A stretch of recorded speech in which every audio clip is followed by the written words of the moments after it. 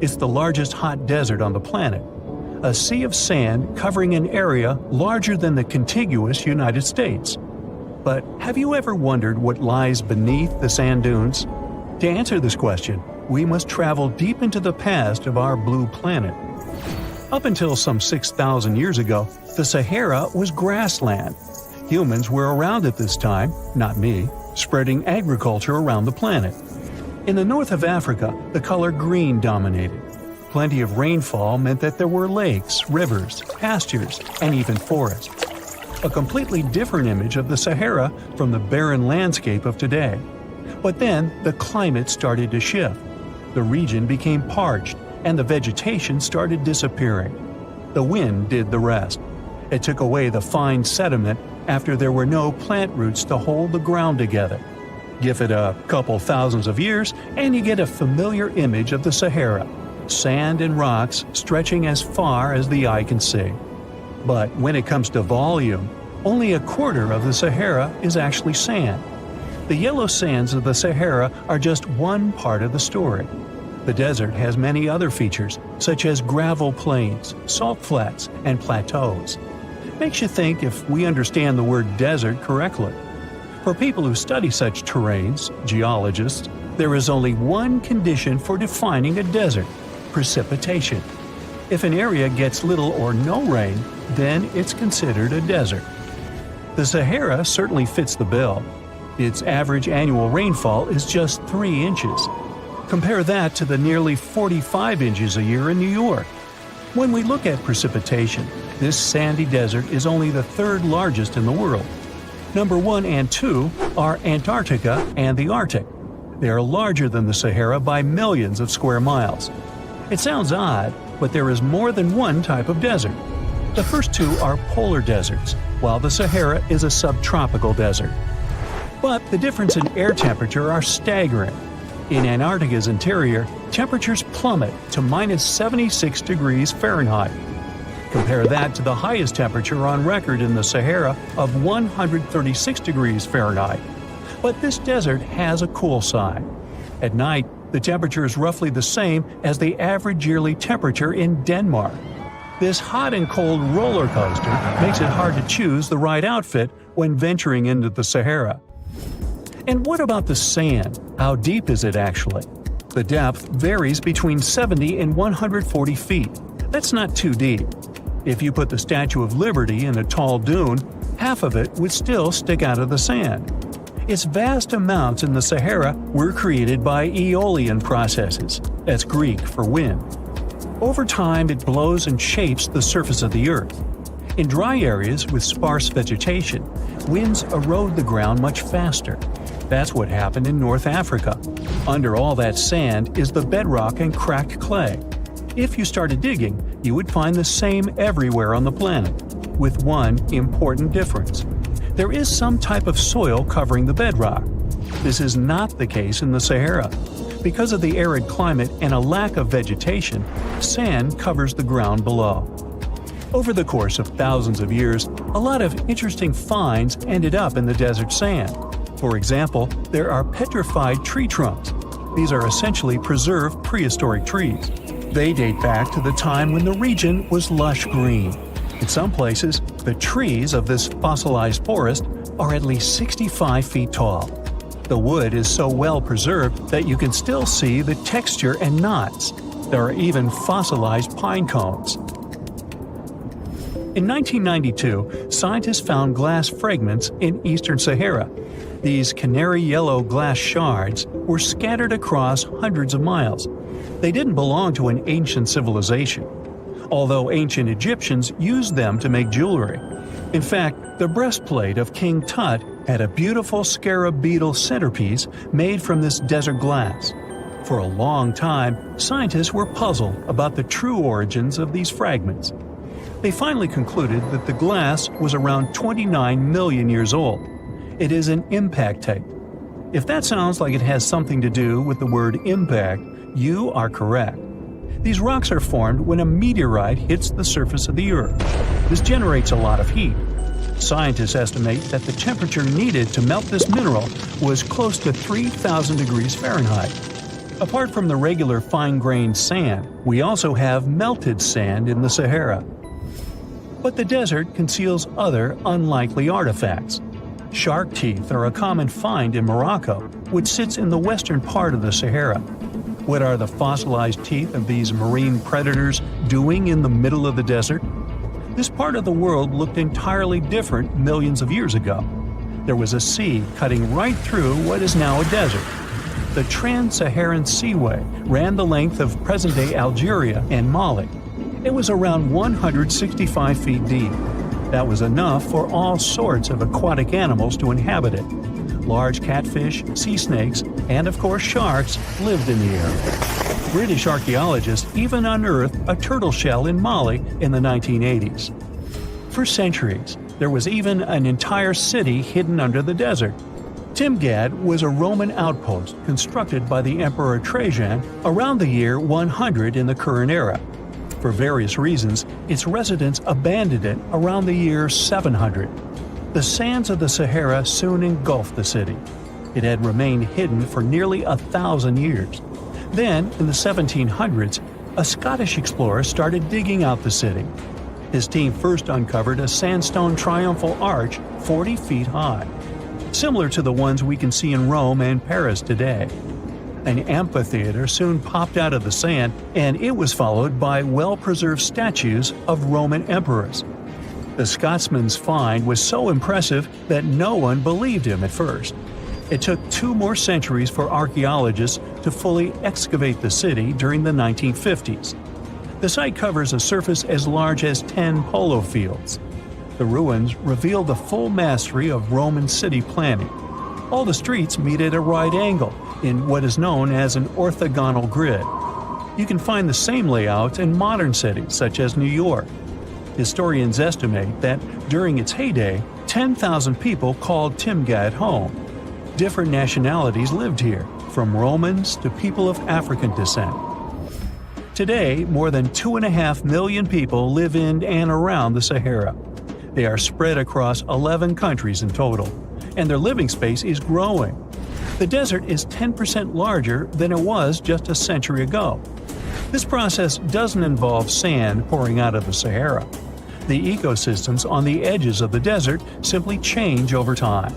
The wind blows the soil away and vegetation dwindles. The perfect conditions for the formation of a desert landscape. These changes are happening in the Sahel, a region south of the Sahara Desert. That's why the African countries have recently come together for a project called the Great Green Wall. The primary goal is to stop the desertification of the Sahel and hold back the sands of the Sahara. Their plan is ambitious and involves planting a wall of trees from the west to the east of the African continent. The proposed forest is not only going to be long, but wide as well. The Sahara and the Sahel share a historic bond. Since antiquity, camel caravans have been making the journey from Africa's Mediterranean coast in the north to the savannas in the south. The golden age of this trade kicked off in the 9th century. The perilous journey took several months to complete. The route was 2.5 times longer than the length of the Grand Canyon. Explorers still find evidence of these ancient caravans hidden away under the sands of the Sahara. Now, if you were to check out the Sahara from space right now, instead of a barren wasteland, you'd spot a surprising sight. Dry land sprinkled with some lakes and rivers in Morocco and Algeria, all thanks to some heavy rains in early September 2024. These aren't oases. This is just the Sahara going back to the factory settings. Believe it or not, eons ago, one of the biggest deserts on Earth was actually a lush paradise full of greenery. Let's first see how the Sahara turned into a desert. During the last ice age, Earth was much colder, and big ice sheets covered a lot of the land.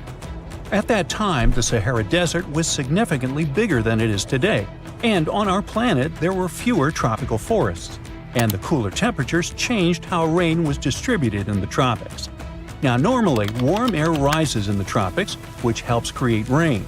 Since it was colder during the Ice Age, this system got, messed up, and less rain fell in some areas.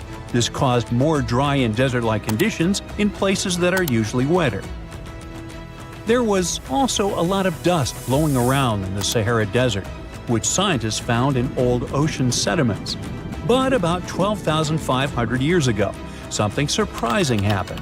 The dust levels went way down. This meant that the Sahara got a lot wetter, which is a sign that the climate suddenly warmed up for a while before cooling down again. After 12,500 years ago, the Sahara became a much greener place, like a savanna, because a weather pattern called the Intertropical Convergence Zone, a mouthful indeed, moved north during summer. This wet period was at its best around 4,000 years ago, when temperatures were a bit warmer than today. At that time, more rain fell in the Ethiopian highlands, which made the Nile River carry more sediment.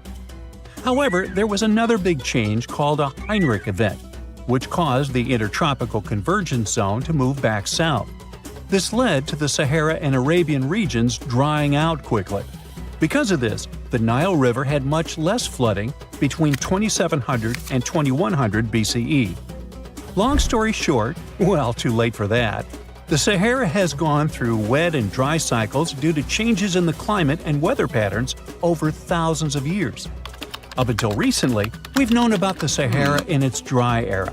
But in September 2024, an unusual cyclone rolled through. It hit Morocco, Algeria, Tunisia, and Libya, and filled those dry lakes and rivers. The satellite images from NASA of before and after the rains are stunning. It's like the Sahara has had a makeover. Some areas in North Africa received up to 8 inches of rain. For comparison, Seattle gets about 40 inches per year, only 5 times what the Sahara received. I say only for one simple reason. Seattle has a reputation for being quite rainy, while the Sahara does not. The tricky part is those 8 inches. Essentially, the entire yearly quota for this area fell in a matter of moments. So, in a way, it might have felt rainier in the Sahara than in Seattle. The mountains funnel the water into ephemeral lakes in northern Algeria, which recently expanded to over 70 square miles and reached depths of more than 7 feet. That's enough water to sustain it for a year. So what exactly are these ephemeral lakes? Well, they're basins that fill up for a short time each year, but might stay dry for several years if the rain doesn't cooperate. Sometimes water flows into them from a small surrounding area, or it can just be good old-fashioned rain. Now, a big question arises. How come these lakes exist in the first place? Well, generally they form because there's excess water trapped on the surface. But the soil in the Sahara is incredibly dry. Shouldn't it act like a sponge? It must be thirsting for moisture. Well, think about how eagerly your potted plant drinks up water when you return home from a vacation. However, no matter how parched it is, dry soil can only absorb a limited amount of water, which is often quite small. And just like your potted plant, it doesn't necessarily drink it all. You might simply be overwatering. Or, if you check the saucer below, you could find a mini flood. Another significant factor preventing the soil from absorbing water is the lack of vegetation. Under normal conditions, trees, shrubs, and various plants help retain moisture. In the desert, however, it's nearly impossible. There may be a few palm trees, but that's about it. This also explains the formation of those temporary lakes. Precipitation that isn't held by plants accumulates in low-lying valleys and depressions, creating these fleeting bodies of water. These lakes may only last for a limited time, but that doesn't mean they shouldn't have names. For instance, the beautiful lake adorned with swaying palms that you see is called Lake Yasmina, located in the oasis town of Merzoga. In certain areas of the desert, where the dunes rise, it may appear as though you're looking at a mirage, but it's not. The sand dunes are partially covered by water. Remember how I mentioned 8 inches? Well, that's not entirely accurate for some regions. In fact, there are places where the flooding is so extensive that the palms are submerged up to their crowns. Now, the last time we saw a downpour this intensive was 30 to 50 years ago. But this rain is more than welcome. After 6 consecutive years of drought, Morocco really needed it. Lakes that had been dry for decades, like Lake Ariki, are finally getting some much-needed water. A recent analysis revealed that out of the hundreds of storms that have hit the region since 2000, Only 6 brought enough rain to start filling up this lake. And of those, only 2 resulted in a lake level higher than what we saw in September 2024. So while this torrential rain seems like a blessing, the big question is, will it last? The answer is yes. When humid air from near the equator meets the hot, dry air from the north, the Sahara Desert tends to get more rain. Scientists say this collision zone is shifting further north as the planet warms, and it warms, so it's likely to keep moving that way over the next couple of decades. So I seem a bit overly optimistic about this, and the truth is, the news isn't entirely positive. The reality is that no one was truly prepared for a flood situation like this. Moreover, remember that this isn't some Southeast Asian country where people are accustomed to dealing with water. This is the bone-dry Sahara. That said, I think you know what I'm getting at. Tragically, at least 18 people lost their lives to the intense rains in southern Morocco. The authorities are gearing up for even more heavy rain in the region. But if that's the case, could it mean the Sahara is facing extinction? And what would that even mean for us? It might sound a bit strange, but our planet actually relies on deserts, and the Sahara is no different. At first glance, it may seem like a barren wasteland, and it's nothing to write home about. But deserts play a crucial role in our ecosystem. They act as major carbon storage sites and are considered net carbon sinks, with the Sahara alone holding an estimated 1 trillion metric tons of carbon. In the fight against climate change, these existing deserts are like a buffer, helping to keep the temperatures within acceptable levels. Yeah, deserts are scorching hot, but they act as the world's air conditioning. Plus, desert sands are an unexpected source of nutrients for lush areas like tropical rainforests. Believe it or not, scientists have found that the sand particles from the Sahara have a hand in nurturing the Amazon rainforest. These particles travel across the Atlantic Ocean, riding the winds all the way to South America, where they enrich the soil in the Amazon basin. Without the Sahara, experts believe the Amazon rainforest could face serious collapse. What is a boat doing in the middle of a desert? You would expect to find a seagoing vessel closer to shore. This is the question archaeologists have been asking for decades. In 1988, there was a storm near one of the most important archaeological sites in ancient Egypt. A wooden structure emerged from the sand. It was hollowed out by termites. Scientists were determined to solve its mystery. In 2000, they began excavating the site near Abydos, Ubidos. An American team of experts soon discovered a boat that was 70 feet long, and it wasn't alone. In total, there were 14 boats neatly resting next to each other. It was impossible to completely dig out the boats because of their poor condition. Luckily, the wood was preserved enough to get a sample. Analyses revealed that the boats were around 5,000 years old, the oldest fleet in human history to this date. The time of their construction predates the pyramids at Giza by half a millennium. Each ship of the fleet rested in a vault that matched its dimensions. The room was roughly a third of the size of a tennis court. It had mud brick walls that featured more than 120 drawings of boats. Ancient Egyptians incised them on whitewashed walls that were excellently preserved. Scientists have known about these mysterious chambers for well over a century. 1901, 1902. A British archaeologist, Arthur Weigel, stumbled upon a strange structure west of the River Nile. His team caught a glimpse of the interior walls. Sadly, a section of the roof collapsed, so they had to call off further exploration. Researchers abandoned the site, but its location remained on the maps. The boat's position first led scientists to think that they rested on a bank of the mighty Nile. But there was a problem with this theory. Today, the river flows almost 7 miles west of Abydos. Further studies of the surrounding terrain showed the Nile didn't change its course throughout history. Also, if the boats floated near a dock, they would be in unstable positions. The 14 vessels at Abydos were perfectly parallel to each other. There was only one conclusion possible. Someone had deliberately placed them like that. They must have gone through a lot of effort. Each boat had enough room for up to 30 rowers. These vessels could really float. They weren't models, but scholars still don't know if they actually sailed any body of water in ancient Egypt. This doesn't diminish the importance of the find. Previously, archaeologists found only small-scale models. In King Tut's tomb alone, there were 35 boat models. For a long time, these figurines were the only clues as to how ancient Egyptian vessels looked like. The boat's design confirms that they were the real deal. They are the earliest surviving examples of something called built boats. Ancient people constructed primitive vessels by hollowing out large tree trunks. The alternative was reed that was tied together to form a raft. The boats at Abydos had planks tied together. This was a major breakthrough in shipbuilding. During their lifetime, the boats must have seemed impressive. Timber was a valuable commodity at the time. There was no wood in the desert. Cedar had to be imported from Lebanon. The only person who could afford such luxury was the pharaoh. Studying the area around the ancient fleet provided more answers. Scientists discovered a mud brick structure where Egyptians worshipped the pharaoh. Its approximate date of construction matches that of the wooden boats. The same bricks out of which this building was made were used to encase the fleet. At the time of their construction, the rooms they were stored in had a ceiling. That's the section that archaeologists stumbled upon in the early 20th century.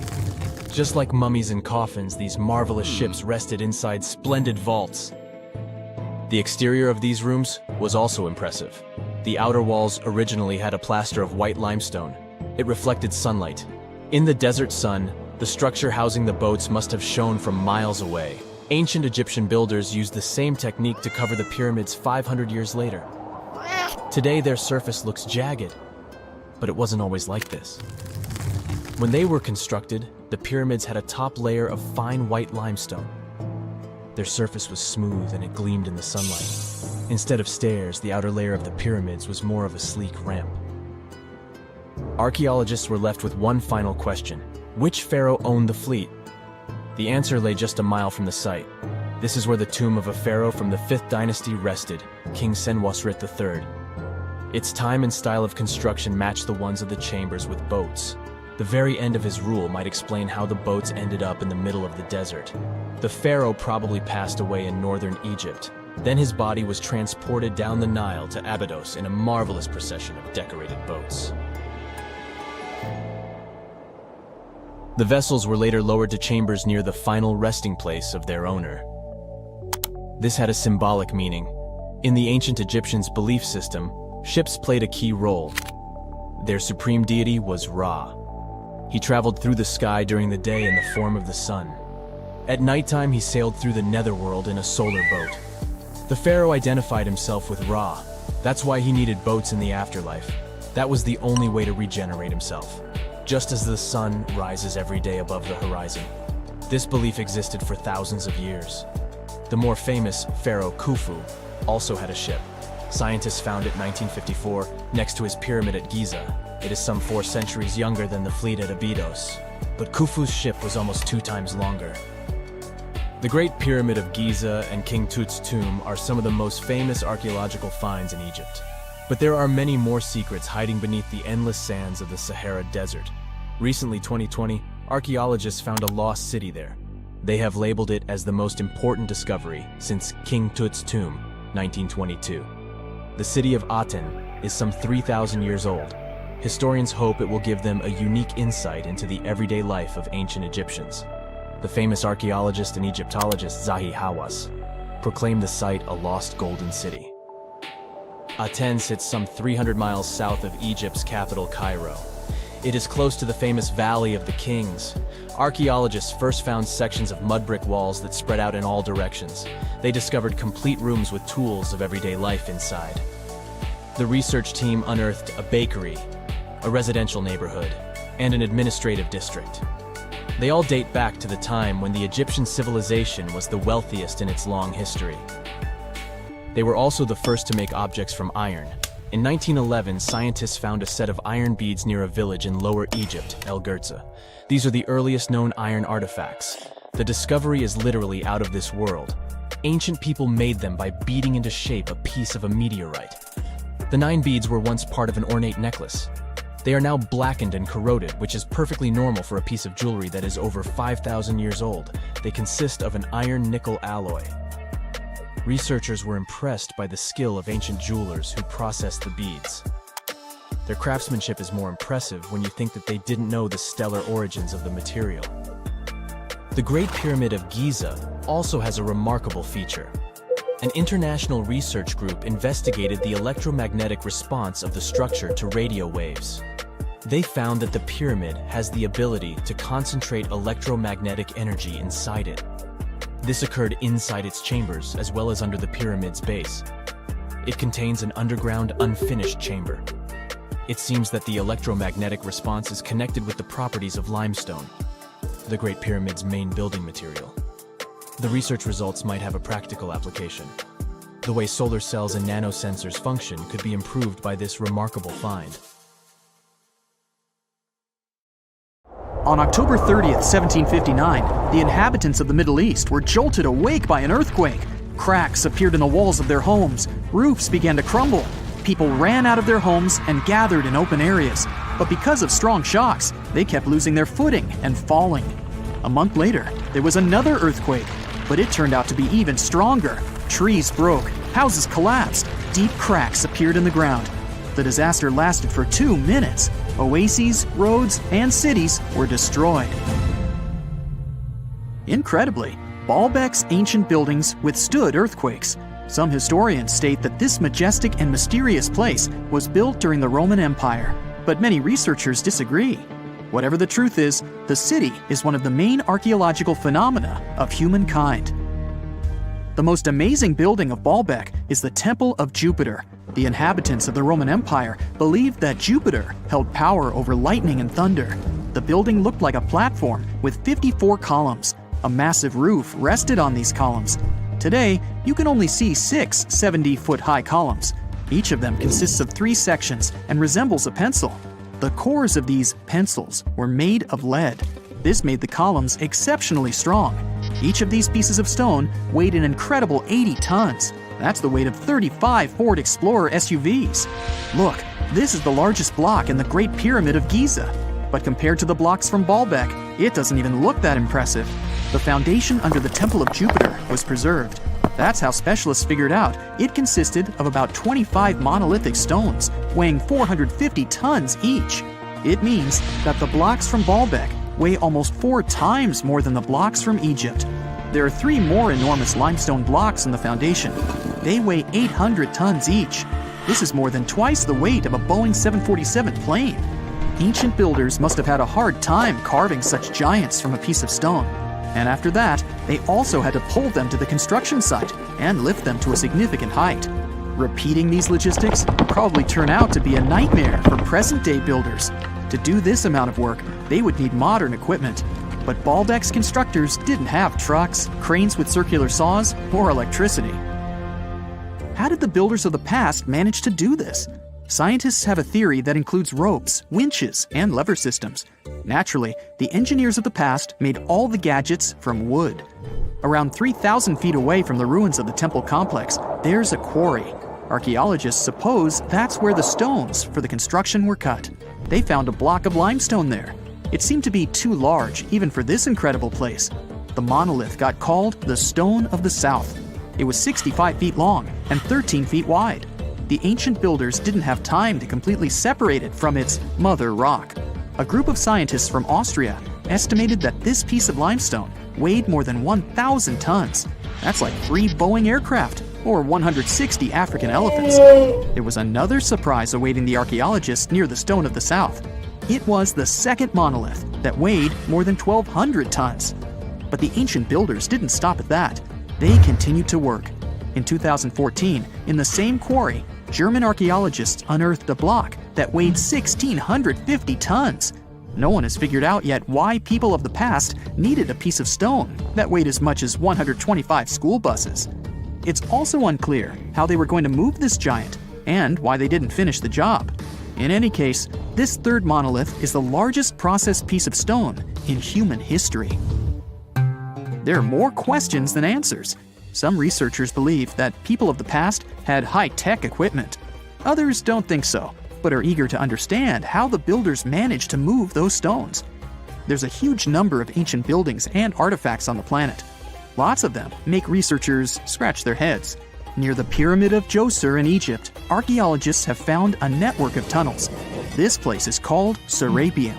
It contains 24 sarcophagi, weighing from 70 to 100 tons. The giant boxes are carved from a single piece of granite and covered with heavy lids. The sarcophagi are perfectly symmetrical. To the touch, their walls are as smooth as glass. Even with the current level of technology, this is very difficult to do. But the ancient Egyptians managed this feat.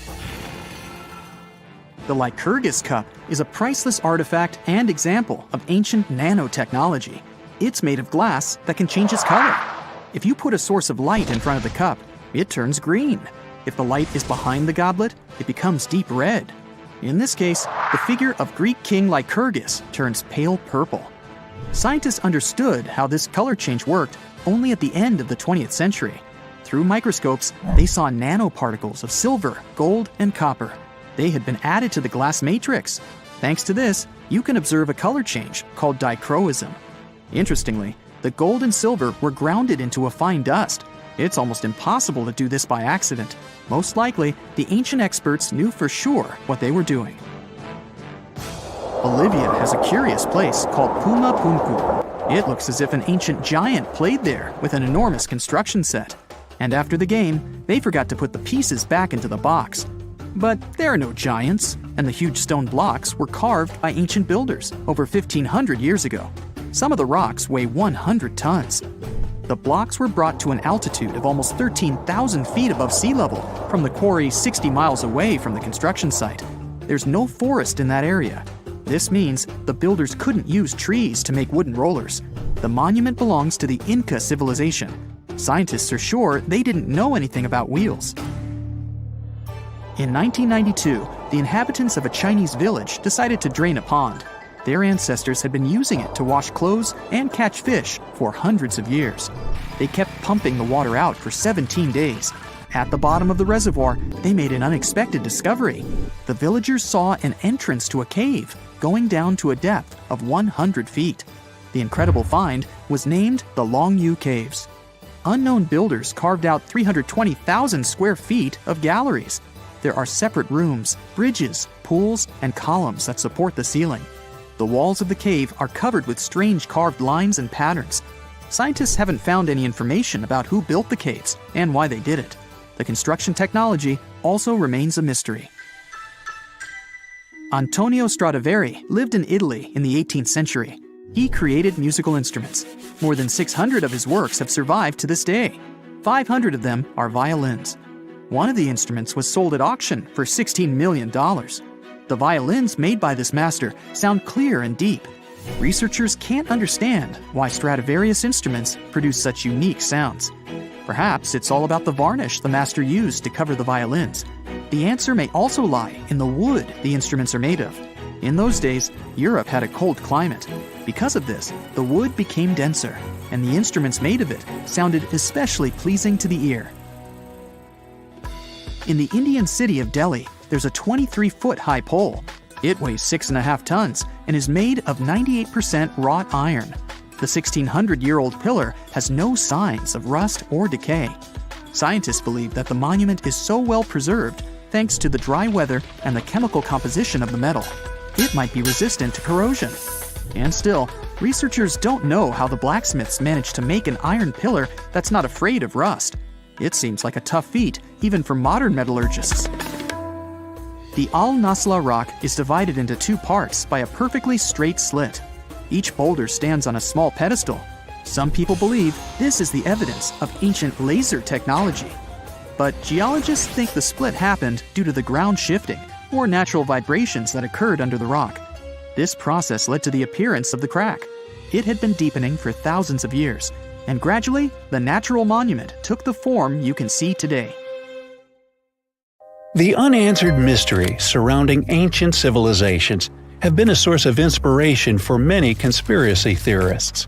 In fact, some of these mysteries are so interesting that many of us either already believe them or would like to. One thing is for sure though, none of those thousands of conspiracy theories have ever been, classified.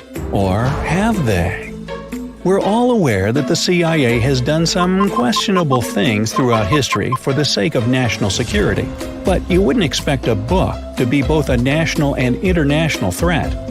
The the CIA recently declassified parts of a book that talks about lost ancient civilizations and the catastrophic events that made them vanish thousands of years ago.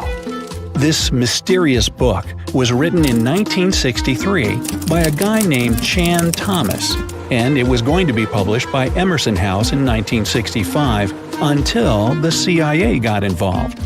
For some mysterious reason, they classified the book, and it was never released to the public until recently. But here's where it gets interesting. The book was declassified in 2013 due to the Freedom of Information Act, but it wasn't released to the public until 2016. And what was released truly raises a few questions. The original version of this document was 284 pages long, but the PDF essay that was released was heavily censored, with just 57 pages, which makes it 1/5 of the whole document. The pages were edited before they were released to the public in such a way that you wouldn't even notice that the other pages were missing. Now, no one really knows why this book was classified in the first place, but it has some interesting content from what I've gathered. The author of the book had quite the imagination and a huge love for ancient civilizations. And even though what he had to say is very thought-provoking, some of it is just bizarre.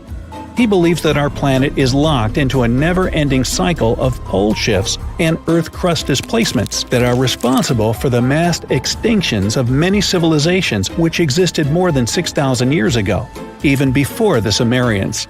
He believed that these events caused more damage to the Earth than meteors, and he bases this theory on a few artifacts that exist around the world, but weren't really noticed until recently. But I'll get into that in a bit. Those mass extinctions that the book talks about include the end of the Ice Age, when huge 2-mile-thick ice sheets disappeared from northern Europe, Northern America, and Canada, and caused 100 species to go extinct. And here's how the author illustrates his hypothesis. He believes that there was a geomagnetic pole shift which caused catastrophic changes to both the atmosphere and the Earth's crust, resulting in the extinction of many civilizations over time. Now, even though the geomagnetic pole shift is a real thing, it doesn't just happen overnight. It happens really slowly, only about every few 100,000 years, according to scientists. But it's a bit more complicated than it sounds. It is a well-known fact that the North Pole is somewhere above Alaska, and the South Pole is close to the middle of Antarctica. Now, these are the geographic poles, and they'll always be north and south. However, the Earth's magnetic poles flipped a few 100,000 years ago.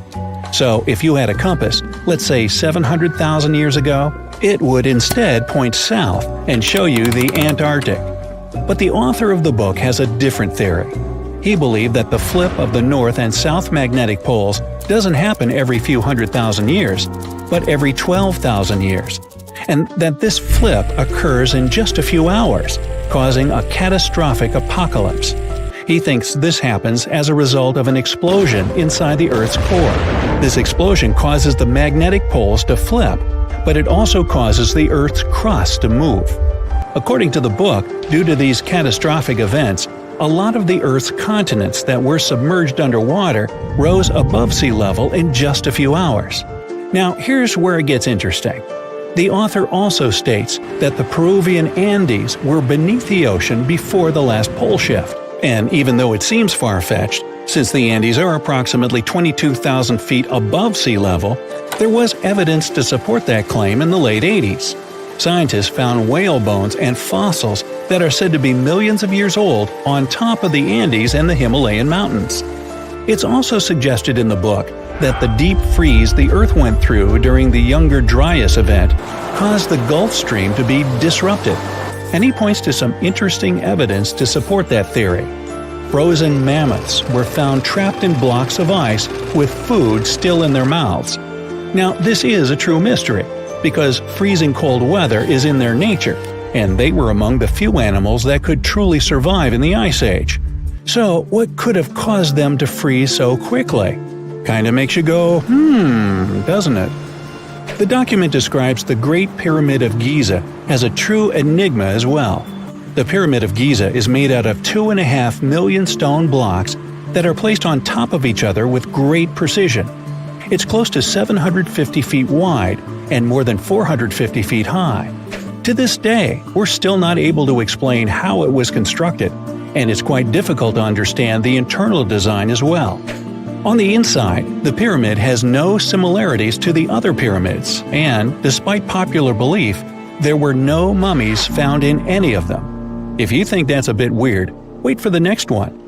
There are absolutely no hieroglyphs found in any of the pyramids, and that goes both ways. What do I mean? There are also no pyramids, or anything that resembles a pyramid, in any hieroglyphs either. Mr. Thomas believes that the pyramids were created hundreds of thousands of years before the Egyptians by a civilization that went extinct. Speaking of civilizations, in his book he even mentions the Greeks. He claims that in Greece, there was another ancient race of people that went extinct as well. He claims they were extremely tall with blue eyes and blonde hair, and had access to advanced technology that the Greeks couldn't have known about in their prime. Now, before we drift too far away from the stone blocks, let's talk about another mystery, the temple in Baalbek, Lebanon, and its ginormous foundation blocks. Those stones, which make up the Heliopolis, were also used for the temple in Rome. The foundations of the temples are made of 900-ton trilithon stones, and according to the author, this is proof that there must have been a lost ancient civilization with advanced technology. Now, most archaeologists claim that those stones were made by the Romans. However, there's no evidence to support that.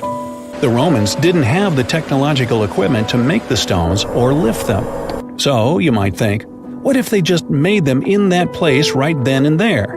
Well, those stones were also lifted 30 feet high and were placed next to each other with mathematical precision.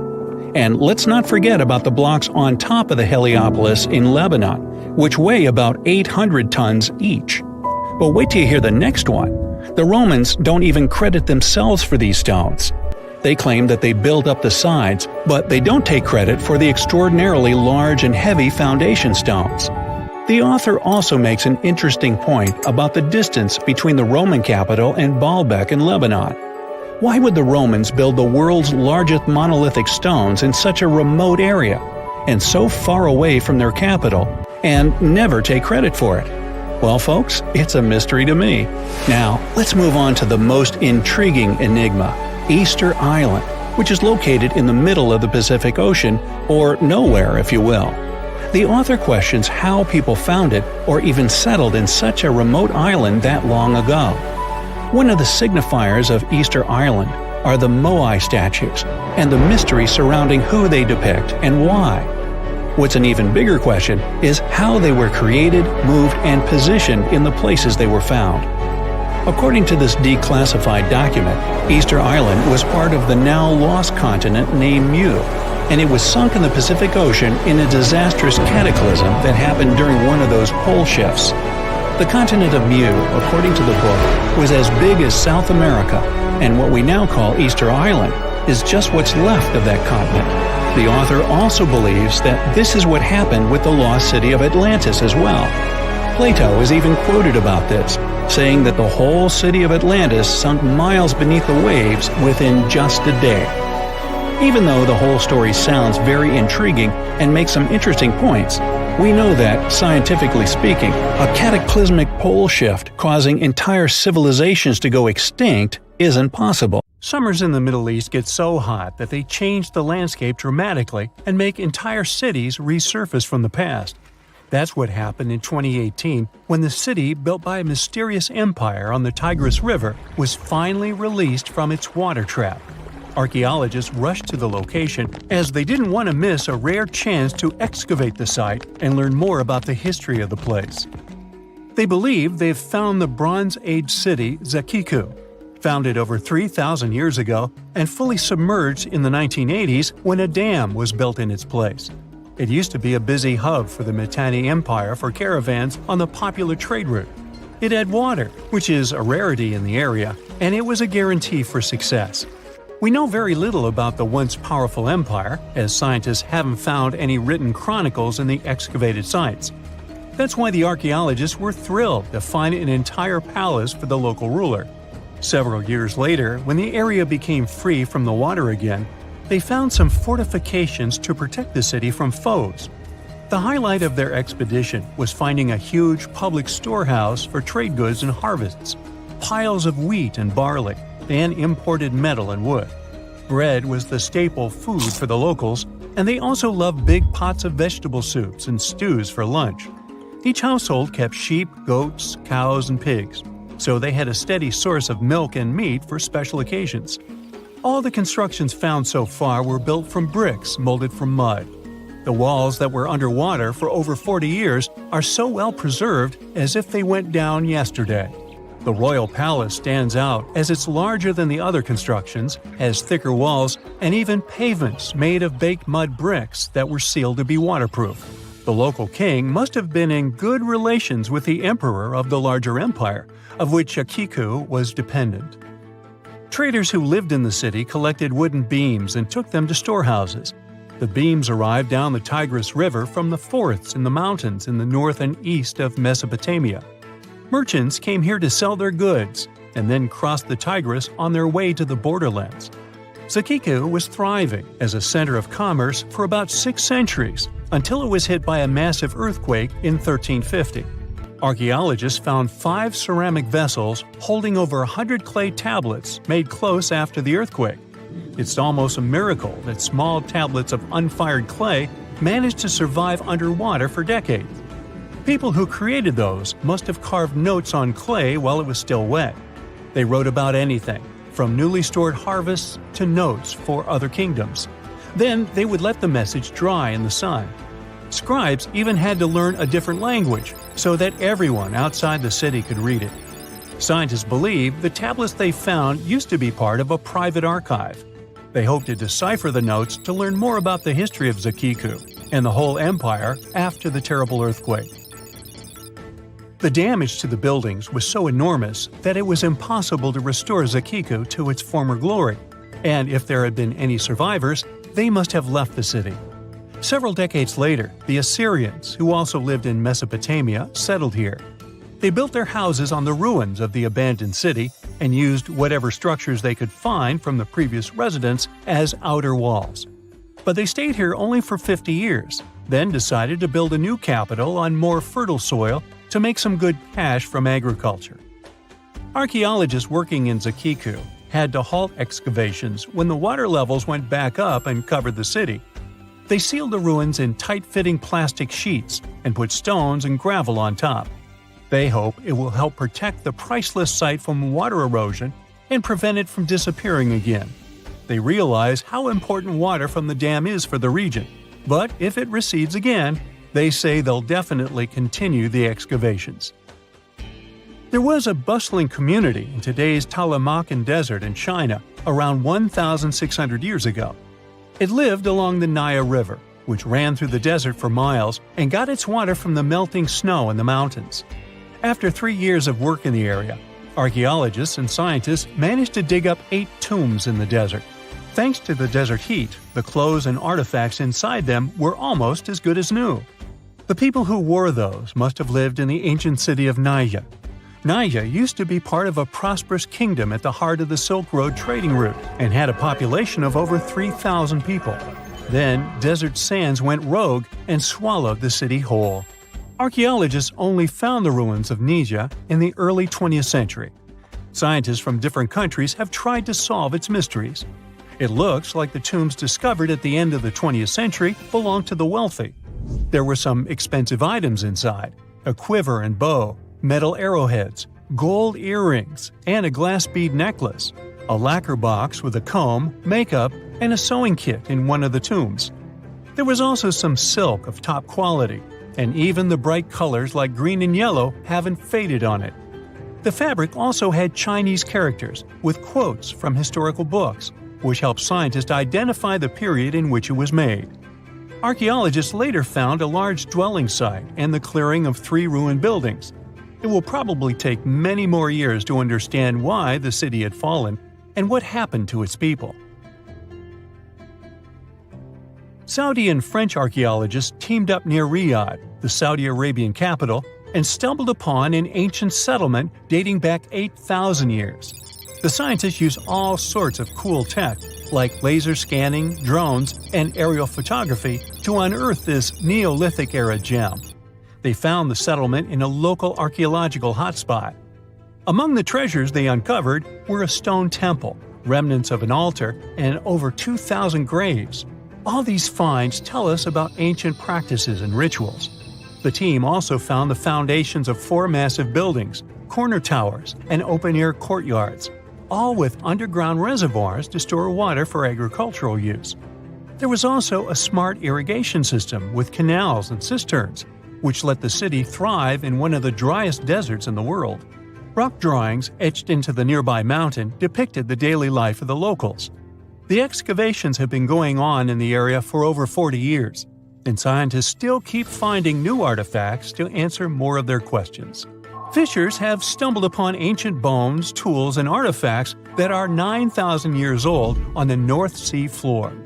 British and Dutch archaeologists and paleontologists rushed to see the finds as they were hoping it could be evidence of the submerged Doggerland. And they weren't disappointed. There were even perfect sets of footprints left by Mesolithic people who lived here. 12,000 years ago, during the last major ice age, the British Isles weren't islands at all. There was a landmass made of many hills, marshlands, and dense forests that connected them to the European continent. That landmass was Doggerland, where a prehistoric hunter-gatherer society lived and thrived. But then, the sea level started going up at the speed of 3 to 6 feet a century as glaciers were slowly but surely melting. The locals had to move to areas that today belong to England and the Netherlands. Experts decided to learn more about the history of Doggerland, using data from oil companies working in the North Sea. So far, they've created digital models of what the area of 18,000 square miles might have looked like before it vanished beneath the waves. They still need to analyze samples of ancient insects and plants and the DNA of animals to get a full picture. You plan to spend your summer vacation in Africa. The final destination is the Sahara Desert. It's located in northern Africa, stretching from the Atlantic Ocean to the Red Sea. You're excited to ride camels and learn about the region's rich cultures. You hop on an extensively long flight, and finally, you are here. You find yourself in the world's biggest hot desert. Can you believe it's 3 million square miles? You're ready for your first adventure after drinking liters of ice-cold water. The guide gives you a choice. You can spend 2 weeks visiting a collection of oases, or you can help them solve an ongoing local mystery. Deep into the desert, near this Algerian town, lies a mystery begging to be solved. A collection of huge, spotted circles in the sand. There are dozens of them, stretching for miles in a straight line. The circles were first identified via Google Earth images several years ago. People have debated them for years, but no one seems to know the answer. The strange thing is that they are so many miles away from any towns, roads, or human activity. The quickest way to discover the truth behind the circles is asking questions. You grab your notebook and set out to talk to locals. Everyone is helpful in this scenario: geographers, anthropologists, elders, and historians. The first person you talk to is a map expert. You need to understand if those circles were authentic or a satellite glitch. You end up interviewing the people who take Google Earth satellite pictures. The circles are really there. They appear in multiple pictures from many years. Then, let's understand why they are there in the first place. After 2 days of interviews, you have your first lead. The circles could be the result of oil activity. Experts explained why this would make sense. Algeria is a rich area for natural resources, so this would be a sensible guess. Usually, to find out if there is anything worth extracting, companies would undertake seismic surveys. Seismic surveys are a way of analyzing the Earth's surface by sending shock waves into the ground. Depending on how these waves bounce back, you'll know what is located there. A special vehicle could have marked the soil that way. So, did we unravel the mystery? Not quite so. As you know, the Sahara Desert is one of the driest areas on the planet. The average high temperatures in summer are over 104 degrees Fahrenheit. To survive there, people need to find ways of accessing water. So, these circles could be a kind of ruin or leftovers from ancient water wells. Again, I'd say this is a sensible guess. Ready for some fact-checking? Some anthropologists agree that these circles could be ancient fogueras. Foguera is the name of a 2,500-year-old style of irrigation system, usually found in northern Africa. It is also known as a qanat in other places in northern Africa. Locals would dig a deep well at an elevated point, deep enough to tap into underground water. They would then dig parallel shafts at regular distances.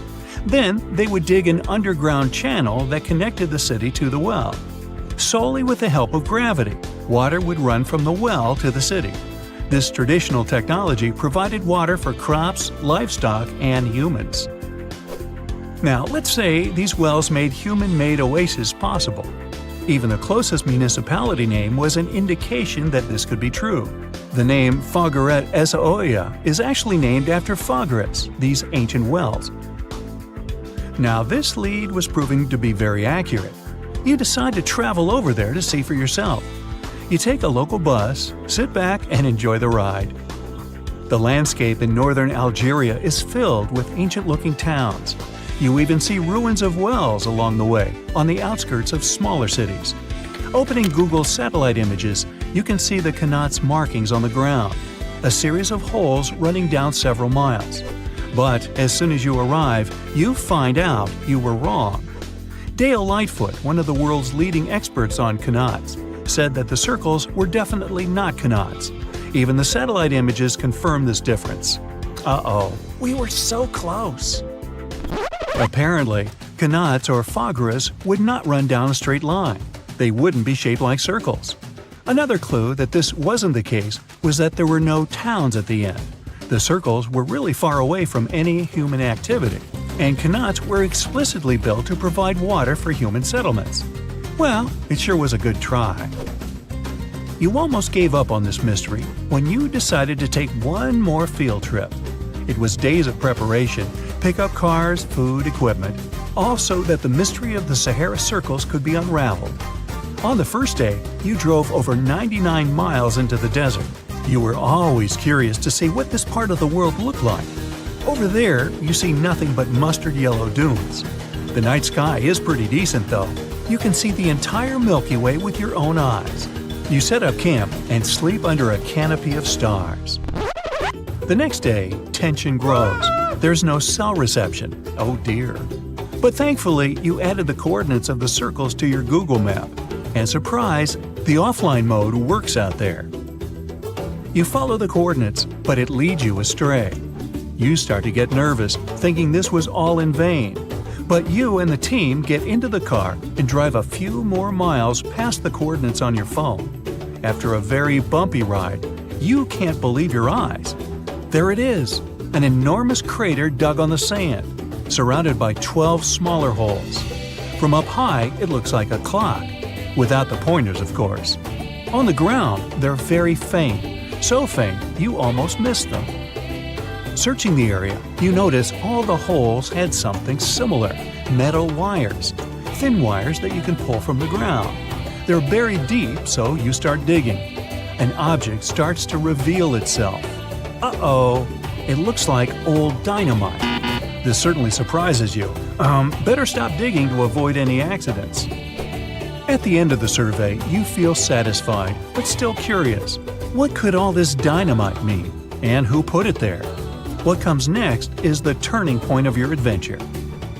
Walking back to the car, you see something shining on the ground. You approach the item with curiosity. It's round and rusty and looks like a sardine can?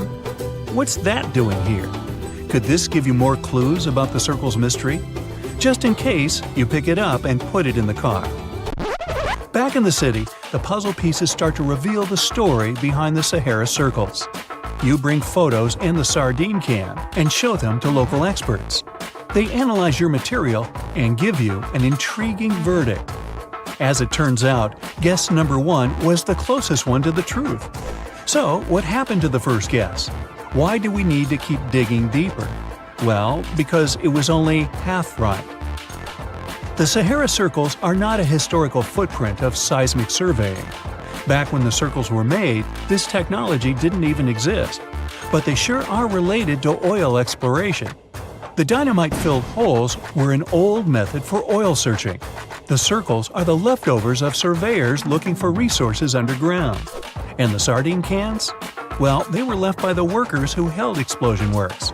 You gotta eat, right? According to the model of the can, this happened more or less around the 1950s and 1960s. So these circles aren't even that ancient. More like modern ones, if you ask me. Well. Hope you are glad you tagged along and helped unravel this mystery. See you in the next mystery-solving adventure. If you walk through this small stone doorway in Hierapolis, Turkey, you might never come back alive. Back in ancient times, people thought it was some sort of portal to the underworld. Romans would go in carrying perfectly healthy bulls, but after a few minutes, they would watch these animals collapse as if hit by some mysterious force. But what's even weirder is that nothing happened to people. They could walk in and out just fine. Now, recent studies might have an answer for these eerie happenings, and it all has to do with people's heights. The gate, known as Plutonium, named after Pluto, the deity of the underworld, is a stone doorway leading to a small 32-square-foot cave. But the real danger is what is going on beneath it. Hierapolis is a super active geological area, and there's a big crack under the city that constantly emits volcanic carbon dioxide, which comes up as a visible mist. During the day, the sun dissipates the gas. At night, the gas forms some kind of a carbon dioxide lake on the sheltered arena floor. At dawn, you need to get out of there before it's too late. This whole place can turn particularly life-threatening right before the sun rises, when the carbon dioxide concentration, about 15 inches above the arena floor, reaches 35%. That means birds, bulls, and even humans can suffocate and pass away in just a couple of minutes. But there is a scientific reason that explains how Romans could get out of there unharmed. The carbon dioxide concentration drops quickly with height. So animals perished while their handlers, being taller and standing up, could walk out and breathe safely. Most people can't stay inside the Bagarn fort after sunset. This 16th century fort, located about 146 miles from Delhi, is known as one of the most haunted places in India. During the day, the area is bustling with visitors who can walk through the main gate of this once grand fort city and check out the ruins of temples and palaces. But they will also see this big sign at the gate that dramatically warns everybody that all access is strictly forbidden after dark.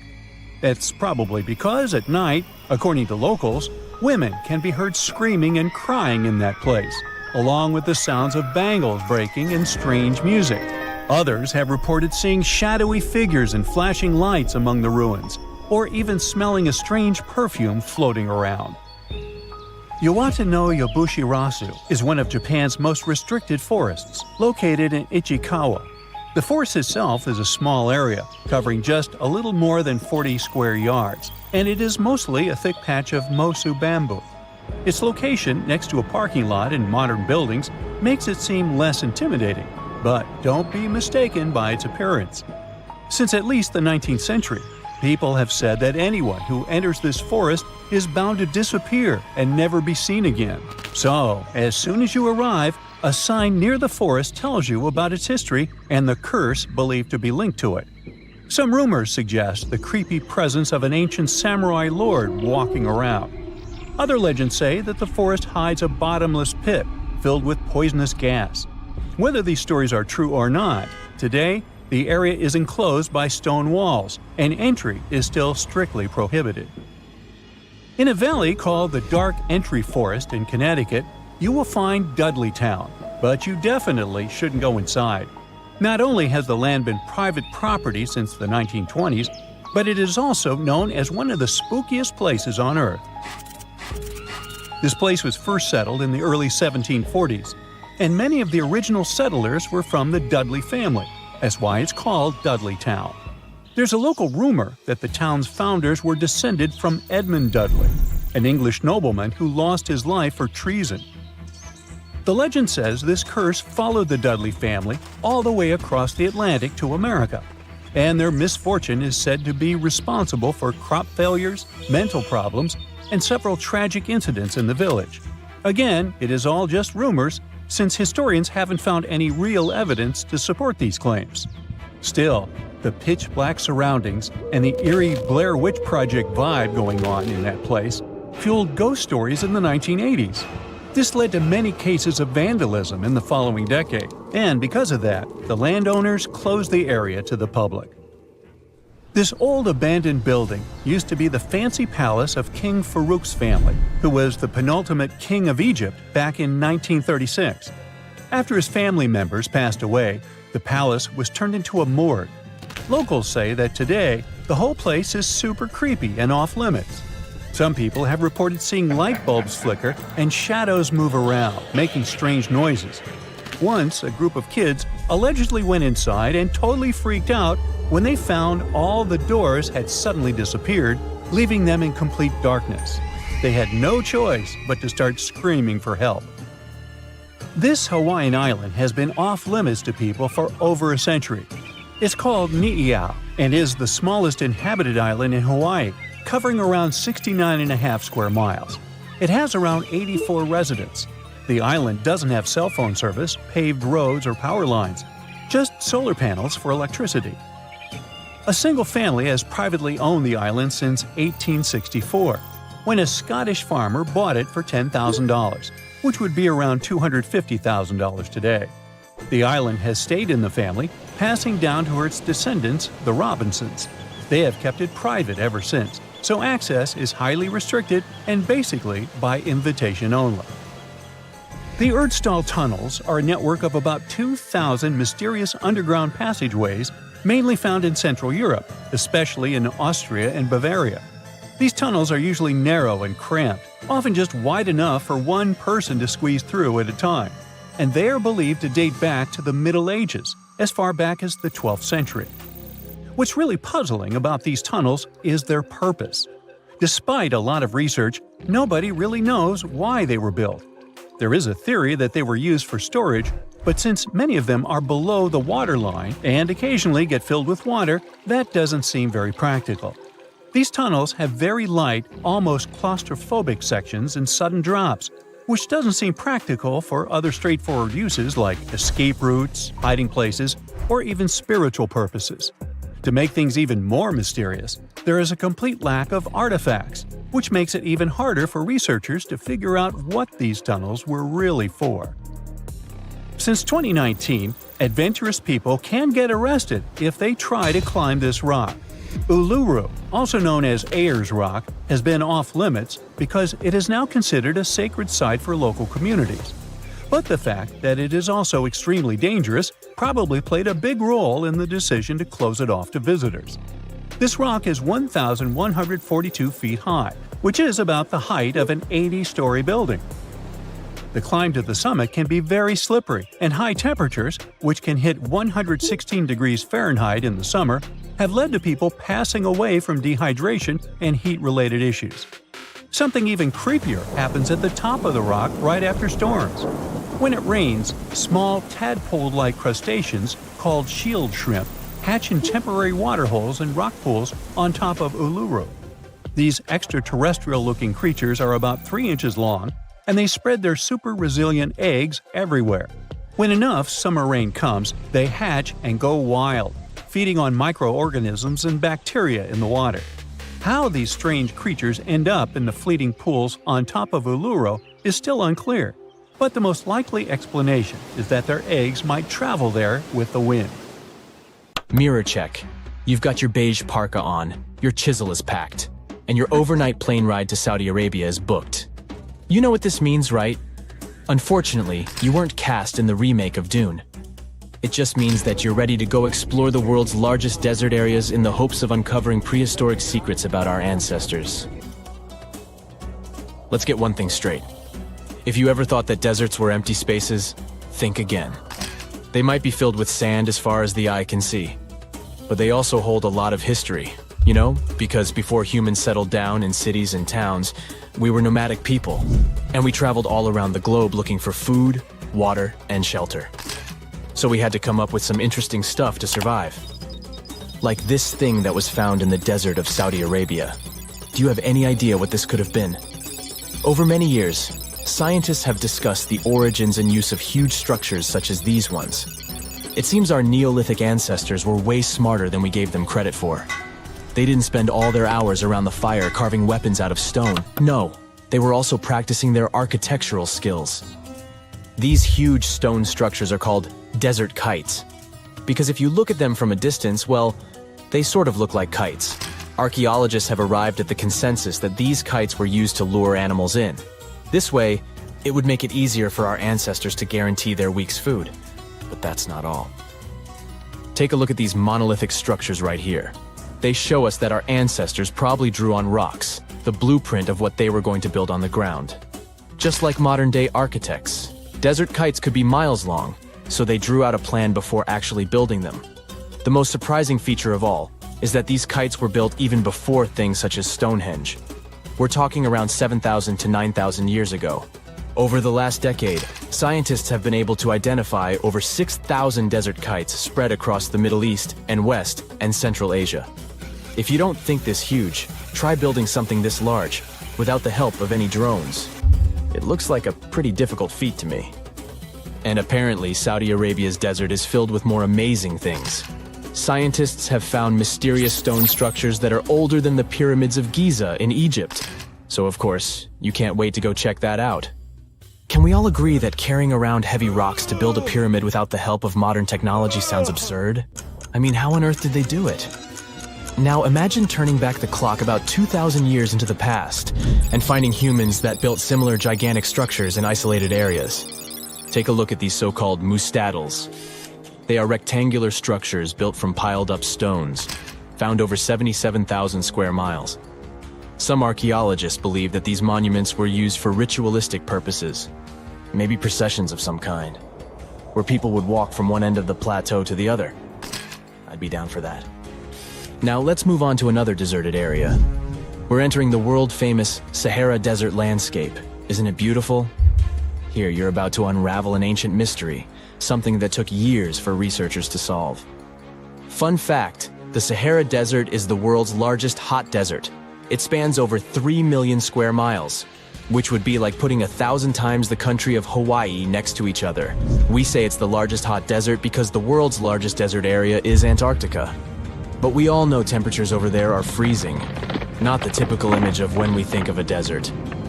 Deep into the desert, near the Algerian town of Fougeret et Zoua, something strange was found. For decades, these tiny dots appeared on images of Google Earth, but nobody could explain what they were. Some scientists were sure that these circles are the result of oil activity in the region. Others guessed that these were ancient fogeras or ancient water wells. There are dozens of them, stretching for miles and miles in a straight line. The strange thing is that they are always far away from any town, road, or human activity in general. So what was or is their purpose? If you had to take a guess, what would you say? Remember we talked about how our ancestors had to be creative in order to survive in the desert? Let's try to walk in their shoes for a minute. Imagine you're a nomadic hunter-gatherer living in a desert area. You spend your days basking in the hot sun, trying to count all the grains of sand around you. But you also need to eat and drink water. But how on earth do you get water in a desert? Sure, you can hope to keep running into oasis every week or so, but that seems a bit risky, doesn't it? That's why North African people invented the so-called fogeras. The fogeras are a 2,500-year-old irrigation system. Locals would dig deep wells in elevated areas, wells deep enough to tap into underground water. Then, they would dig parallel shafts at regular distances. This way, the water would flow from the main well down into all the shafts and irrigate entire areas. Travelers could stop by the shafts and quench their thirst. They could also raise livestock and tend to crops. Pretty clever, huh? As much as these holes did look like fogeras, a little bit of research would show you that they're not. You see, these shafts were built in a line, and not in a circular shape like the ones we're looking at now. So maybe it has something to do with the second option? Maybe these desert holes were related to oil activity in the region? Let's have a look at the holes up close and personal. From Google Earth, they don't seem that big, but in real life, they are huge craters. The tip to uncovering what they are is hidden beneath the sand. If you were one of the researchers originally uncovering the truth behind this mystery, you would have found something unique hidden in the sand. old dynamites and vintage sardine cans. Putting the pieces of the puzzle together, scientists found that these sardine cans were a model from the 1950s and 1960s. It seems that entire teams from that decade would camp out while they surveyed the area for oil. And what about the dynamites? These were used for seismic surveying. This is an old technique, used to identify if there is oil and gas beneath the Earth's surface. Still in North Africa, you find out about another desert mystery worth exploring. Near the city of Tiaret, southwest of Algeria's capital, one runs into 13 peculiar monuments. These structures are also called jedars, and yes, I am aware of how much that may sound like a Star Wars reference. They are pyramid-like in their shapes, and as far as scientists know, they were used as final resting places for the people who lived in the region. Can you guess who these were? Most likely the Berber nomads. And since we're talking about ancient stuff, they were probably built between the 4th and 7th centuries CE. Once scientists began to explore the insides of these monuments, they found they were pretty big inside. They found large underground vaults, chambers, and labyrinth-like corridors that gave way to over 20 compartments. It could take you up to 2 hours to walk around in them, and apparently our ancestors also used its walls to depict images of animals and hunting scenes. There's no definite proof of what these jedars were used for, though. This is so neat, huh? I'm sure that our world's desert is filled with many more mysterious things for us to unravel. I guess I'll see you next time so that we can continue our explorations. When you think of an epic desert scene with blazing sun, endless dunes, and those magical little oases, you probably picture the legendary Sahara, right?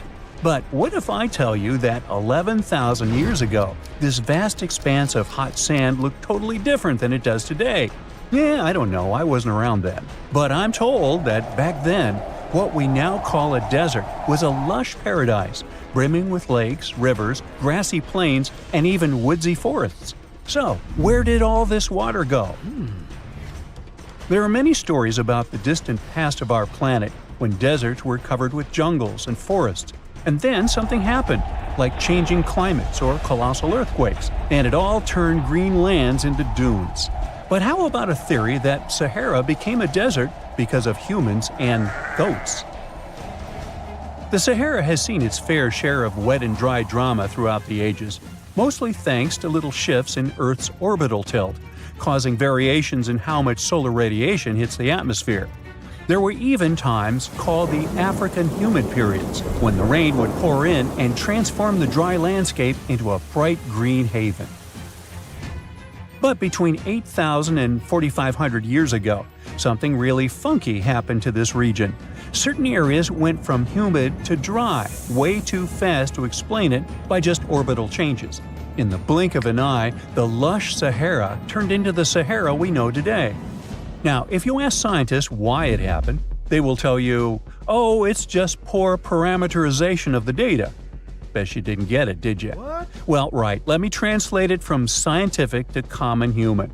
It means they really don't know the answer themselves, and they got a bunch of missing puzzle pieces.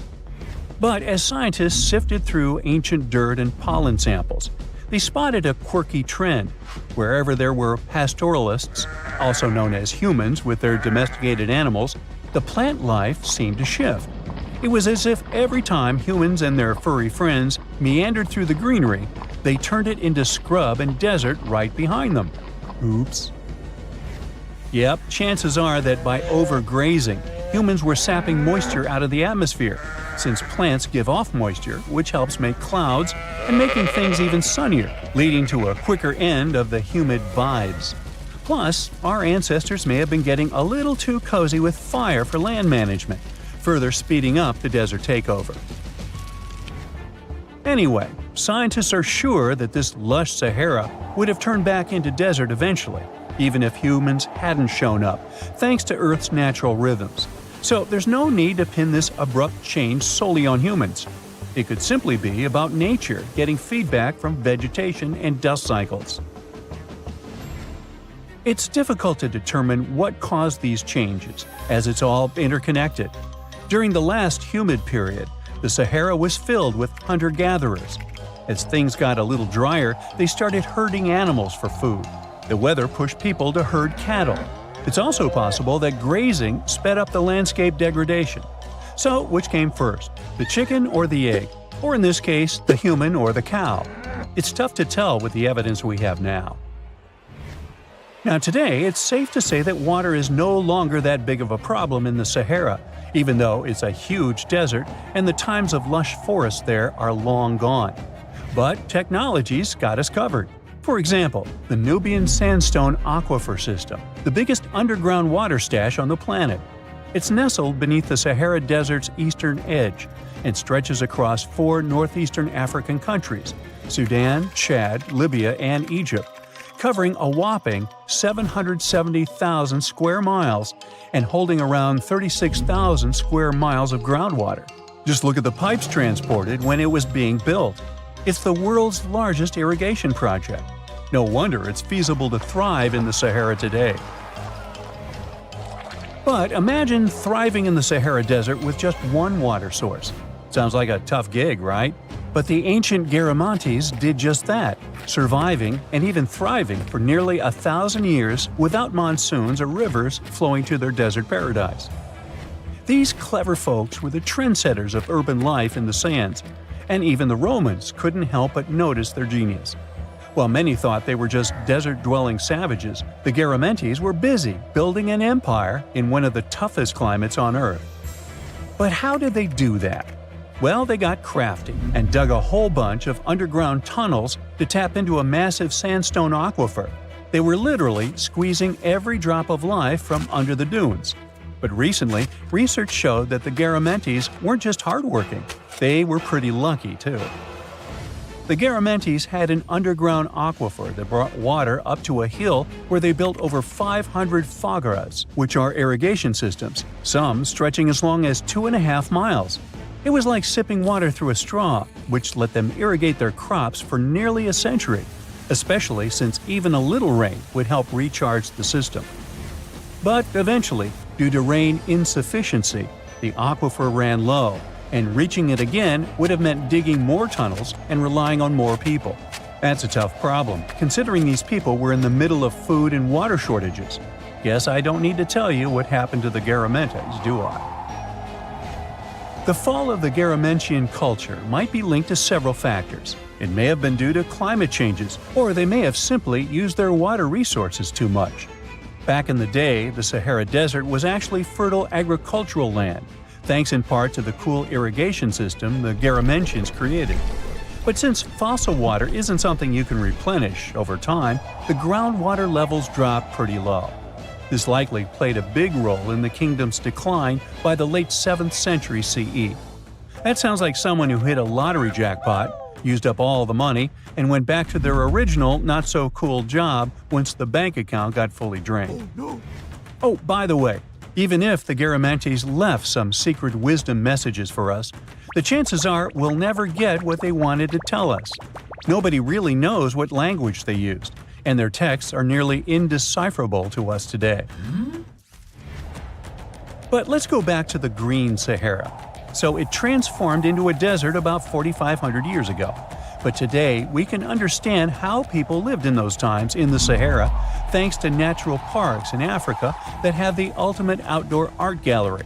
There are well over 15,000 ancient paintings and carvings depicting everyday life from around 11,000 years ago. However, if the carvings aren't enough for you and you feel like visiting an actual green desert, all you have to do is book a flight to California.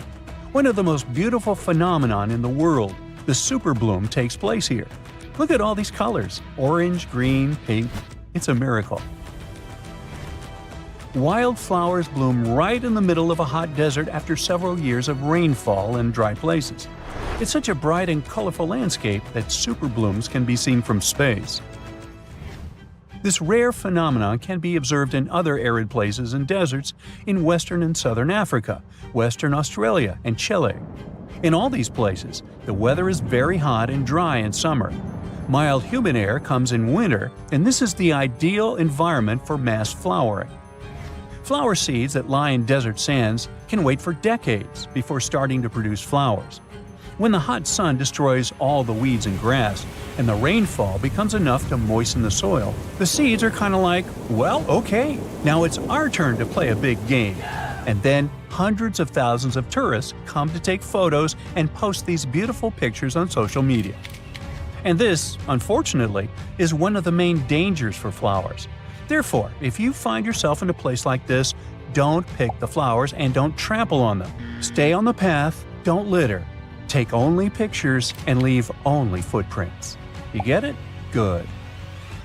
A ship filled with gold and other treasures worth over $13 million was found in the middle of the Namibian desert after almost 500 years. The worker who found it was actually looking for diamonds, but ended up with something way more valuable for history.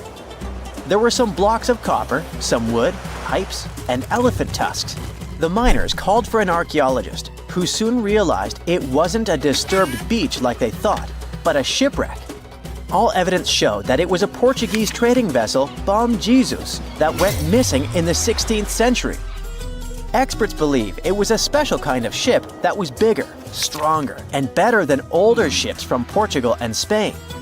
These ships were built to take Portuguese explorers on long trips to distant places like India, China, and Japan, and come back with tons of cargo. The Bom Jesus was likely carrying treasures from Lisbon, Portugal, to Western India. But it looks like on its way around the southern tip of Africa, near Namibia, a big storm pushed the ship too close to the shore. The ship hit a rock, tipped over, and broke apart, sinking into the ocean. Archaeologists found treasure from the captain's chest under the water, which probably fell out when the ship's wooden hull broke. They also found pieces of the ship scattered along the shore, likely from the violent storm and later by construction in the area. The storm must have been very fierce, but they didn't find many bones, which means most of the crew may have survived or were lost at sea. The ship was split into 3 sections and incredibly well preserved, thanks to the thick layers of sand that covered it and prevented rot. Archaeologists who studied the wreck discovered over 40 tons of cargo. There were cannons, swords, blocks of metal like lead and tin, fabrics, and tools that sailors used to navigate the stars while traveling across the ocean. The most exciting discovery was 1,845 copper ingots, weighing as much as 16 to 17 tons altogether. Those copper ingots, or pieces of pure metal, are still in great condition because the hull of the ship and layers of sand protected them from ocean water. The scientists even managed to read the trademarks on them on site and learned they were made by a super wealthy German trading company. There were also more than 2,000 shiny gold and silver coins from different countries, and 105 enormous elephant tusks weighing about 2 tons. The tusks were likely supposed to become luxury items, like jewelry or carvings at the destination. Archaeologists took some DNA samples from the tusks and found that they came from West African forests and savanna elephants. Researchers were lucky that the ship was found in a restricted diamond mining area. No scavengers were able to get their hands on the treasures. The Bom Jesus remains the oldest and most valuable shipwreck that was ever discovered off the western coast of sub-Saharan Africa. Another shipwreck recently found by accident was buried under a 10-foot tall sand dune near the Caspian Sea. Some people call it the world's largest lake, and it has water levels that rise and fall over time because of the changes in weather patterns. These changes can move sand and uncover things like this shipwreck and other treasures along the coast. As the dune slowly disappeared, the ship started to show.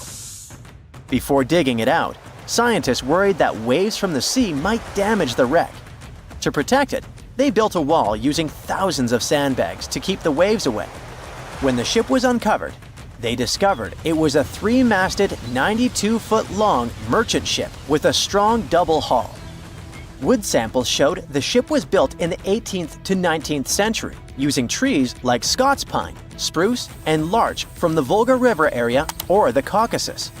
They even found buckwheat and plants from the same region, which were probably traded or used to feed the sailors.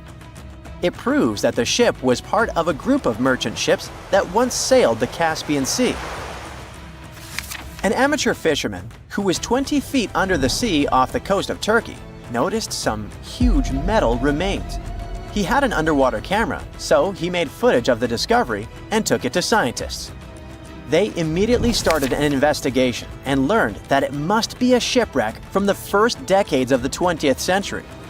It could be one of the Ottoman Empire ships that had an important mission to deliver supplies, but disappeared without a trace.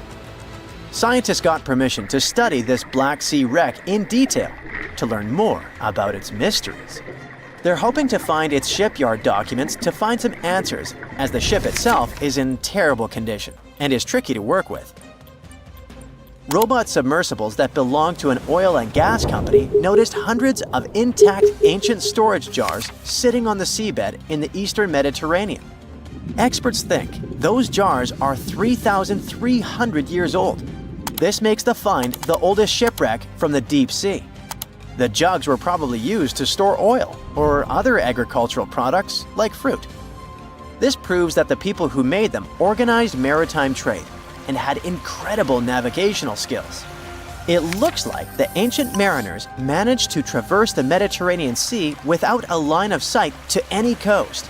All they could see was the horizon, so they must have used the sun and other stars to find their way. Off the coast of Sicily, under 20 feet of sand and rock, archaeologists found a shipwreck so old that they aren't even sure what materials were used to build it. They think the ship is from the 5th or 6th century BCE, which means it's over 2,500 years old. This ancient ship wasn't alone. Researchers also found 2 iron anchors shaped like an upside-down T from around the 7th century of the Common Era, and 4 stone anchors from prehistoric times nearby. One of the stone anchors was broken and may have had wooden pieces attached to help it hold on to the seafloor. They figured out that the ship itself was built using the on-shell technique. The wooden planks of the ship were connected so tightly that they could support the ship on their own, with extra beams added just to make it stronger. Sadly, the ship's wooden hull is very fragile now because tiny sea creatures that eat wood have damaged it over the years. Scientists are being extra careful as they study it to make sure it doesn't fall apart. This discovery is such a big deal because it was built during a time when Sicily was super important for trade. Back then, the Greeks and Punics were trying to take control of the seas long before Rome became the ruler of the Mediterranean. By studying this ship, scientists hope to learn more about how people traveled and traded in those ancient times. One more shipwreck, this time off the coast of Kenya. Could be from Vasco da Gama's final voyage. This Portuguese explorer was the first European to reach India by sea around the Cape of Good Hope. Local fishermen discovered the shipwreck in question in 2013. When an underwater archaeologist came to check it out, he found some treasures at the spot: elephant tusks and valuable copper ingots. If this find really has to do with Vasco da Gama, then it must be from the 16th century. It was the year of his third and final voyage to India. Da Gama led a huge fleet of 20 ships, one of which was the São Jorge. Most of the ship is hidden under layers of coral, and a whole team of scientists are carefully digging trenches to find parts of the ship's wooden frame and hull. Something exciting and kinda unexpected popped out among the rocks of the Ica Valley in Peru. The bones of a really old whale that lived almost 40 million years ago.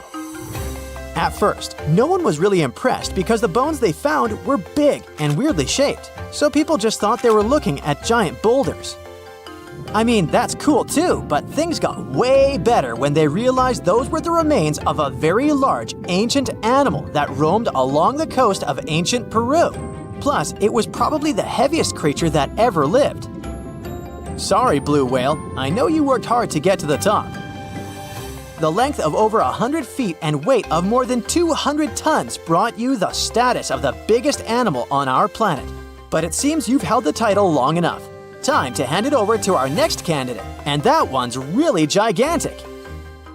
This ocean beast was probably shorter than the blue whale, but heavier, with a weight that could be between 93 tons and 370 tons. If it's closer to the higher number, it'll make Prehistoric the biggest animal ever known to have lived on Earth. And it seems its weight was the result of having extremely thick, dense bones. You can see such bones today in manatees or some other early whales. Dense bones are a great tool for such marine mammals. This feature makes them heavy and allows them to stay submerged most of the time. But at the same time, if their body was too heavy, they would end up sinking all the time, and they would waste too much energy to move back up to the surface. So, to avoid sinking, marine mammals need to have enough lighter tissues, like muscles and fat, to help them float in the water without using too much energy. Now, scientists didn't have the whole skeleton, which makes it hard to tell how big the animal was, but they used the ratio of the heavy bones to the lighter tissues in other marine mammals to estimate the overall weight of this giant ancient whale. Experts found these fossils about 13 years ago and spent the next decade freeing the whale from the rock. Its anatomy and age showed this whale was a cousin of Basilosaurus, a whale that had a long snout full of sharp teeth, and a sleek body similar to that of an eel. Even if Prehistoric wasn't bigger than the blue whale, it was still a giant that ruled the ocean depths. Unlike modern whales, there's a possibility that this ancient fellow was a predator that liked to go after bigger prey. And this also changes how we see the history of whales. Scientists used to think these magnificent creatures became really big about 5 million years ago when they started eating lots of small creatures. But here's the proof that giant whales existed even before that. But it's still unclear how this whale managed to find enough food to sustain its enormous body. Plus, it's still hard to tell what exactly this ancient creature had on its menu. It was pretty large and not such a fast swimmer, so it's possible it searched for food in shallow waters. Then it probably ate crustaceans, clams, or some other small animals hiding in the sand.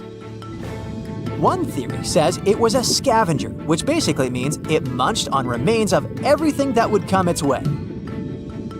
It's not so unusual to find marine animals in deserts. Many of these regions used to be covered with water anyway. The Sahara in Africa is a perfect example. About 50 to 100 million years ago, this was not a dry desert, but a shallow saltwater body called the Trans-Saharan Seaway. The land is not wet there anymore, of course, but people who lived in that area knew about it because they used to find old shells across the desert. The sea was about 164 feet deep. That sounds enough for a nice swim. Some would say this area looked like modern Puerto Rico, with lots of sun and shallow water. Mangrove forests were a common thing as well as seafloors covered with mollusks, like snails and clams. The marine sediment that was left behind after the sea had dried up is full of different fossils. And the animal that lived in that ancient underwater world didn't look friendly. Plus, they were much bigger than their relatives from modern times, so a regular-sized human would end up as a snack, not even a whole meal. Normally, when animals live on small islands, they can become much bigger than their relatives from the mainland. This is something we call island gigantism, and it happens because there are more resources or fewer predators on islands. Maybe the same thing happened in the Trans-Saharan Seaway. Even though it wasn't an actual island, the water moved in and out, which created little pockets of water. And specific conditions in these pockets might have helped animals grow bigger. So we're talking about giant sea snakes, catfish, and fish that no longer exist today. One had incredibly strong jaws, and the animal used them to eat hard things and even crush shells. Their teeth showed they were fierce predators other animals had every reason to be afraid of. They went through some changes when it came to diet, similar to some types of piranhas. And the competition to get to the top of the food chain wasn't a joke. Not when there were also such large predators as sharks, crocodiles, and ancient relatives of elephants. Sahara went through different phases. If you could use a time machine and take a peek at Earth's largest hot desert as it was about 6,000 years ago, you wouldn't have to struggle with sand and heat.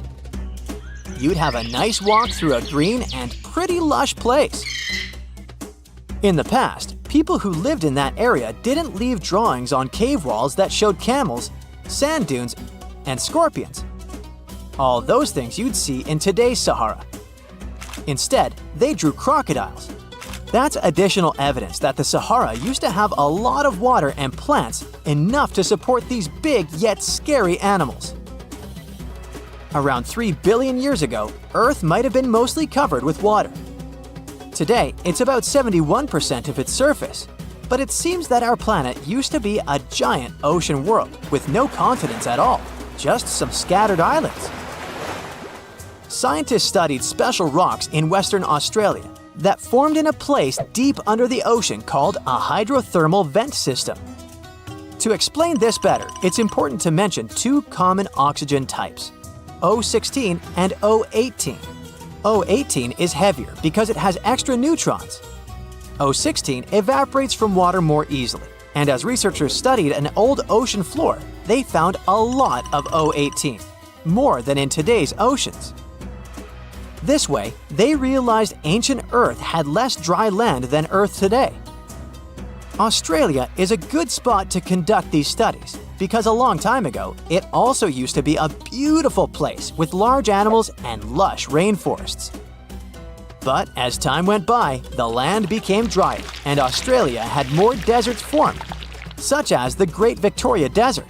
Rainforest remained only on the edges of the continent. What happens with deserts across the globe is called desertification. That's when land that used to be good for growing things turns into a desert or something similar. Our planet changes over time, together with its climate. But desertification also happens because of human activities, like mining, farming, and building cities. And when land turns into a desert, it's a problem because it can't support people and animals anymore. Food doesn't grow there. There's not enough clean water, and animals lose their homes. To help with this problem, there's a plan many countries agreed to. They decided to work with farmers to take care of the land, fix damaged areas, and manage water better. All in all, to make our planet a better place for life. In July 1990, 4 Czech guys decided to go on an adventure to find the Mongolian death worm, the creature that might have inspired the monster you've seen in the movie Dune. They say it lives somewhere deep in the Gobi Desert. So they flew to Mongolia, hopped into an ATV, and hired some local guides to help them. All that to meet a creature that is up to 6 feet long, can spit acid that could melt anything, and is capable of shooting electricity at those it doesn't like. Legend says that these friendly guys spend most of their days hiding underneath the sandy dunes, but they like to come out during the wetter months of June and July. So the timing for a spotting was simply perfect. But the crew needed to figure out how to lure the creature. Sadly for them, no one knew what the giant worm liked to eat. So they built a thumper, which is a machine that made rhythmic pounding noises.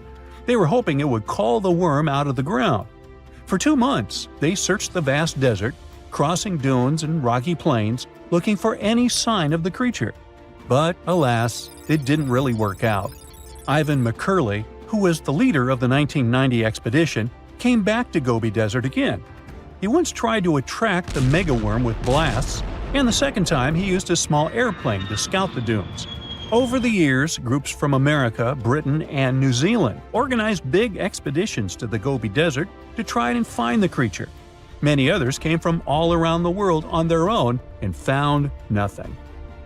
The people in the West first found out about the megaworm of the Gobi Desert thanks to an American paleontologist, Roy Chapman Andrews.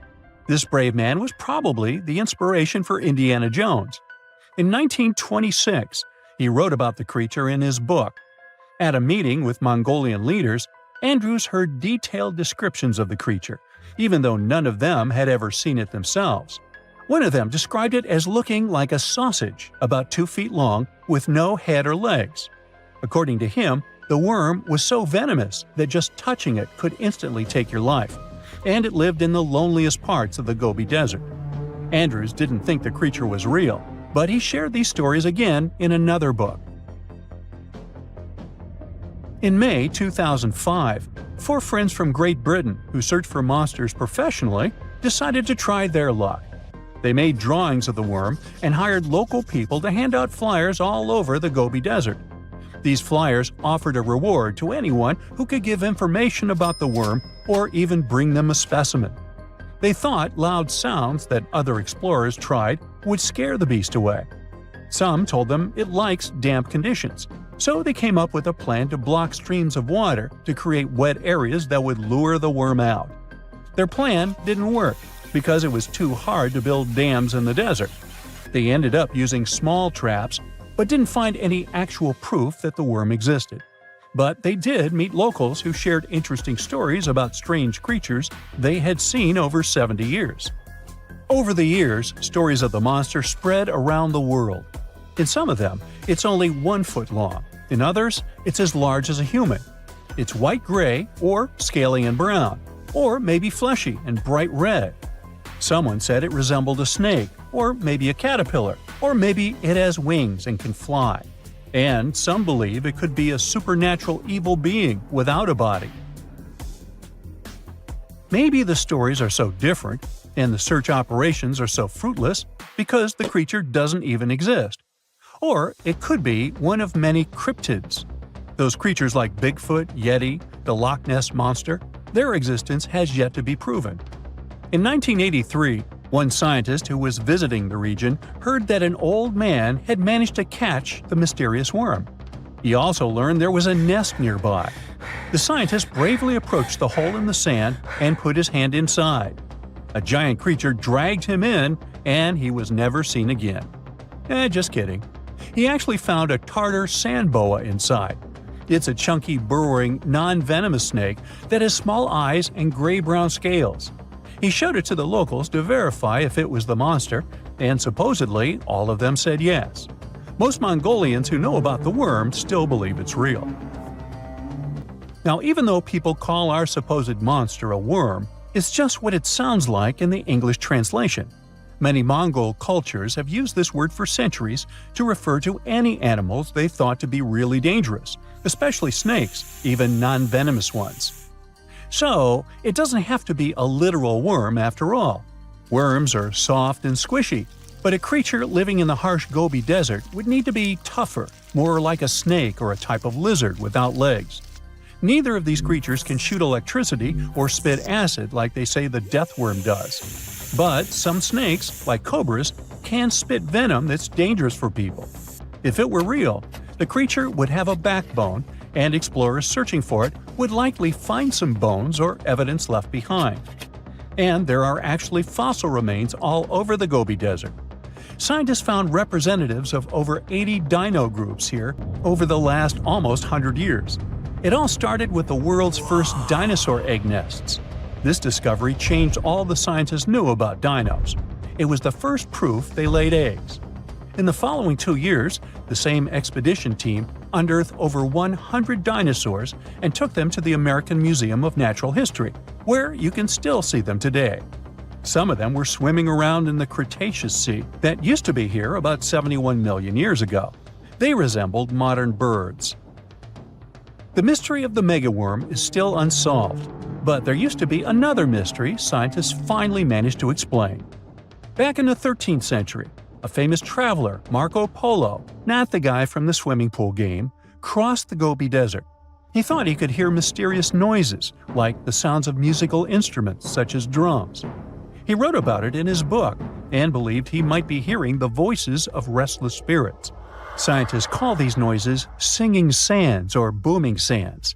Unlike the squeaky sound you might hear when walking on a sandy beach, these desert sounds are much louder, like a musical instrument playing deep, haunting notes. Over the years, people came up with all kinds of ideas about what caused the sounds, like underground water or winds making the sand vibrate. Not all dunes can do this, and scientists wanted to figure out why. Sometimes the winds might cause a small avalanche on the side of a dune, and then you can hear the magical sound start. But this is rare. So, to study it, scientists had to help the dunes sing. They climbed to the top of a dune and slid down on their backs, using their hands and feet to push sand down. As the sand tumbled, the sound started softly and got louder. They could even feel the vibrations with their hands. So they found out that for a dune to sing, a few special things need to happen. The grains of sand must be the right shape. The dune has to be big, and the sand must be very dry, so no singing after it rains. Inside the dune, there's a hard layer of packed sand that acts like a giant speaker. This layer bounces the sound waves back and forth, makes the noise louder and louder, and creates a haunting melody that can fill the desert air. In other words, the dunes can play tunes. Yeah, sorry, I couldn't help myself with that one. Endless hot deserts seem lifeless at first glance. But among these sands, you can meet dangerous and sometimes creepy creatures. Some of them can only cause health problems, but some can stay in your memory forever. Let's get to know them, starting with dangerous ones and finishing with real nightmares. So, you're walking through a desert and see a big teddy bear with open hands. You understand that it's probably a mirage, but still, you come closer. You were right. It's not a plush toy, but a giant cactus. There's something strange about it. Thanks to some strange fluff, the branches resemble the arms of a teddy bear. However, this is not fluff, but thousands of thin needles, and they are the reason you shouldn't come closer. The cactus is called the jumping cholla, or teddy bear cholla. It grows in the desert areas of Arizona and in the northern part of Mexico. Don't worry, this cactus won't attack you, but it will cling to your skin or clothes if you touch it. Such a fur coat protects the cactus from animals, creates shade, and saves it from heat. The lateral branches are the most important parts of the plant as they carry out photosynthesis and accumulate a large amount of moisture inside. So, despite all the danger, the cactus can be helpful for desert wanderers. And the danger here is needles. If you look closer at them, you will see they have the shape of hooks. One touch, and hundreds of thorns are already in your finger. It's pretty difficult to get rid of them, and the needles cause unpleasant, painful sensations. But the coolest thing about this cactus is the way it reproduces. The plant clones itself in a new place. When animals and people pass the jumping cholla and touch it, the cactus gives them a small piece of itself, along with the needles. As soon as you throw this piece to the ground, it takes root and starts growing. The degree of danger is rising. The next monster from the desert is running toward us, and that is an ostrich. Many think these animals are cowards hiding their heads in the sand. You will most likely change your mind if you're unlucky enough to meet one. Usually, ostriches are not aggressive, but you should run if you come closer to their nest. On the other hand, you won't be able to do that because ostriches move at a speed of 43 miles per hour. You need a car to get away from them. They run and hit their enemy with their chests. There have been cases when ostriches attacked vans and caused significant damage to them. But the main danger these birds present is their powerful legs with sharp claws. They can deliver strong blows with them and even beat a prone opponent. So yes, if you see an ostrich in the distance, go the other way. This small spotted lizard lives underground almost all the time in the arid deserts of the southwestern US and northwestern Mexico. Sometimes, it goes outside to find lunch. It only seems cute, but in fact, it's a dangerous Gila monster. Its thick skin protects the reptile from hawks, coyotes, and other predators. But its main protection is its venom. Snakes and spiders inject their toxins using long, needle-like fangs. The Gila monster clamps down and chews the prey to spread the venom. And when it bites a person, it can keep its jaws closed for a long time. Getting rid of the animal is a tricky feat. People who have experienced the effects of the venom say it feels as if hot magma passes through the veins. Despite this, the lizard turned out to be useful for science. Doctors used its venom to create medicines for diabetes and obesity. The time has come. Now you're about to meet one of the creepiest creatures living in the desert. Be quiet and listen to the silence. Stand still. There's no one around. Suddenly, you hear some hissing coming from below. You lower your head and see it. A big yellow spider the size of a human palm with strong jaws and long legs hides in the shadow of your body. In horror, you run away from this monster, but it goes after you. It isn't easy to do it in this situation, but try to calm down. The creature isn't interested in you. It wants only your shadow to hide from the scorching sun.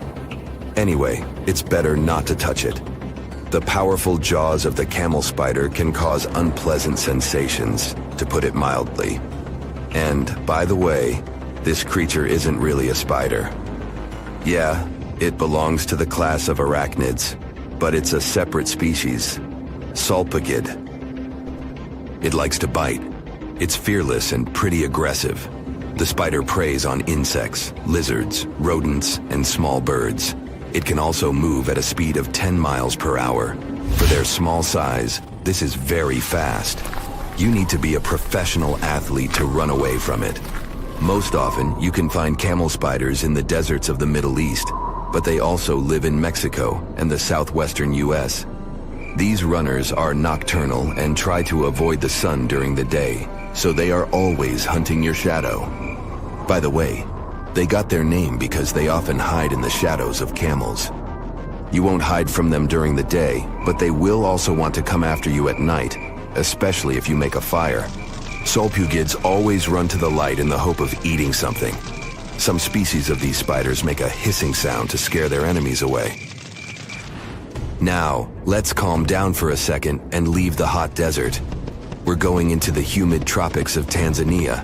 Under tree bark, fallen leaves, and in dark caves, you can meet one of the most terrifying creatures on Earth, a tailless whip scorpion. Imagine a big scorpion without a tail, with a flat body that looks like it has been pressed by something. It's similar to spiders, but has no venom glands and can't spin a web. This monster is silent and fast, but the scariest thing is its 2 front claws, twice as long as the creature itself. Any prey it catches will never escape.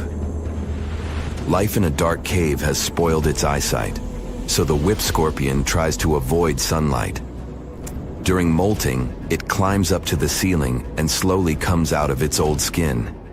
Imagine directing your flashlight there and seeing small cocoons out of which pale spiders with excessively long legs crawl. If you really meet it, be calm and slowly go away as far as possible. Be careful. The flat scorpion can crawl under your clothes in a second and bite you in the stomach. And that's not the worst part. Okay, this is a joke. This pretty guy is one of the shyest and most harmless creatures among spiders and scorpions. It's afraid of you and will never attack. Many consider it beautiful and keep whip scorpions in glass terrariums. If you want such a pet, carefully watch it so that it doesn't run away from its house. If it happens, it will be pretty challenging to catch it again. In a matter of moments, it can get under your bed or go through gaps in the floor. Then it'll go to your neighbor's apartment through a ventilation system and scare people there. Okay, how about one more scorpion? It's not as creepy as the other creatures in this video, but it's the most venomous scorpion in the USA. This is the Arizona bark scorpion.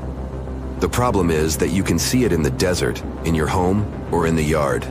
These dangerous venomous beasts crawl into rooms and often sting people. One time is enough to cause pain, similar to a bee sting, but someone with an allergy may experience paralysis, breathing problems, and other health issues. Phew! This summer has been turning up the heat like never before. We feel like roasted marshmallows on a sizzling grill. Yes, the world is getting hotter, but some regions have always fought with high temperatures. It turns out people had some inventions to keep themselves cool in ancient times too. Some of them are still functioning, even 3,000 years later. Let's take a look at how people saved themselves from heat throughout history. So, put an ice cube into your cold drink and get ready to hear how people survived the heat. Speaking of ice cubes, do you know that the Persians made an ice storage system? In the deserts of ancient Persia, people had an out-of-the-box idea about how to prevent their food from turning into a melted mess. These ingenious Persians stumbled upon a physics trick that allowed them to create ice in the middle of the desert. They called these cool structures yakhchals, which basically means ice pits. These ice pits were not your ordinary coolers. They were like secret underground fridges. They looked like dome-shaped mud brick structures on the outside, but inside, it was a whole different world. These ice pits had an evaporation cooler system that worked like magic. At night, when the desert cooled down, Persians made use of the radiative cooling effect. They set up cleverly designed trenches to hold thin layers of water. The water froze, defying the desert heat. Then there were underground square storage areas. The Persians collected the melting ice water from these cooled trenches, and during the night, they froze it again, making the most of the desert's natural chill.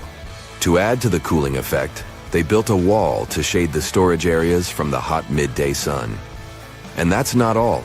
They had this fantastic wind-catching contraption called a badger that caught the breeze and directed it right into the ice pits. Fresh air plus ice. Cool breeze. A winning combo.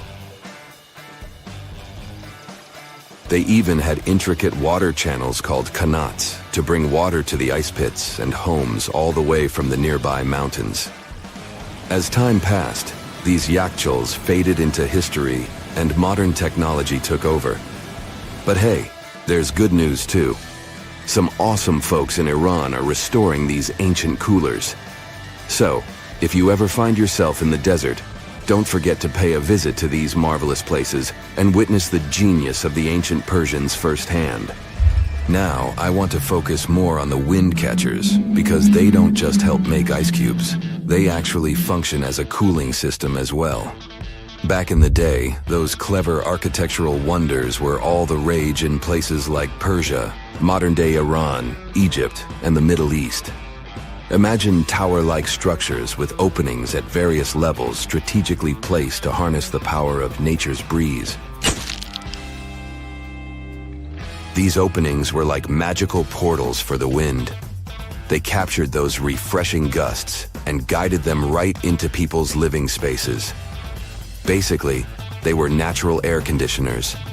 The breeze would gracefully flow downward, cooling the ground as it danced through the building. The secret sauce lies in the details. The tower's height, the number of sides, the openings, and the positioning of the interior blades.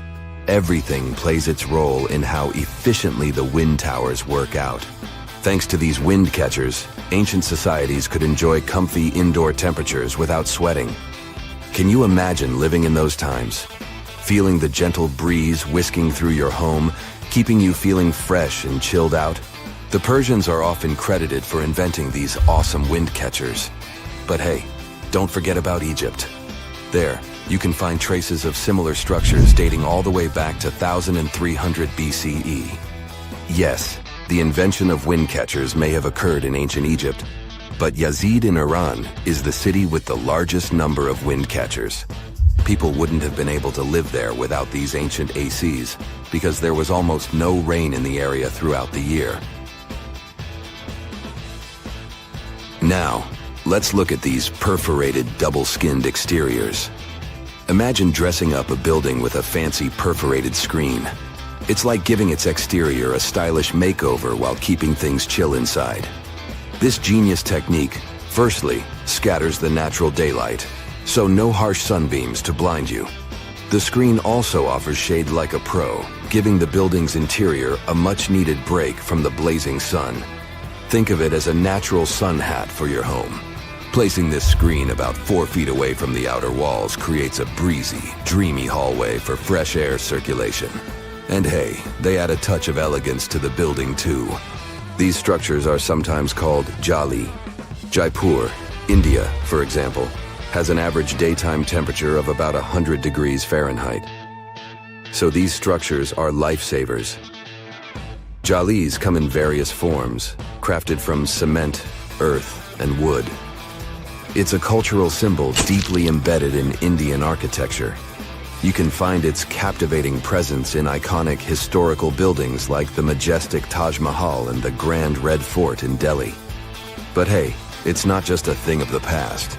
It's still rocking modern architecture scenes, and its charm has sparked creativity in artists and designers worldwide. It adorns the building's exterior, its cross-section showing a larger opening on the outside and a smaller one on the inside. This is where the Venturi effect steps in to show off its physics prowess. As the air flows through the narrowing passage, it picks up speed, creating a difference in pressure between the inside and outside of the building. Air blowing at a higher speed gets compressed, and when released, it cools down. Mashrabia is a wooden lattice or screen used in the Middle East and North Africa. These decorative wonders are like window blinds, but they do more than just look pretty. They're smart too. They give privacy, shading you from the sun, and let fresh air and light in. Some people also add clay pots filled with water, sand, or damp straw to their designs. As hot air breezes through the holes, it also passes through the pot's porous surface. The moisture inside evaporates, cooling the air. This is a perfect low-cost technique for hot and dry climates. It's eco-friendly, and there's no need for electricity. Now, let's fast forward to today. Designers are getting creative, mixing traditional wisdom with modern tech. At the Al Bahar Towers in Abu Dhabi, they've got it too. Picture over 2,000 hexagonal panels that dance with the sun's movement, providing shade to the building's interior. Water evaporation was another secret weapon for ancient people. Simple, yet super effective. Plus, ancient Egyptians hung wet mats and curtains in doorways. When the air passed through them, it cooled down, providing a relief from the scorching sun. Ancient architects were the masters of maximizing airflow. They knew how to cross-ventilate and let hot air escape while inviting cooler air to the party. Speaking of ancient Rome, bathhouses were the place to be back then. It was like a community hub. People gathered to chat about politics, play sports, and, of course, take a relaxing dip. The frigidarium was the cool spot in Roman baths.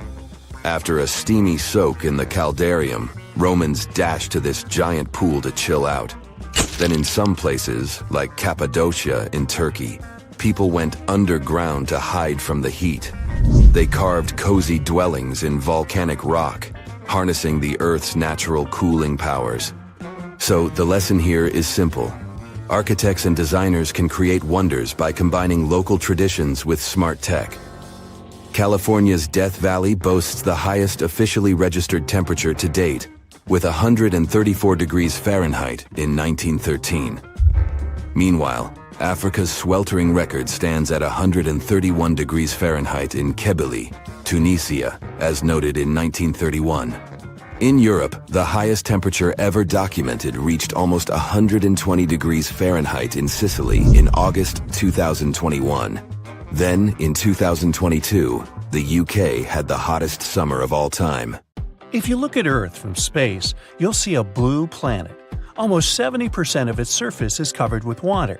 But if you gathered all the water into a sphere, it would be just barely big enough to cover Texas. Wow, what a big water balloon that would make.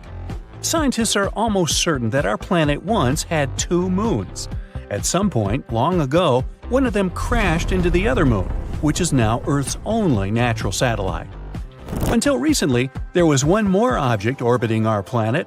It was a temporary mini-moon called 2020 CD3. This tiny space rock was pulled into our orbit more than a year ago. Astronomers believe the mini-moon left Earth's orbit in March. See ya! In July, when we're further from the Sun, the world is warmer overall than in January when we're closer to it. This is because, with Earth's tilt of its axis, there's more dry land in the northern half of the planet than the southern half, and land tends to heat up more than water. During the northern summer in July, more land is heated up than January, so the planet gets a little warmer at this time, even though we're further from our source of heat. What's on the menu? Astronauts tasted the first food grown and harvested in space in 2015. It was red romaine lettuce that had been growing in a special chamber for 15 months. Salad days in space. Mount Everest might be getting all of the attention, but Mauna Kea in Hawaii is technically the tallest mountain in the world. Measuring from base to summit, the only thing holding Mauna Kea back from the title is that it's mostly underwater. The Earth has three main layers, two parts of the core, the dense, hot inner core and the molten outer core. Then comes the mantle, and then follows the thin crust, the surface that supports life as we know it. At least that's what we thought, because now scientists have found a new, mysterious layer located deep within the solid inner core.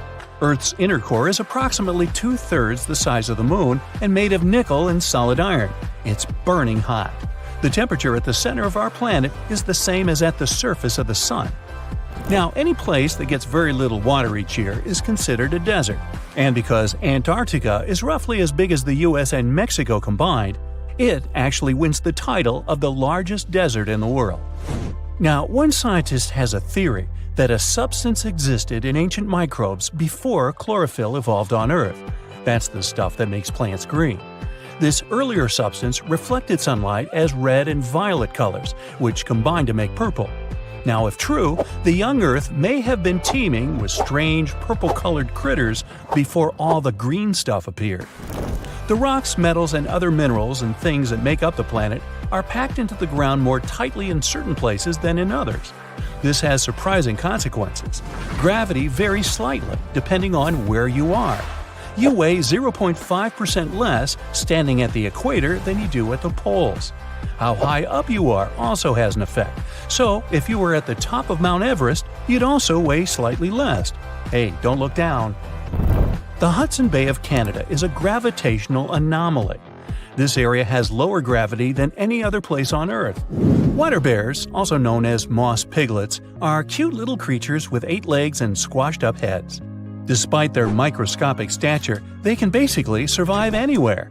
They prefer bits of wet moss or the bottom of a lake, but they won't complain if you put them somewhere really uncomfortable.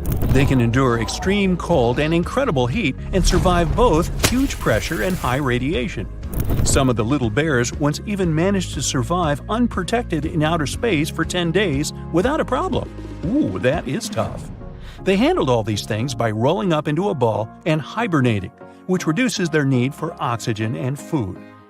Now, there's no solid land under the North Pole. All you can see there is sea ice. Oh, by the way, the gravitational pull is stronger at the poles, and if you travel there, you'll weigh a bit more, besides all the heavy warm clothes you're wearing. 99% of gold ended up in the center of the planet several billion years ago, attracted by the iron in Earth's core. That's enough to coat the entire planet's surface of the stuff. And if all those meteorites hadn't later smashed into the ground, bringing extra amounts of gold, it would be even more rare. If two pieces of the same kind of metal touch in space, they bond and get stuck together. It doesn't happen on Earth because water and air keeps pieces apart. Now, it turns out we live inside the Sun. Well, sort of. Its atmosphere stretches far beyond its visible surface. And even though Earth is far away from the star, it's still within the reach of the Sun's atmosphere. Auroras happen when charged particles from the Sun get caught by Earth's magnetic field and crash into the upper atmosphere near the poles. Earth's southernmost continent, Antarctica, is only the 5th largest one, but it contains almost 70% of the planet's fresh water and 90% of the world's ice. Our planet has its magnetic field thanks to scorching hot liquid metal that's flowing inside its outer core. This creates electric currents, and they, in turn, generate the magnetic field. Earth is the densest planet in the solar system, but this density varies depending on where you're looking. For example, the crust is less dense than the solid metallic core. You're walking, running, jumping, but when you stop, It always feels like you're standing still. Well, in reality, you're moving even when you're perfectly still, because Earth is always on the move.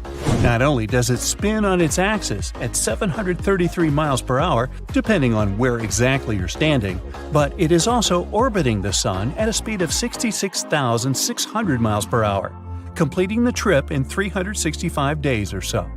The Earth is a planet that recycles all the time. The ground we're walking on is recycled. Our planet's rock cycle turns rocks of one type into another. The depths of our planet are filled with magma. As magma is going out on the surface, it hardens into rock. Tectonic processes like volcanic activity, earthquakes, mountain building, and all the other processes bring that rock to the Earth's surface. There, erosion shapes it and shaves little bits off. Those small particles then get deposited.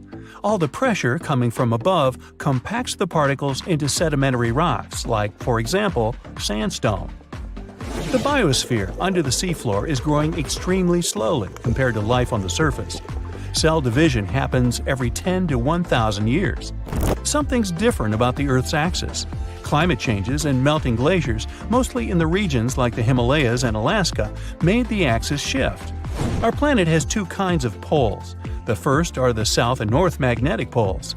They affect things like drift and navigation. The axis that the Earth is spinning around is another kind of pole. It shifted a little bit over time, but we don't know exactly why. No matter how large an earthquake is, no human could ever feel an earthquake on the opposite side of the Earth, although some people claim they did. The Earth absorbs heat from the Sun, mostly on the surface. The heat doesn't spread equally on all parts of the Earth. One side of the planet, the Pacific Hemisphere, is losing heat more quickly than the other, the African Hemisphere. This happens because land traps more heat than the surface under the ocean. The seafloor is way thinner than the landmass. Also, the temperature caused by the heat coming from inside the Earth is getting lower because of huge amounts of cold water above it. If you could take all the water droplets in clouds and bring them to the surface, you could cover the planet with a liquid layer as thin as a human hair. It doesn't seem like a lot, but this water is crucially important for climate.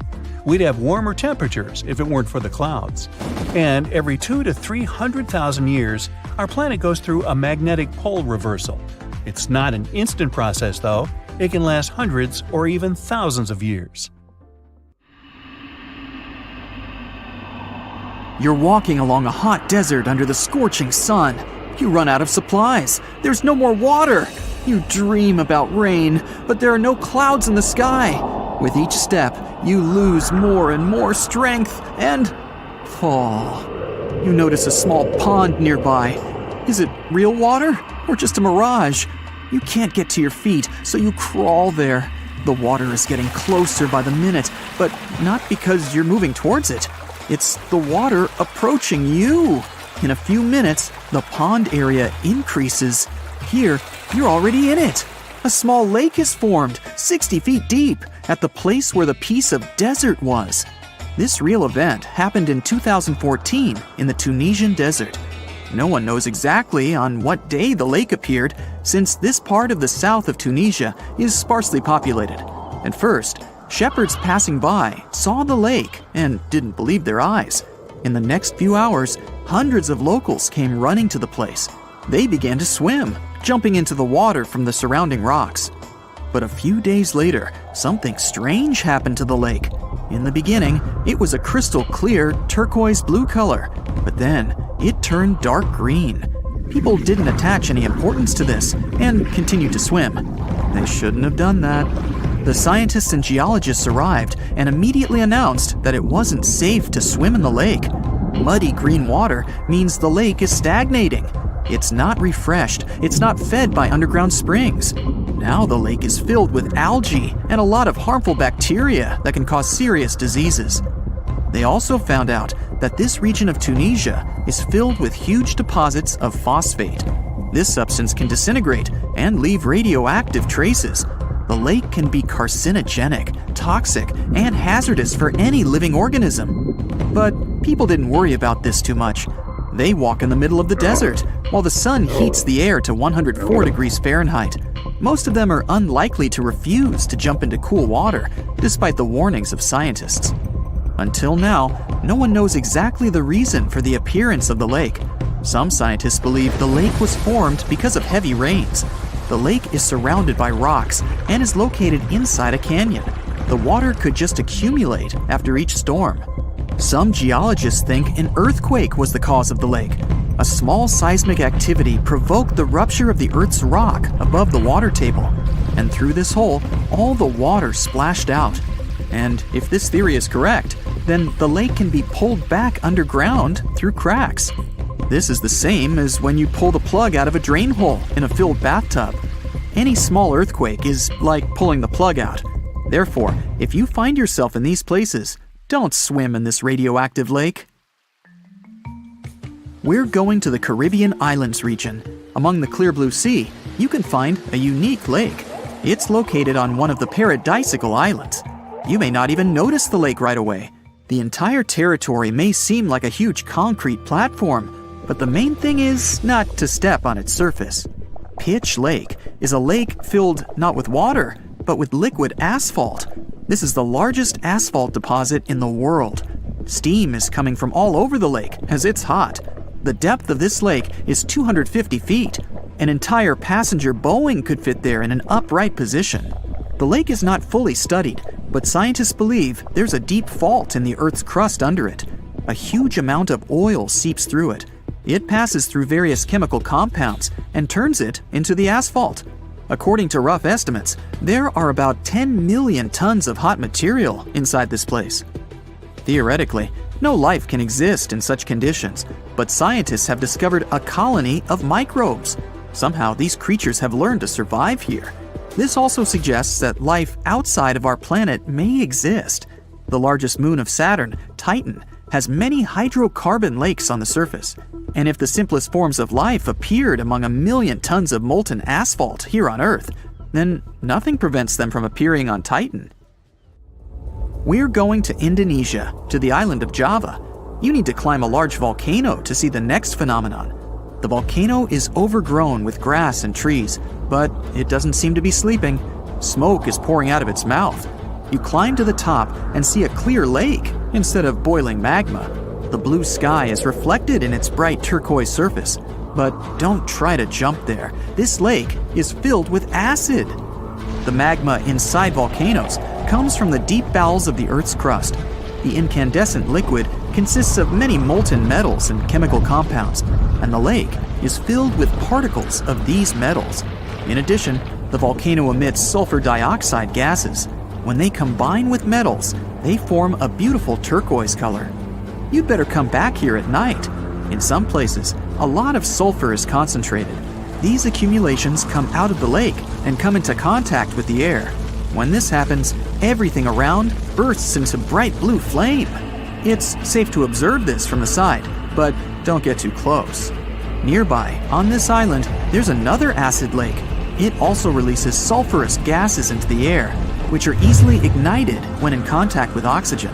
And when this happens, the gases burst into a bright blue electric flame.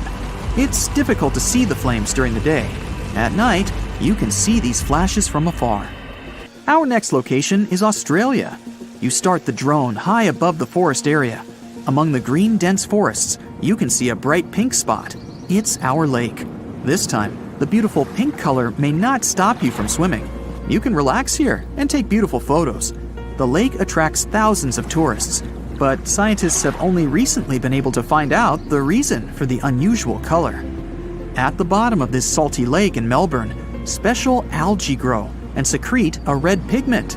In combination with sunlight, high temperatures, and a small amount of precipitation, it turns the lake pink.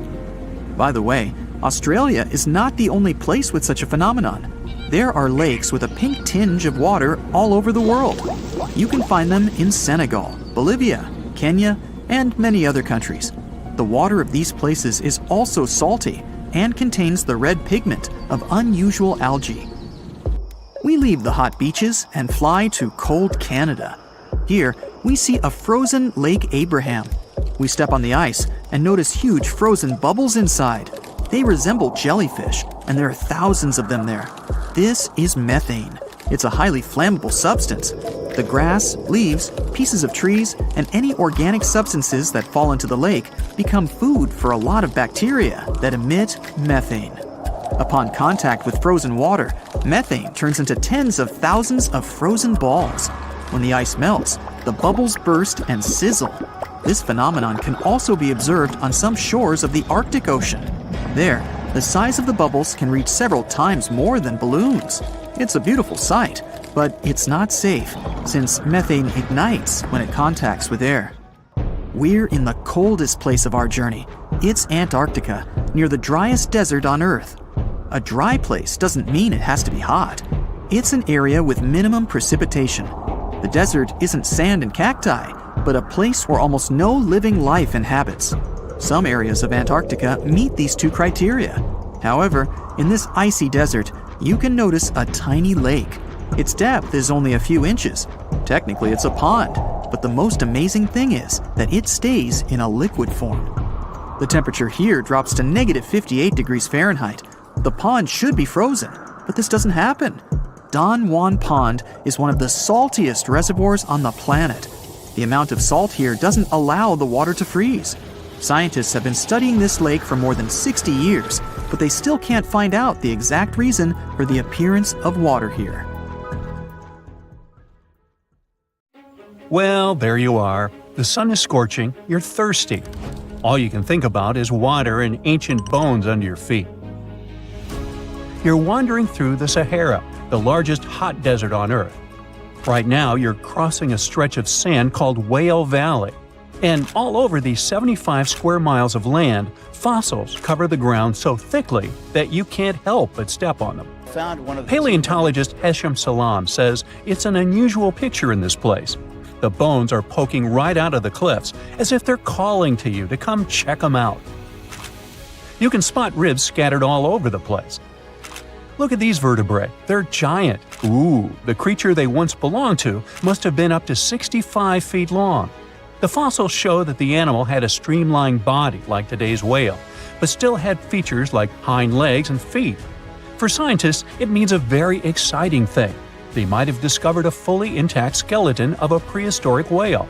It was an animal that lived in this area when Egypt was underwater. You see, today, the Valley of the Whales is the world's largest ancient whale graveyard. You're likely wondering what marine animals are doing in a desert more than 100 miles away from the nearest coast. Well, millions of years ago, this desert was at the bottom of a massive ocean called the Tethys, which stretched from Europe to India. When sea levels dropped, the ocean left behind a seabed covered with fossils. And today, the fossils of some of the earliest known whales rest here, which gives researchers a peek into how today's massive ocean whales may have evolved. The fossils here are super detailed, even with some stomach contents still intact. Uh-oh. Scientists have also found fossils of ancient sharks, crocodiles, and turtles, helping to recreate what this marine world looked like millions of years ago. Now, the first whale bones were discovered in 1902, but it wasn't until the 1980s that people really started to explore the area, only when access to this area became better. Sadly, some fossils had been taken away by collectors before the site turned into a protected area. Most of the fossils are just under the surface, slowly revealed by erosion. Whale Valley gives us an amazing glimpse into millions of years of ancient coastal marine life. But let's move further. Ancient whale fossils aren't the only discovery you're going to make today. For over 150 years, scientists have been puzzled by a strange creature that lived millions of years ago. But now, thanks to some amazing fossils found in Morocco, they've finally figured it out. Look at them. These creatures are called blah blah blah. Nah, I'm kidding. Stylophorans. They look like flattened armor with a long arm sticking out. Researchers discovered these creatures in 2014 and were shocked. The fossils dated back around 478 million years. They found around 450 specimens, and to their surprise, some even had soft tissues preserved, which is super rare. Before this, they only knew stylophorans from their hard parts. Originally, scientists thought these creatures were good old echinoderms, animals like sea urchins and starfish. But new discoveries prove that they had a core body and feeding arm similar to modern starfish, complete with a water vascular system to help them move and eat. This finding ends a long debate about where stylophorans fit in the animal family tree. Now we know they're related to echinoderms, but are more advanced because they don't have the typical 5-ray symmetry. Ooh, come here and look at this giant fossil. It was found in the Sahara and gave scientists new insights into the Spinosaurus, the largest carnivorous dinosaur we know about. These 95 million-year-old remains also confirm that it was the first known swimming dinosaur. The Spinosaurus had flat paddle-like feet and nostrils on the top of its crocodile-like head, perfect for staying underwater. It was a pretty weird dinosaur with a long neck, trunk, tail, and a 7-foot sail on its back, so it must have spent a lot of time in the water. At over 50 feet long, Spinosaurus might have been even larger than T-Rex. The first Spinosaurus remains were discovered about 100 years ago in Egypt. But only this new fossil, found in Morocco, helped scientists reconstruct this dinosaur for the first time. Researchers paid attention to the creature's shorter hind limbs and wide claws. These features point to adaptations for life in the water. Its snout and dense bones also suggest it was a swimmer, while its spiked tail likely attracted mates. Hey, good looking, come here often? And here's another astonishing find made in Tunisia, the remains of Machimosaurus rex. Now, so far it's believed to be the biggest crocodile ever. This ancient croc was about 32 feet long and weighed around 66,000 pounds.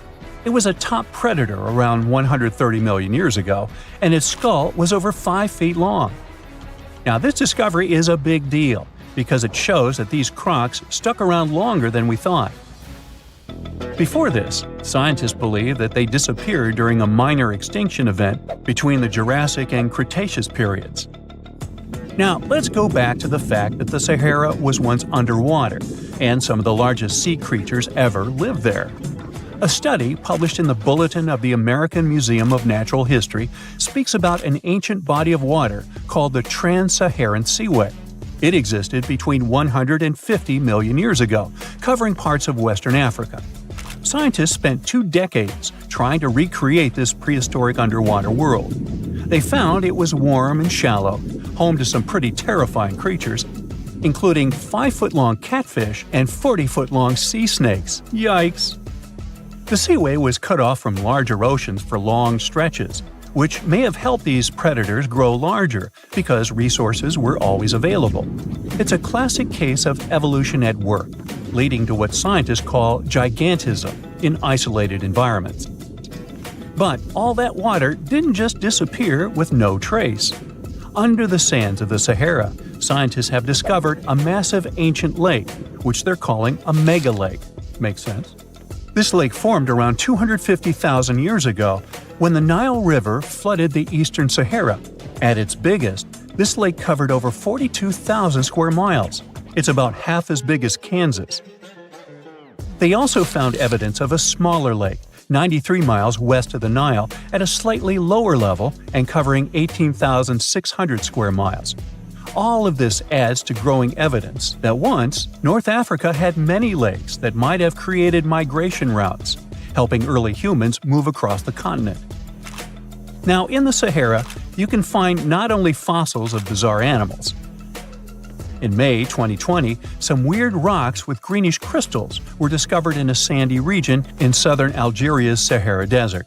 When scientists checked them out, they found out these rocks weren't from Earth. They were actually pieces of a meteorite called Erg-Chek 002. This meteorite is super old, like the oldest volcanic rock ever found. It melted ages ago in the fiery heart of an ancient protoplanet that no longer exists.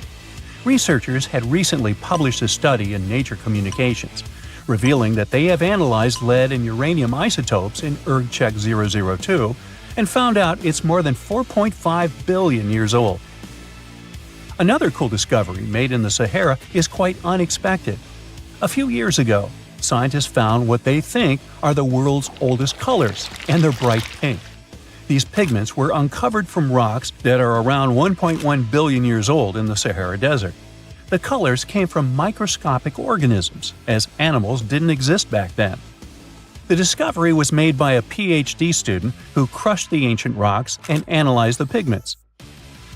These pink pigments are actually ancient chlorophyll from photosynthetic organisms that lived in an ocean that's long gone. Researchers are now sure that this finding could help explain why larger, complex creatures showed up much later in Earth's history. Before these colors were discovered, scientists didn't know what was missing in the food chain that delayed the evolution of larger animals. Now they understand that tiny cyanobacteria were at the bottom of that chain. Apparently, this discovery is not just about finding some old pink stuff. Scientists believe it's a breakthrough in understanding the history of life on Earth. Okay, what if I tell you that the extraterrestrials we all imagine as little green men may actually look like very normal Earthlings and chill in Europe? This is the Iberian Peninsula, and people living there are under suspicion. Ooh. Here's the reason. Somehow, parts of the most important artifacts that the Iberian civilization called Treasure of Volena are made of metal that simply can't be found on Earth, because it's metal from a meteorite. Now let's tackle this step by step. This is the artifact itself, and it's composed of 59 different objects. Bowls, bottles, and bracelets. Is there a pattern there with all those bees? In total, the find weighs around 20 pounds, of which 18 pounds are 23.5 karat gold. Now, if you're not a metal specialist, I'll clarify it for you right away. For comparison, 23 karat gold is 95.8% pure gold, so 23.5 karat is even purer. The remaining percentage goes to other metals to help add strength and durability to the precious alloy. There was also silver, iron, and amber in that set. The artifact could have been pretty straightforward, but for these two, let's call them imposters. Look at this wrought iron bracelet and this hollow hemisphere. Can you see that? Those rusty lines on the hemisphere and the overall weird color of the bracelet do stand out, since everything else is made of purest gold. This all started back in 1963, when a researcher noticed a dark leaden metal among the shiny bowls and bottles. The metal was shiny in some areas and covered with a ferrous-looking oxide that was mostly cracked. Now, just so you understand, gold does not usually act this way. Gold is one of the least reactive of all metals, so it won't even tarnish, let alone rust. To figure out where this suspicious iron came from, researchers turned to mass spectrometry, which checks out the mass-to-charge ratio of molecules. Their findings showed that the nickel in the iron is similar to that found in meteoritic iron. Simply put, the bracelet and the hemisphere are of extraterrestrial origin. Ooh. Now, the exact age of the trove is hard to determine, yet it's crucial. We need to know the exact age to see if it coincides with the start of the Iron Age in the Iberian Peninsula. If it does, then no further questions here. But if it doesn't, well, it's, at the very least, weird, if not suspicious. So there's this three-age system. It comprises the Stone Age, then the Bronze Age, and then the Iron Age. The Stone Age is of no importance here, so let's compare the Bronze and the Iron Ages. The Bronze Age began when it was realized that combining copper and tin produced a material that was more durable than either metal alone. This era was all about major upgrades in tools and weapons, but two standout inventions were writing systems and the wheel. Then came the Iron Age. This time was all about slowly bringing iron into everyday life. Iron was way easier to shape into cool designs than bronze. Now, this was a big deal because iron, especially transformed into steel, provided significant improvements in all aspects of life. Tools became lighter, cheaper, and stronger compared to their bronze equivalents. You get it? Good. So, researchers have long debated whether the treasure dates back to the post-Archaic era or the latter part of the Bronze Age. The most recent study claims that those artifacts were created in 1400 to 1200 BCE, and something really doesn't add up. First off, the Iron Age began around 500 years after these artifacts were crafted. Plus, ancient craftsmen couldn't know back then how to work with metals that landed on Earth approximately 1 million years ago. And while the dates are really hard to explain, there is a logical explanation for the craftsmanship. The theory here is that those metal workers simply had access to the fallen meteorite, and thus they could study it well and discover its properties before using it for decorative purposes. They could have figured it out through trial and error, and once they knew exactly how to work with this extraterrestrial metal, they proceeded to adorn the artifacts with it. Plus, there were the Phoenicians, who contributed to their craftsmanship. Now, it's true that the Iberian people have been processing metal and making pottery long before the Phoenicians settled on the peninsula. But the arrival of new metalworking techniques and the introduction of the potter's wheel enabled them to produce better quality goods much faster than before. So, we figured out the extraterrestrial origins of the Iberian artifacts. But guess what? This area is still under suspicion. The reason for that is the language they spoke. You see, for most modern languages people use today, there will always be some proto-language. Say for Italian, Spanish, and French, it's Latin, hence their similarities. But wait, Iberian was largely spoken where modern Spain is, so why isn't Spanish similar to it?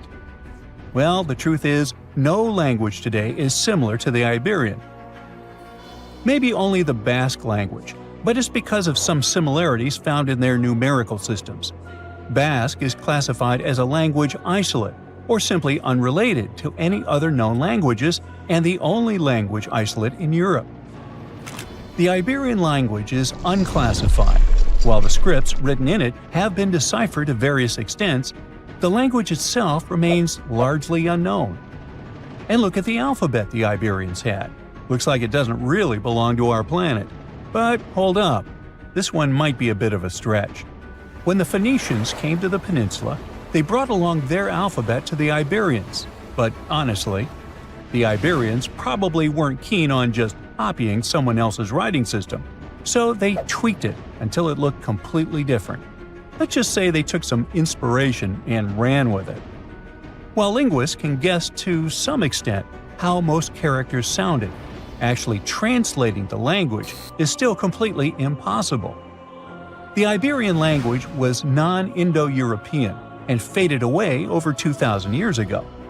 And there aren't any similar languages left to help us out.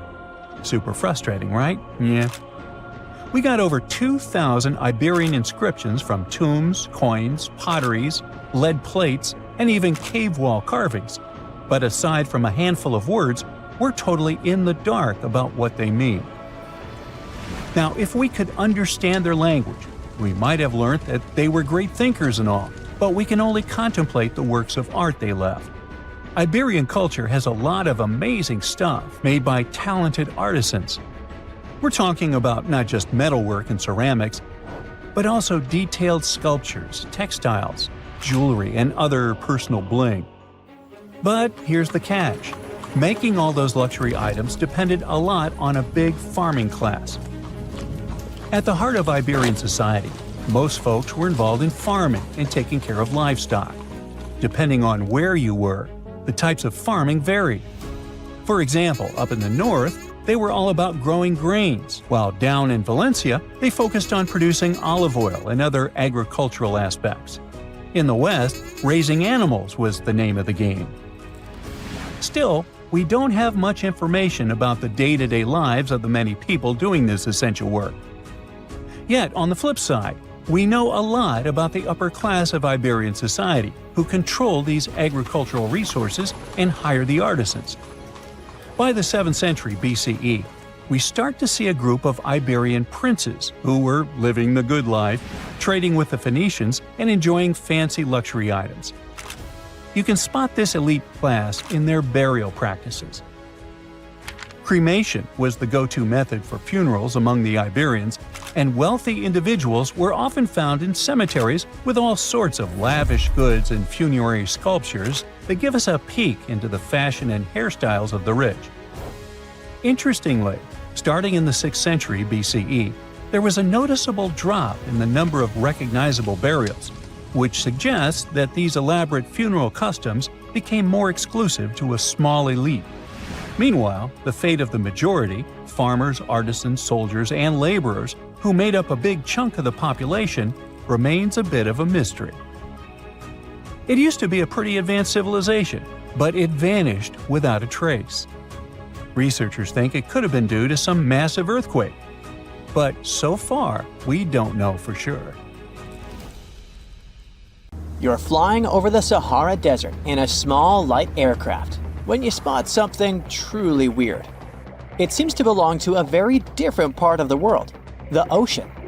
But what ocean can be huge enough for this monstrous sea star to dwell there? You descend and realize that it's not a sea star. It's a towering dune with a pretty unique shape, and it's not alone. From afar, these magnificent sand structures look a bit like pyramids. They have pointed tops and radiating arms. Called star dunes, they're the most complex and largest desert dunes in the world. They're the tallest of their kind, but that's not the coolest thing about them. Researchers have found similar formations on Mars and even on one of Saturn's moons, Titan. Star dunes aren't super rare, but they're especially widespread in southeastern Morocco near the border with Algeria.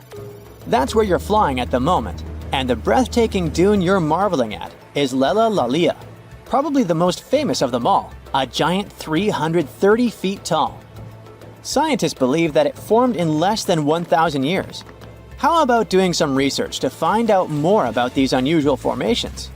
There, I see a great spot for landing. Star dunes got their name because of their multi-armed shapes. They form in areas where winds change direction throughout the year. But even though you can find them in different places on our planet, there is just one confirmed star dune in the rock record, the collective record of Earth's development reflected in preserved rocks. The star dune in question is in Scotland, and it's ancient, from about 250 million years ago. That's all we know about super old star dunes. Probably because we don't know what to look for to identify one. Another problem: star dunes often form in remote locations, which makes them extremely difficult to study. Imagine reaching the nearest settlement, then somehow traveling who knows how many miles to the dune itself, and then slogging up several hundred feet of shifting sand. I'll pass. But you can go since you've already landed, and the dune is right here in front of you. Currently, you're in a dune field called Erg Shabi. Lucky for you, this area has long become a popular tourist stop. Look, in the distance, there are hotels and even a good road. Scientists who examined Lella Lalia before you used ground-penetrating radar to find out more about the sand formation. This equipment can detect the tiniest differences in sand grain sizes and water content under the surface of the dune. That's how you can create a picture of its interior layers. Look out! Phew, it was a close call. See this trench? The researchers dug such trenches to take samples of long-buried sands and then examined them. It's a pretty cool process. The thing is, while buried deep inside, the quartz in the sand accumulates radiation coming from natural sources within our planet. We can compare the grains of quartz to minuscule rechargeable batteries. They can store the energy they get from radiation. When researchers bring them to the laboratory, they can make the grains release that energy, which comes out in the form of light. Scientists can measure the brightness and say when the sand enjoyed sunlight for the last time. Now, when those experts who dug the trenches looked inside Lella Lalia, they were shocked. The enormous formation turned out to be very young, for a dune, of course. You'd expect a dune that is several hundred feet tall to be pretty old, like thousands or tens of thousands of years. But that wasn't the case. Well, at least not entirely. The upper part of the dune has turned 900 just recently. But look at the sand near the base of the dune. Yep, right there. Well, it was buried there around 12 or 13,000 years ago, representing ancient dunes in the area. Those good old dunes were active for a couple thousand years, and then something went wrong. because for a whopping 8,000 years, the sand wasn't accumulating there. A mystery? Scientists might have an explanation. You see, the first part of this quiet period occurred during the time when the climate became warm and wet. Yep, even in the Sahara. It happened about 11,700 years ago. It was the end of the last ice age and the beginning of a new era, the Holocene. And guess what? The Sahara went green. It started blooming like your local botanic garden. Plants started popping up all over the place, stabilizing the sand. If you had visited the Sahara during that period, you wouldn't have recognized this place. But you would have likely come across humans wandering marshy landscapes and hunting for food. Researchers have found pottery fragments and stone tools on one side of Lelalalia. That's true. As sand dunes form and then shift throughout their lives, they swallow and protect ancient remnants of life. Just dig well enough and you might find something that will provide you with a window into the past. It can be ancient fossils, anything from fossilized shells and corals to prehistoric plants. Those can offer precious insights into the history of our planet and the living beings once inhabiting certain regions. Now, it might come as a shock, but in the Sahara Desert, scientists have uncovered well-preserved marine reptiles and fossilized fish within the layers of those ancient sand dunes. They are the remains from the time when the Sahara was covered with a sea millions of years ago. Anyway, it's time to leave that ancient paradise if you want to survive. 4,000 years ago, the wet period came to an end, and the Sahara dried out again. Interestingly, our dune didn't begin building up right away. For some time, sand probably blew through but didn't accumulate. Or the dune could have started growing in a different location. And it's a valid theory since scientists have discovered recently that Lelalalia shifts around 1.6 feet every year. It also accumulates about 6,400 tons of sand every year. Now, if you've been inspired by your dune trip and are now eager to explore more of them, I've got some unpleasant news for you. Unfortunately, although there might be star dunes locked in sandstones around the globe, they're super tricky to detect. The problem is, dunes are huge, but they lack a single distinguishing feature. So you'd really need large exposed beds of rock if you want to get a wide enough view to identify a star dune. On the bright side, there surely are places where it might be possible to do such research, but you should be ready to know that it might be just a set of various features that look like other dunes. But if you combine them, you'll say, it's likely to be a star dune. Comment below if you'd like to go on a trip in search of a star dune. Meanwhile, we'll continue our journey. You decide to have some rest and start climbing down the side of the dune. That's when you begin hearing it. Terrible, haunting sounds. Are there ghosts nearby? Worry not, you're safe. You might have heard of a phenomenon called singing sands. As you walk down some sandy slopes, you disturb the grains of sand. They rub against each other, producing friction that creates those eerie melodies. With each step, the sand beneath your feet comes alive in a ghostly choir of whistles and whispers. The sounds range from low hums to loud, high-pitched wails, as if an otherworldly symphony is echoing through the dunes. But of course, scientists have their own very practical explanation, attributing this phenomenon to the right atmospheric conditions combined with the unique size, shape, and moisture content of the grains. Now you've almost made it all the way to the bottom of the dune, but beware of slip faces. When a sand dune reaches a certain steepness, it develops a slope. That's the very slip face I was talking about. This slope is usually on the leeward side of the dune and sheltered from the prevailing wind. Sand grains start accumulating on the windward side, slowly creeping along the dune's gentle slope. At one point, they reach the top. Gravity takes over and they start sliding down, triggering a cascading effect. It looks like a miniature sand avalanche, and I wouldn't want to end up in its way. We all grew up believing that Stonehenge is the world's most ancient observatory, but now it has some serious competition for the title. Nabtla was built more than 2,000 miles away in southern Egypt and thousands of years before Stonehenge and even the pyramids of Giza. In 1973, a Bedouin guide stumbled upon a strange group of huge stone formations while crossing the Sahara Desert. He led American archaeologist Fred Wendorf to the site, located about 60 miles from the Nile. Wendorf's friend and colleague claims the team found the stones while stopping for a bathroom break in the desert. Either way, what they found changed history. At first, Wendorf thought the stone structures were just natural formations. But then it hit him.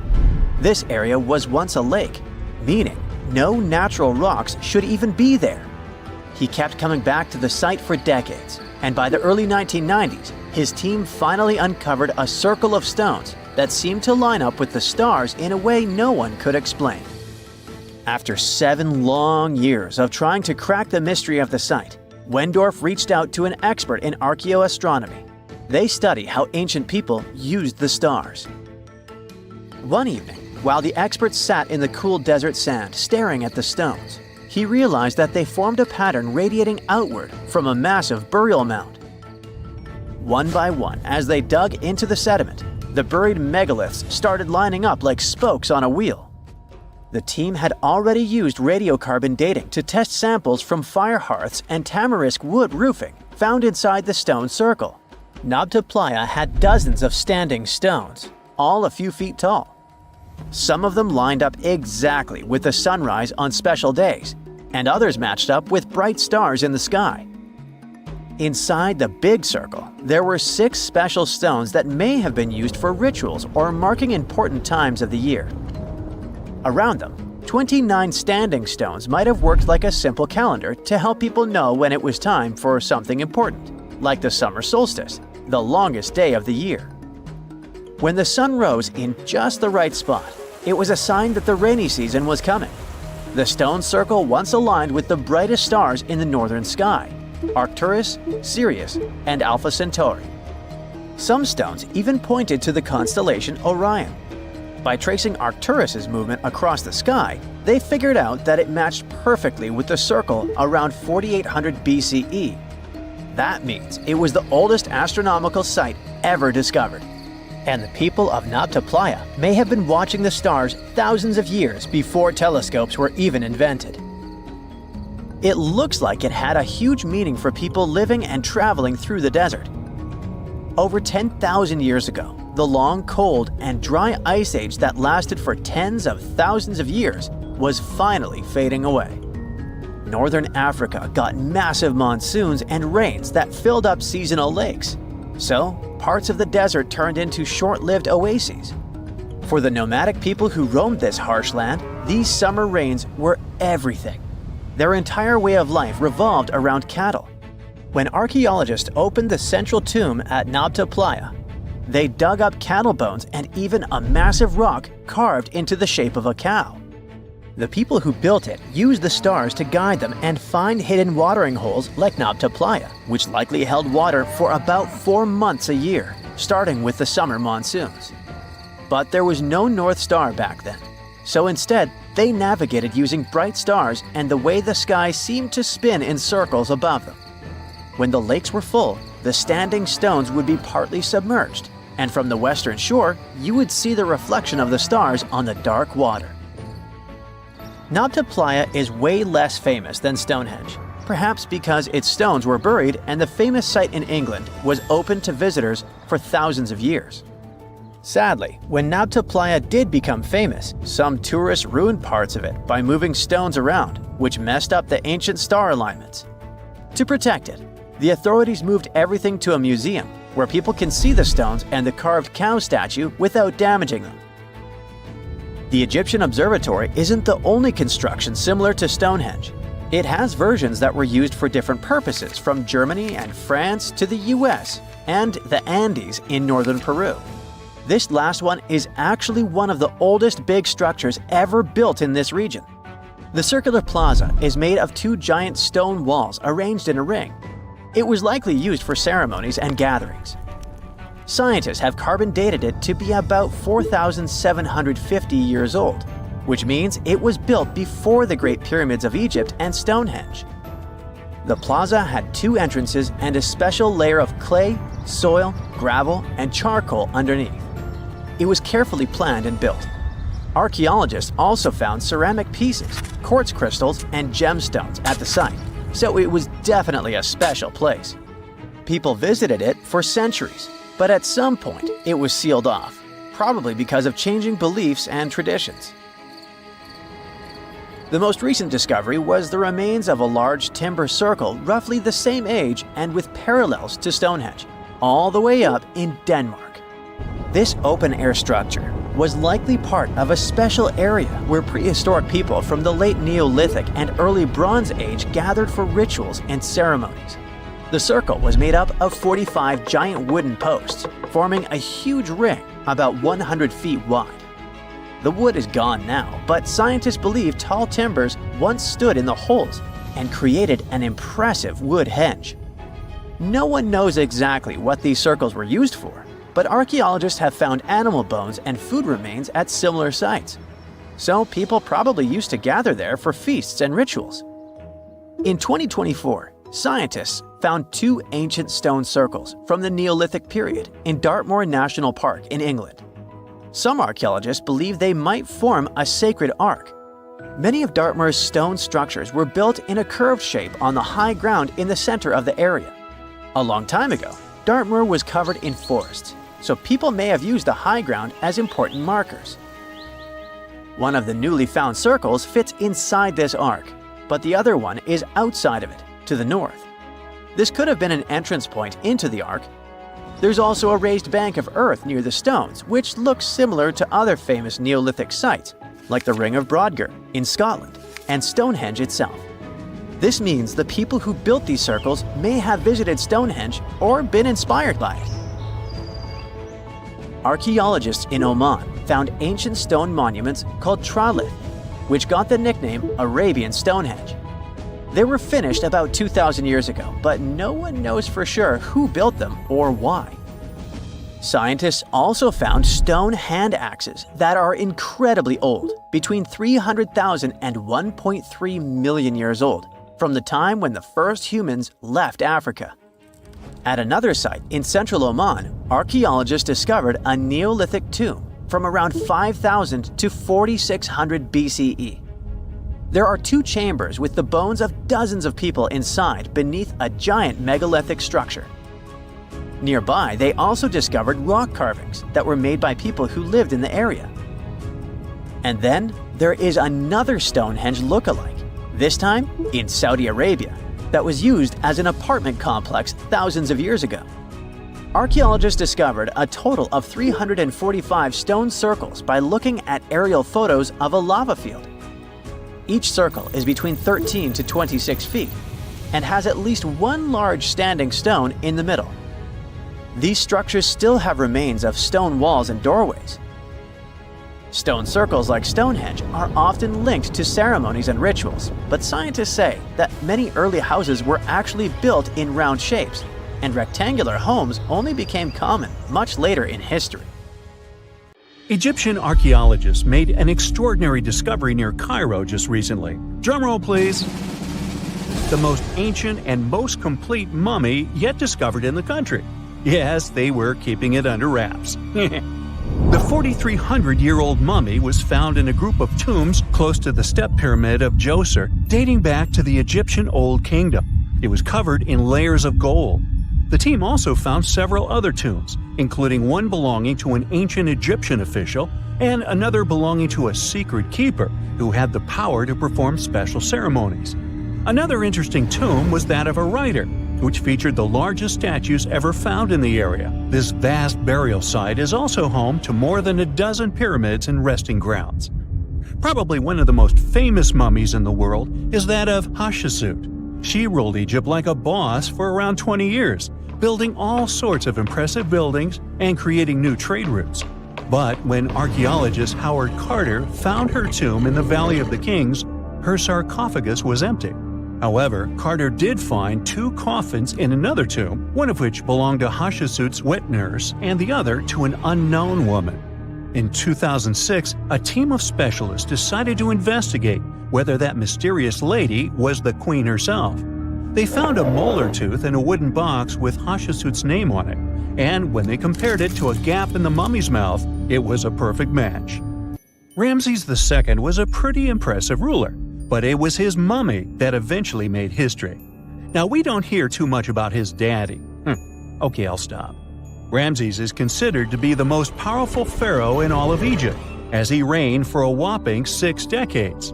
He also lived to be over 90 years old.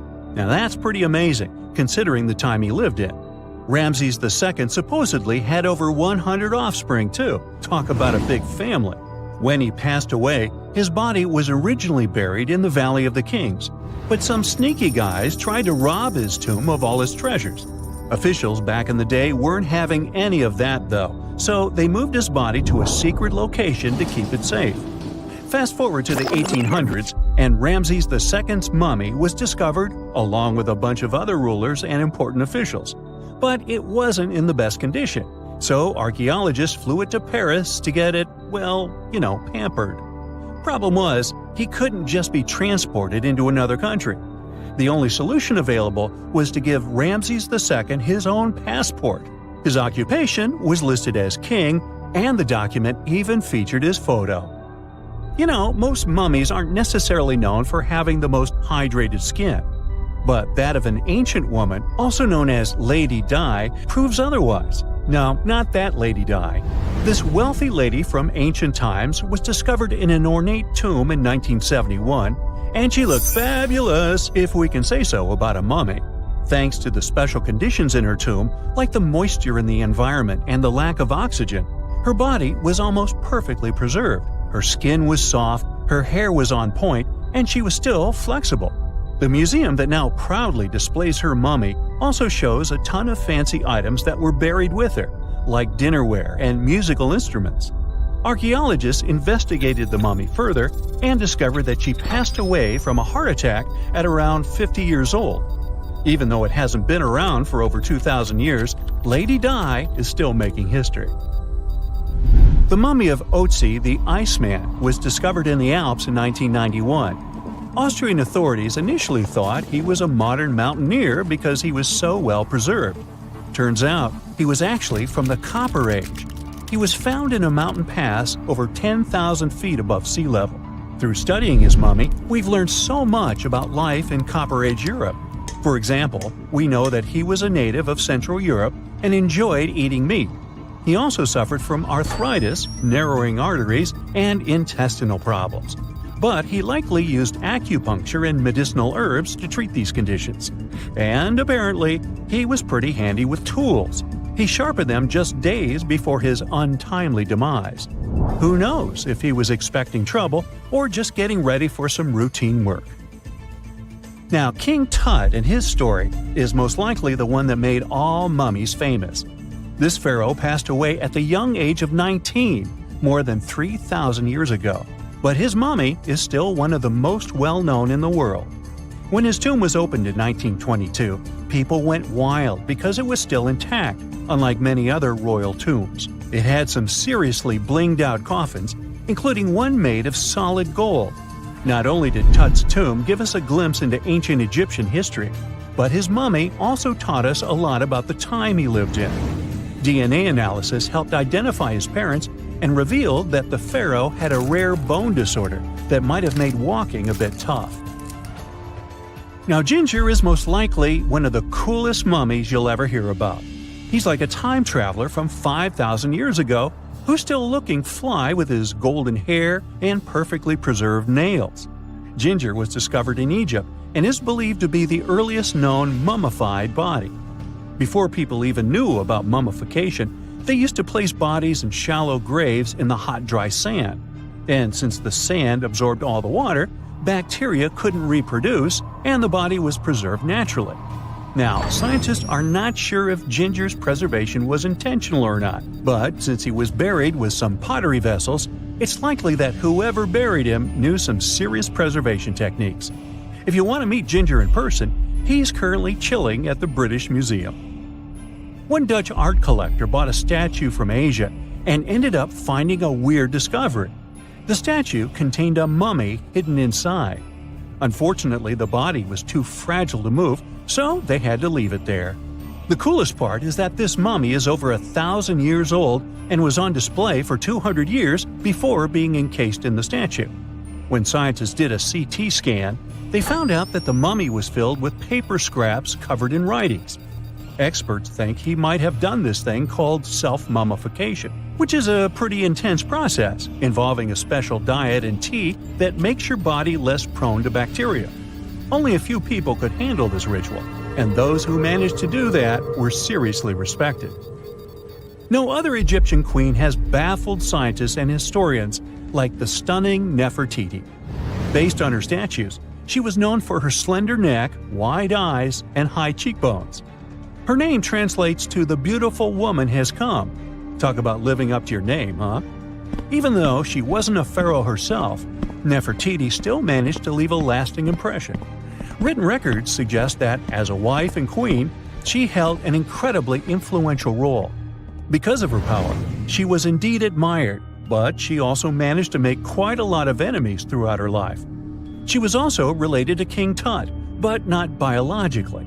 Rather, she was his stepmother. So far, locals have yet to identify her mummy, but that may soon change.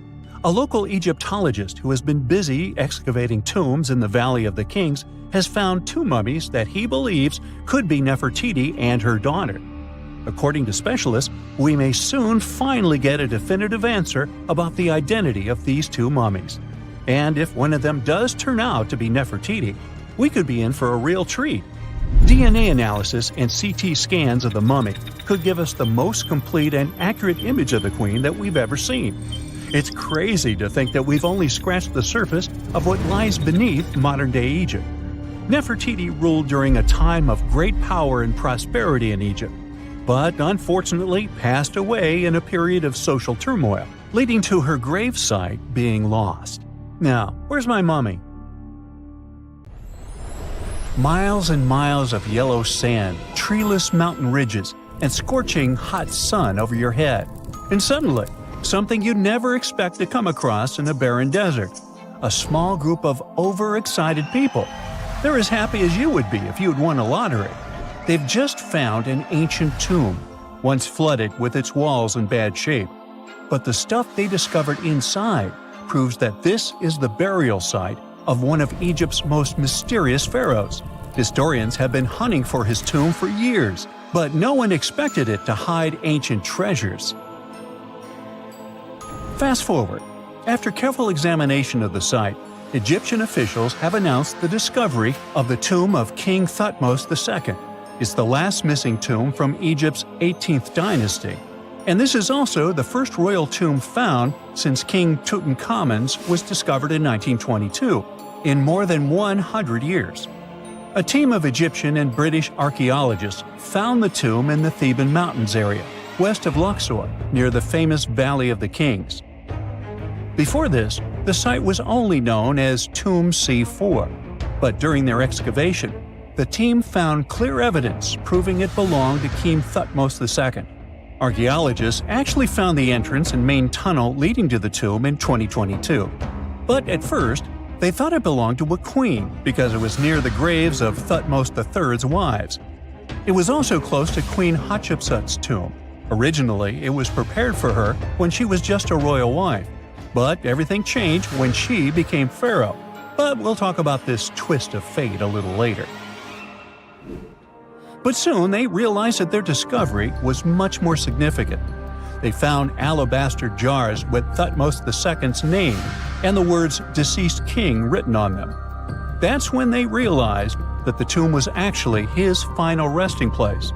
Sadly, Thutmos II's tomb has seen better days. According to the head of Egypt's antiquities sector and the leader of the Egyptian excavation team, the tomb suffered major damage from ancient floods not long after the pharaoh's death. Water swept through the burial chamber, likely destroying or displacing many of the original artifacts. Much of what had been once inside the tomb was moved elsewhere in an attempt to salvage it.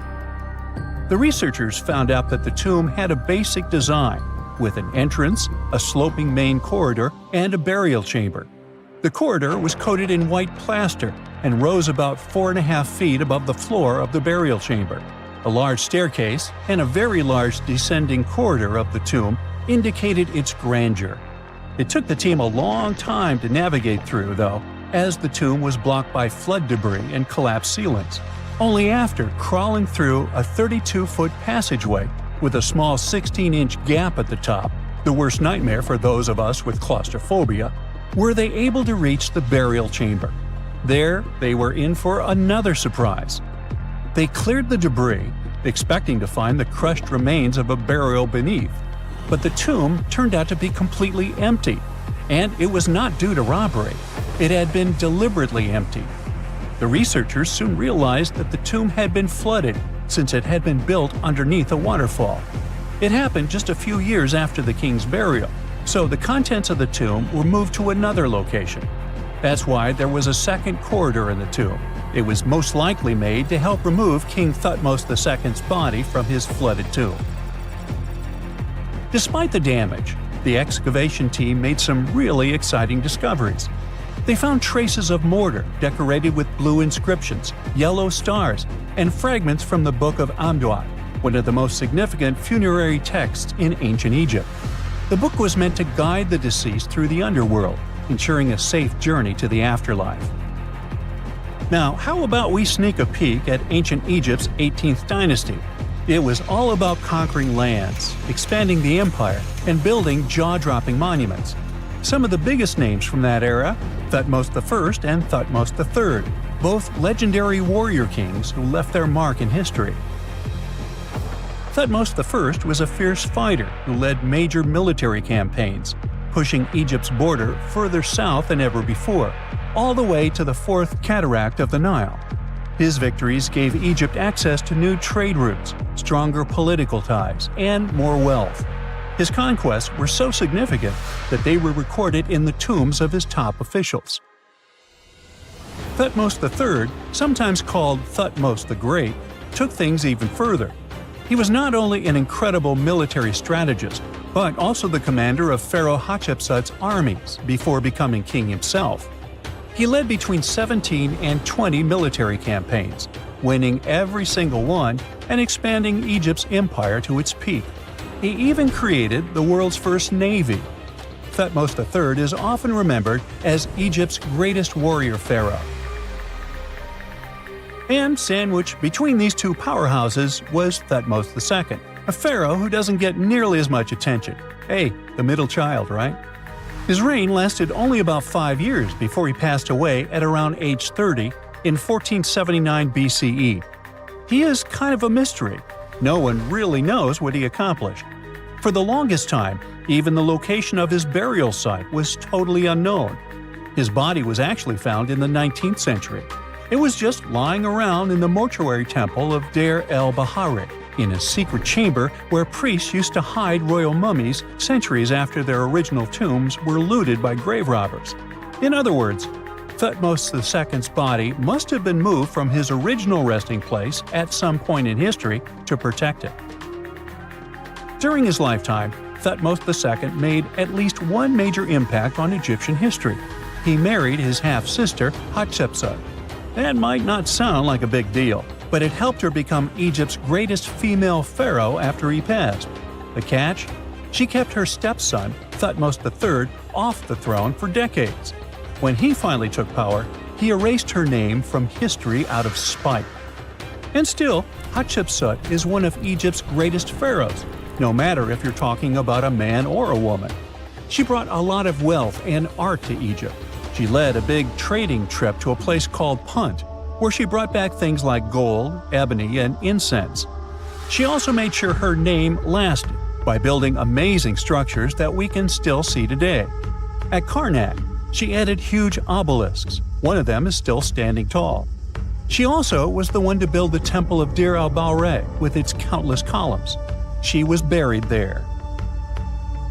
Interestingly, Hatshepsut was often shown in art as a man with muscles and a beard, like how pharaohs were usually depicted. But she made sure there was always something in the artwork that reminded people she was a woman, like calling herself Daughter of Re or His Majesty herself. When she passed away in 1458 BCE, Egypt wouldn't have a female ruler as powerful as her until Cleopatra, about 1400 years later. According to Egypt's Supreme Council of Antiquities Secretary General, isn't that a mouthful? Hatchepsut's name actually appears in Thutmos II's tomb, meaning she might have even handled his burial. As for their final resting places, well, Hatshepsut was buried in the Valley of the Kings, and Thutmos II's mummy is now in the National Museum of Egyptian Civilization, alongside other ancient Egyptian rulers. It gives visitors a rare chance to see the remains of a nearly forgotten pharaoh. Now, experts consider the discovery of his tomb to be one of the most significant in recent years. The artifacts found there add important details to our understanding of the history of the region and Thutmos II's rule. And even though the tomb's design is fairly simple and follows the same architectural style preferred by later Egyptian rulers, its historical importance is undeniable. In any case, the mission isn't over yet. Archaeologists are now focusing on solving another mystery. Where did the rest of the tomb's contents end up? The team is determined to continue their search. Who knows what other secrets they will uncover that have remained hidden beneath the sands for thousands of years. When you hear the word mummy, you might get a chill down your spine. That's because most of us associate this word with those creepy characters we've seen in some scary movies. But in reality, mummies have helped us understand a lot about ancient civilizations, their rulers, and about how people used to deal with losing their loved ones. The people most famous worldwide for their mummies are the ancient Egyptians. They believed that some sort of existence after passing away was possible, if certain conditions were met. That's why they insisted on preserving the human body through the process of mummification and placing the mummy in a furnished tomb, kind of like giving it a fully functioning apartment of its own. Why did they believe in this? Well, because they were deeply connected to their natural environment for the most part. They saw the natural cycles around them, like how the sun rose every day, followed by the moon, or how new life was always sprouting from plants, even after they had wilted away. They also believed that the powerful spirit Osiris, who represented the cycle of passing away and resurrection, played a role in this process. To prepare for the afterlife, the ancient Egyptians followed certain rituals, like mummification, which involved using materials like honey, resins, and incense to preserve the body. There's no other mummy more popular than that of King Tut. He was a young pharaoh who ruled over 3,000 years ago in Egypt. The problem with discovering ancient royal tombs is that most of such burial sites were previously robbed. People knew ancient rulers had been left with many valuable belongings, so those locations became vulnerable to thieves. When King Tut's tomb was opened in 1922, people were excited because it had not been robbed, like many other previously discovered royal tombs. That's how well hidden it was. Inside, his mummy was encapsulated in a total of 3 coffins, including one made of gold. The objects found in his tomb showed us what ancient Egypt was like, and studying his mummy also helped us learn about the culture and practices popular at the time when he passed away. We also learned about his family by looking at his DNA. Scientists were able to discover that he had had a disease called malaria and a problem with his foot that might have made it hard for him to walk. Ramses II was another pharaoh in Egypt who ruled for 68 years, which was quite a lot back in the day. He was known for his expansion campaigns and building projects. Many objects from his time as a ruler still exist today, including a large statue of him. Ramses II was about 6 feet tall and lived to be about 90 years old. After looking at his mummy, scientists concluded that he may have had a medical condition that affected his spine. Now, remember those thieves I mentioned before? They are probably the reason why Ramses II ended up in a plain coffin in a secret collection of royal mummies at Deir al-Bahari. which was rediscovered in 1881. Thankfully, archaeologists were able to identify him because his journeys had been recorded on his wrappings. The process was really tedious too. In fact, in ancient Egypt, the mummification process could take a staggering 70 days to complete. A special person would say a very specific speech while delicately handling the body and drying it out using a type of salt called natron. They also used linen and resin to make the body look more lifelike and to wrap it in cloth. The tomb was equally as important for ancient Egyptians. The walls of King Tut's tomb, for example, were adorned with intricate artwork that depicted his journey to the afterlife, from his burial procession to his passage through the underworld. The ancient Egyptians believed that everyone made this journey after passing away, and they filled their tombs with items and paintings to help the person in their spiritual travels. Additionally, the walls of the tomb were decorated with spells from a special book, which contained a collection of poems that the Egyptians believed would help people reach the afterlife. And speaking of how important this journey was, people also placed food in these ancient tombs. In King Tut's tomb, archaeologists discovered 36 jars of vintage beverages and 8 baskets of fruit, which were believed to be left there to help him in his journey to the afterlife. The Egyptians believed that traveling to the afterlife took a really long time, so they left a lot of supplies, such as food and water, to sustain their loved ones. Pharaohs also generally had numerous luxurious garments and beautiful jewelry in their tombs to ensure that they would have a fashionable journey. These items included various types of linen clothing, such as tunics, scarves, gloves, and headdresses, as well as a lot of gold jewelry with precious stones, like bracelets, buckles, pendants, necklaces, rings, and even precious depictions of insects for protection. Some were also deposited with fans made from ivory and ostrich feathers to keep them cool in the afterlife. Some ancient rulers were even placed in their forever apartments along with boats. For example, Pharaoh Khufu built the Great Pyramid at Giza as his tomb, and a large ship was found inside. King Tut, however, was buried with multiple boat paddles, but no actual boat.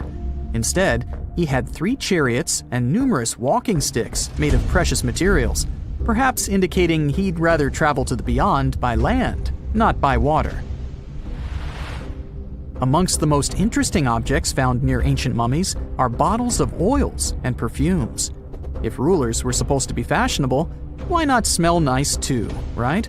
Also, some of them had some ancient kinds of board games, most of them made out of precious materials like gold or ivory. One of those games was called Senet. It was very popular amongst the ancient Egyptians and very similar to modern-day chess. The ancient Egyptians may have the most famous mummies out there, but they weren't the first to invent the procedure. In fact, it all started in South America with an ancient civilization named the Chinchorro. As far as we know today, these people were the first to mummify their loved ones that had passed away. They did it somewhere around 2,000 years before the Egyptians started their own rituals. Sure, we can tell a lot about ancient rulers by studying these mummies, but until recently, we had no idea what they really looked like during their lifetime. Not so long ago, though, some very special mummy paintings were found by archaeologists studying ancient Egyptian objects. These mummy portraits are highly detailed paintings of individuals that were made while they were still alive. Such paintings were often painted on wood, as opposed to the classical portraits we all know about, which are painted on canvas. They are known for their realism and beauty, and have even been used by researchers to diagnose diseases by comparing them to the corresponding mummies. Some of these portraits also include depictions of jewelry, which was later found on the mummies. The recent discovery of these mummy portraits in Central Egypt is significant, as it marks the first time in over a century that such paintings have been found. Mummies appeared all around the world naturally, too. Mummification can occur without people intervening because of natural conditions, like extremely cold or hot environments, places with a lack of oxygen, or accidental exposure to chemicals that preserve the body. These conditions don't allow bacteria to grow, resulting in the body remaining more or less intact. famous Otzi was one of these mummies.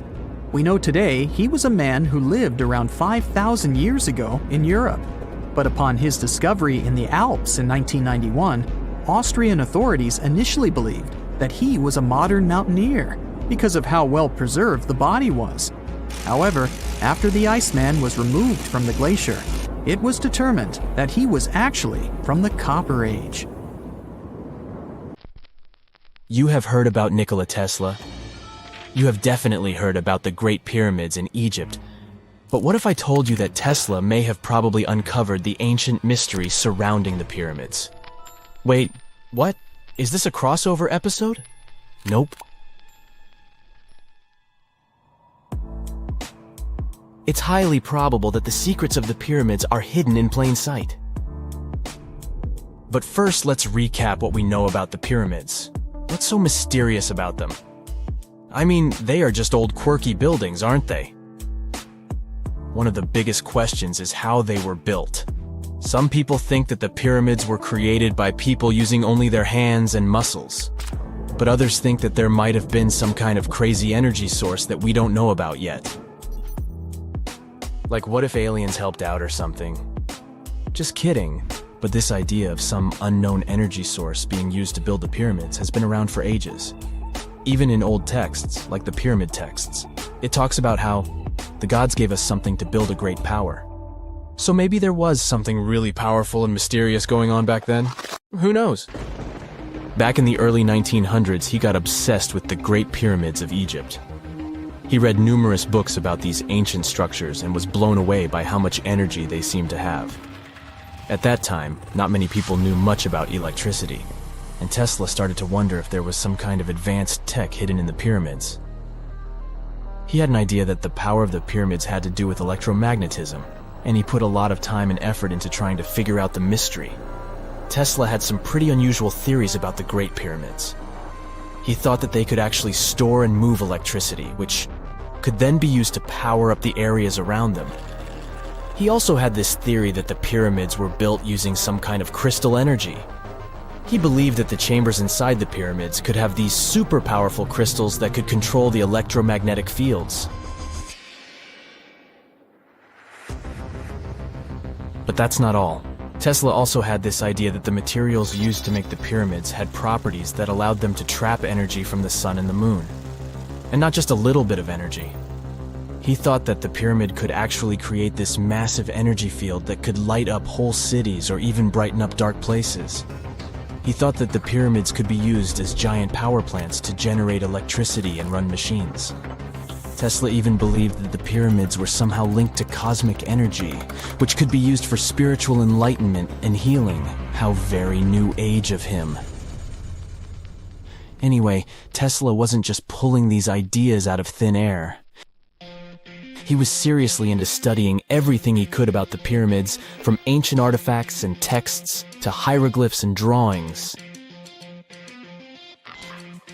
And he came up with this idea that the pyramids were designed to be energy amplifiers, and some kind of unknown energy source was used during their construction. Some people thought Tesla was eccentric for coming up with these theories, but his ideas have actually had a huge impact on the way we think about the pyramids today.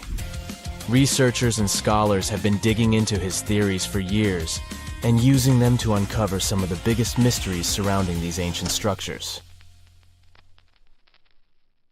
For example, recently scientists have used theoretical physics to investigate how the Great Pyramid of Egypt would react to certain radio waves. They found out that if the radio waves were a certain length, the pyramid could concentrate the energy inside its rooms and focus it under its base. The scientists did lots of calculations to figure this out. They first thought about what radio wavelengths would work best. Then they made a model of how the pyramid would react to the waves. They figured out how much of the energy from the waves would get absorbed or spread out. Lastly, they checked how the energy would move around inside the pyramid when the waves hit it. To help explain all of this, the scientists used something called multipole analysis. This is when you take a complicated object and break it down into simpler parts. Then you can see how each part interacts with the energy that's coming in. It's like taking apart a puzzle to see how each piece fits together. The researchers are interested in how all of this can be used in the future. They want to make really tiny particles that can do the same thing as the pyramid, but with light. By changing the size, shape, and the material of these particles, they can control how the light moves around them. This can be really useful for things like making tiny sensors or super efficient solar cells. The scientists had to make some guesses when they were doing their research. They assumed that there weren't any hidden spaces inside the pyramid, and that the material used to build it was all the same. But even with these guesses, they still made some pretty impressive discoveries. But the pyramid study is not the only proof that Tesla was ahead of his time. There are more Tesla's projects that seemed unrealistic at the time, but that scientists and enthusiasts reevaluate and try to implement today. Let's talk about Tesla's most ambitious project, the Wardenclyffe Transmission Tower. Back in 1900, Tesla was already a big shot when it came to electrical engineering in America. People were blown away by his amazing inventions and the fact that he managed to outdo Thomas Edison in the Battle of Currents. However, Tesla wasn't content to rest on his laurels. He decided to embark on his most ambitious project yet, the transmission tower at Wardenclyffe.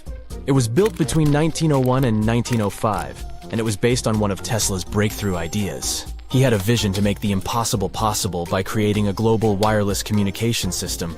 It would use Earth itself as a conductor, transmitting music, news, stock market reports, secured military communications, and even facsimile images. Does it sound familiar? Right, it sounds just like the internet that we use today, only without the use of any wires.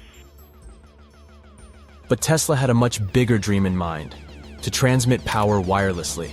He already proved that high-frequency signals could be sent without any wires using his Tesla coil transformers, and this sparked his obsession with wireless energy transmission. His vision was to not only transform the way we communicate, but also to find a way to transfer power currents globally by tapping into the Earth's natural energy. Tesla believed that there was an abundance of free energy all around us that could be used for humanity's benefit. In 1899, he conducted some top-secret experiments and got convinced that it was possible to transmit electrical power through the Earth's upper atmosphere. This is actually how the Wardenclyffe Tower was created. It was supposed to be the prototype station for a network of towers all over the globe that would provide the whole world with wireless energy. Unfortunately, Tesla didn't have the resources or the patience of his investors to bring this project to fruition. It ran into all sorts of financial problems and roadblocks, and in 1917, the unfinished tower was finally torn down for scrap metal to pay off Tesla's mounting debts. Now it remains a sad reminder that even the greatest minds can sometimes fall short of their dreams. The original red brick laboratory, however, is still there, and it is the only Tesla lab that has survived. Fun fact, in 2017, a film crew made a crazy discovery. They used ground-penetrating radar to explore the area around Wardenclyffe, and they found a whole series of tunnels stretching for hundreds of feet underneath the site. Nobody knows exactly what these tunnels were used for, but people have been speculating for years that they were part of Tesla's grand plan. Wardenclyffe, of course, is a major landmark for Tesla enthusiasts from all over the world. Who knows? Maybe someone will finally crack the mystery of the tunnels one day. But even if they don't, the legacy of Tesla and his amazing ideas lives on. There are countless doors all over the world that haven't been opened for decades, and even centuries. The question is why? It seems that nowadays you can open any door you want. The truth is that some doors were sealed for a grave reason. And so far, nobody has found out what treasures and mysteries they hide. Here are 4 doors that keep their secrets all too well.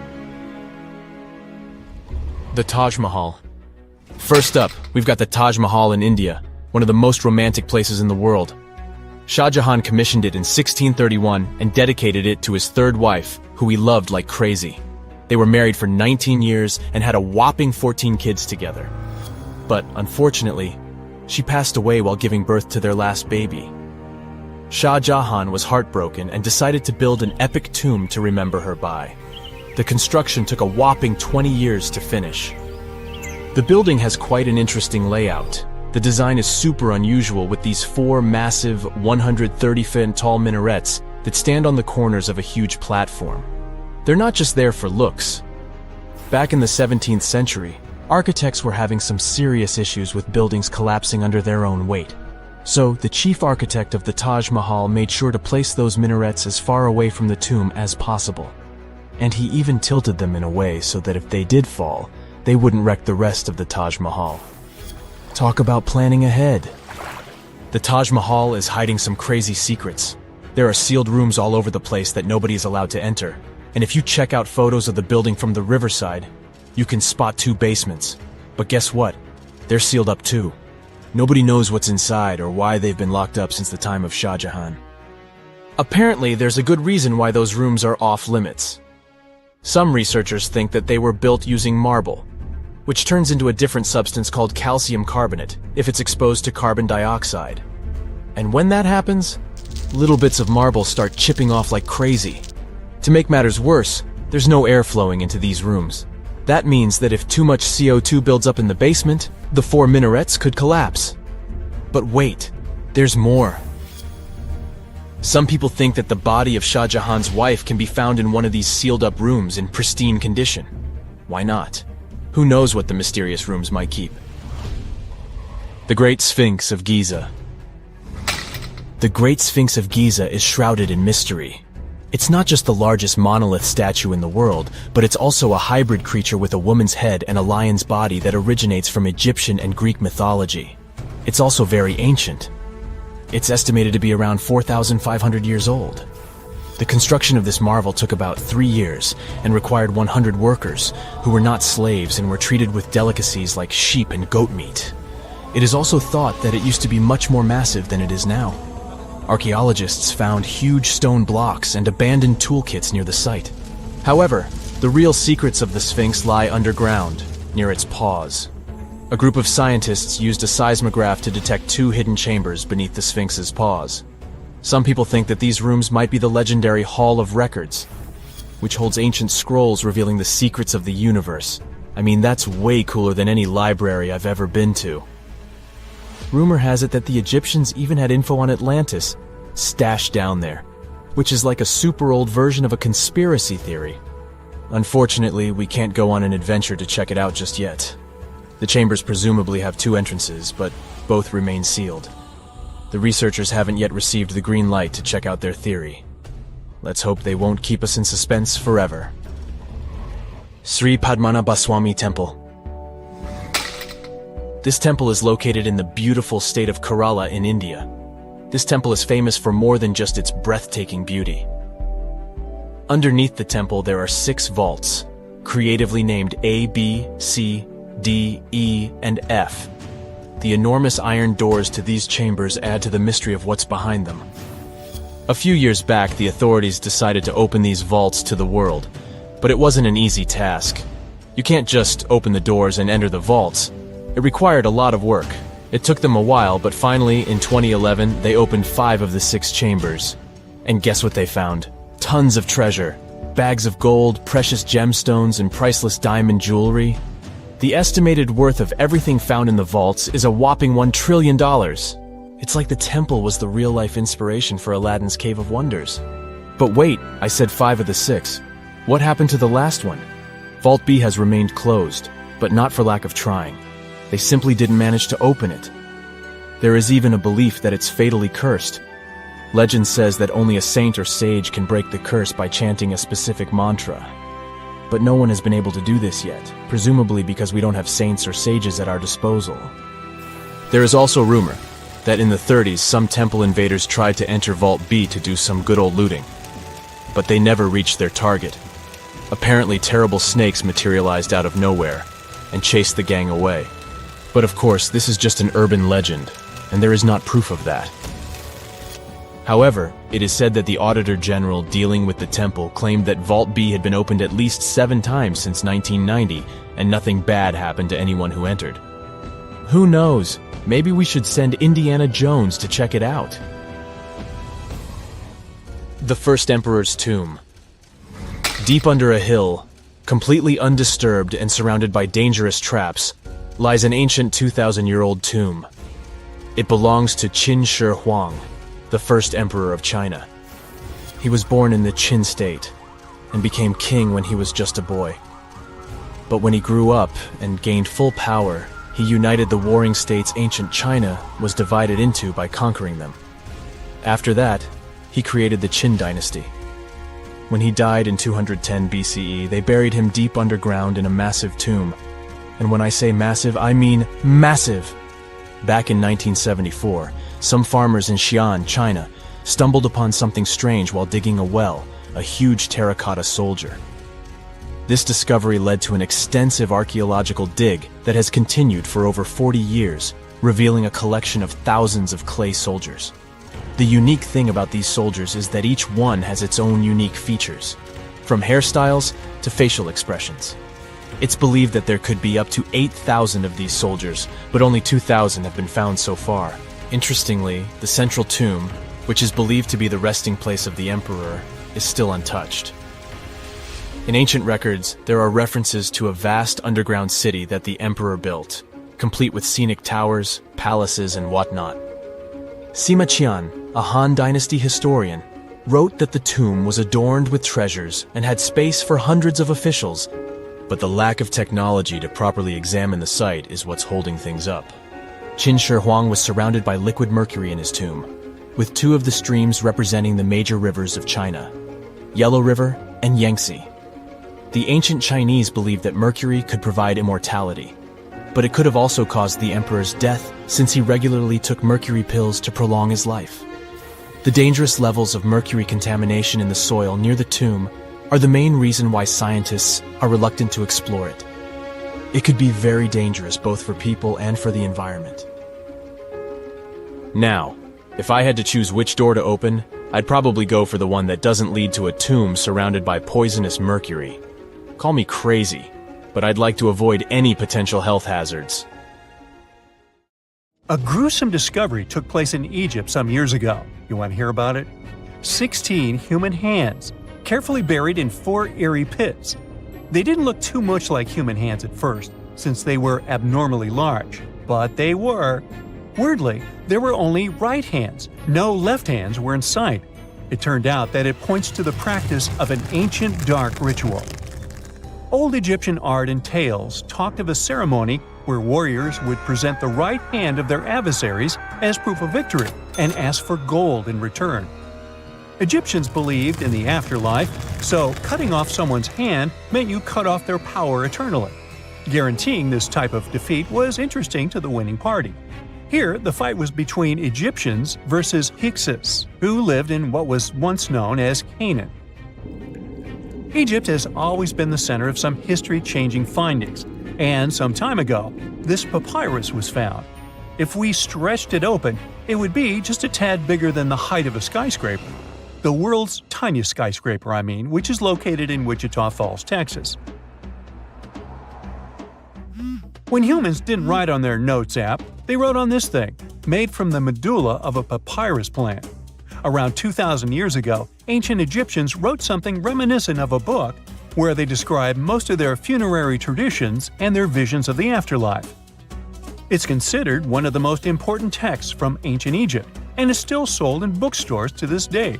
This ancient manuscript was unearthed from a chamber located just south of the Pyramid of Djoser, located in Saqqara. Oh yes, Djoser is the oldest pyramid in Egypt and not the Giza pyramids like most people think. So recently, the site of Saqqara buzzed with excited archaeologists who probably found one of Egypt's oldest complete mummies. They believe that this beautiful and well-preserved mummy was that of a wealthy man. He was discovered in a deep shaft, covered in layers of gold leaves. There are many symbols that show he was an important and wealthy man, like the band he wore on his head, the bracelet on his chest, and the fact that he was embalmed with a tunic, which was reserved for Egypt's finest. The most exciting part of the entire discovery was finding the resting place sealed with mortar, just as the ancient Egyptians had left it 4,300 years ago. Now this may sound weird, but back in 2008, archaeologists discovered a missing pyramid. Now it went missing because it deteriorated over the span of 4,000 years. Today, you can only see its base. It was a pretty important site back in ancient times. It is said that around the area of the pyramid, the ancients hosted a special type of ceremony where high priests would carry mummified remains of sacred bulls. Now, here's a fun fact. Ancient Egyptians believed that Apis bulls were earthly incarnations of the city deity of Memphis and was connected to rites of fertility. It wasn't just any Apis bull, though. They needed to be all black, with a single white mark between its horns and a bunch of very specific characteristics. They were selected by the local priests and honored until they passed away. After that, they were mummified and buried in underground galleries. Meanwhile, this missing pyramid sort of disappeared around the 1800s. It was a German archaeologist who first found it in the village of Sahara. He called it the Headless Pyramid when he first found it. But then, years after the official discovery, the desert sand came along and covered the whole thing. There were some excavations between the 19th and 20th centuries, but they weren't too systematic. That's why scientists were so thrilled when they dug an entire pyramid's base after removing the 25-foot mound of sand that was covering it.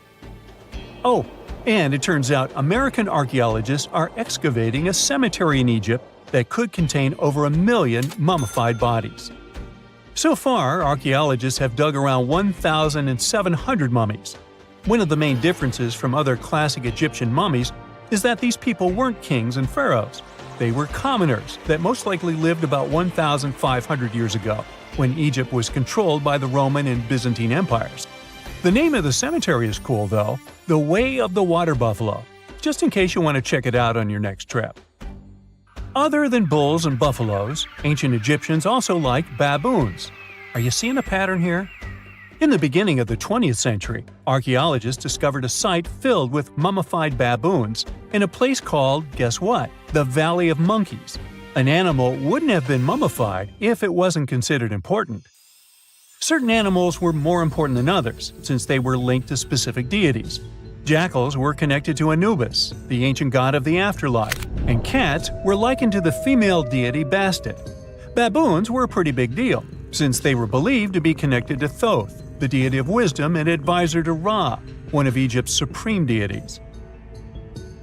The archaeologists who studied these animals weren't too happy.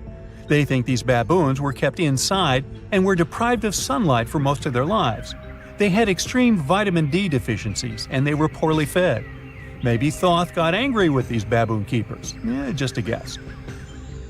Since there's never a boring day for archaeologists in Egypt, they also found human mummies with golden tongues.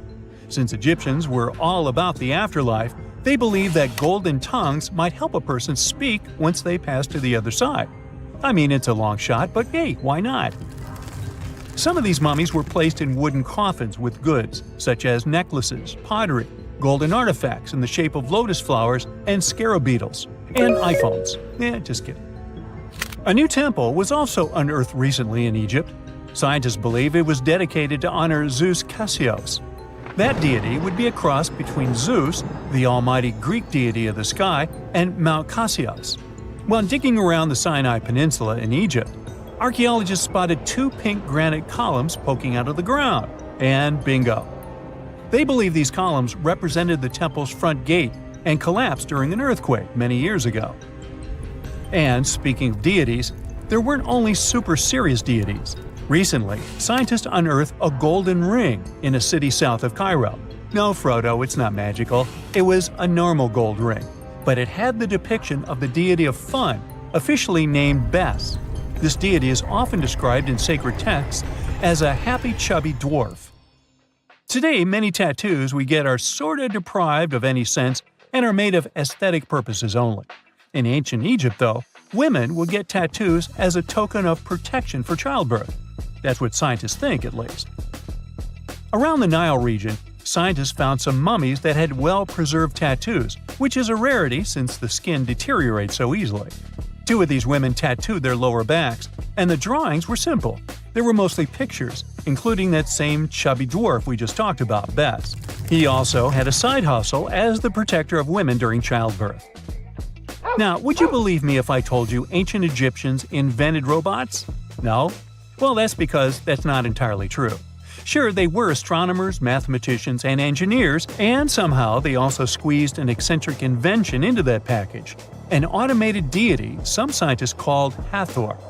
This wooden statue had been in the Metropolitan Museum of Art for years before someone noticed its secret. With the help of an X-ray machine, specialists discovered a mechanical operating system inside it. The pulley-like axis goes from the statue's shoulder to her left leg. When the system rotates, the statue raises and lowers her hand. Hey, pick me! Pick me! I got my hand up!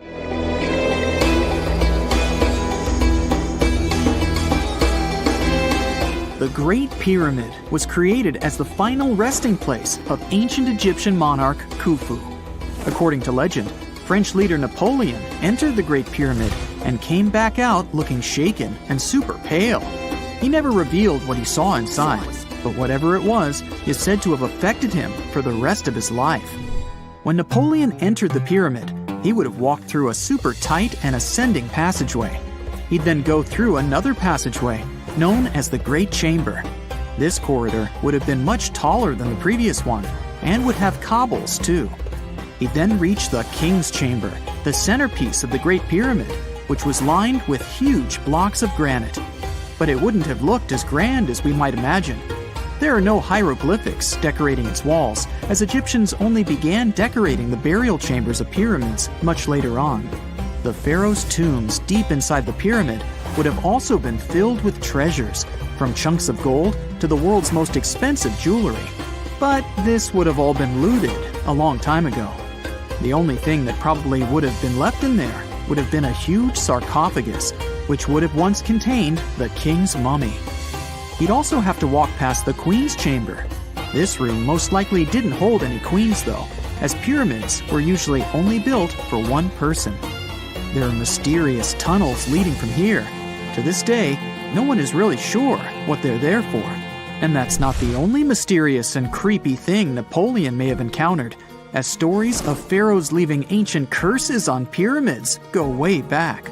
Many pyramids had warnings written on the outside, telling of horrifying things that would happen to those who entered and disturbed the peace. We might not know what exactly Napoleon found in the Great Pyramid that scared him so much, but we know for sure what was found in Tutankhamun's tomb. Tutankhamun was an ancient Egyptian pharaoh who was only 8 or 9 years old when he took to the throne.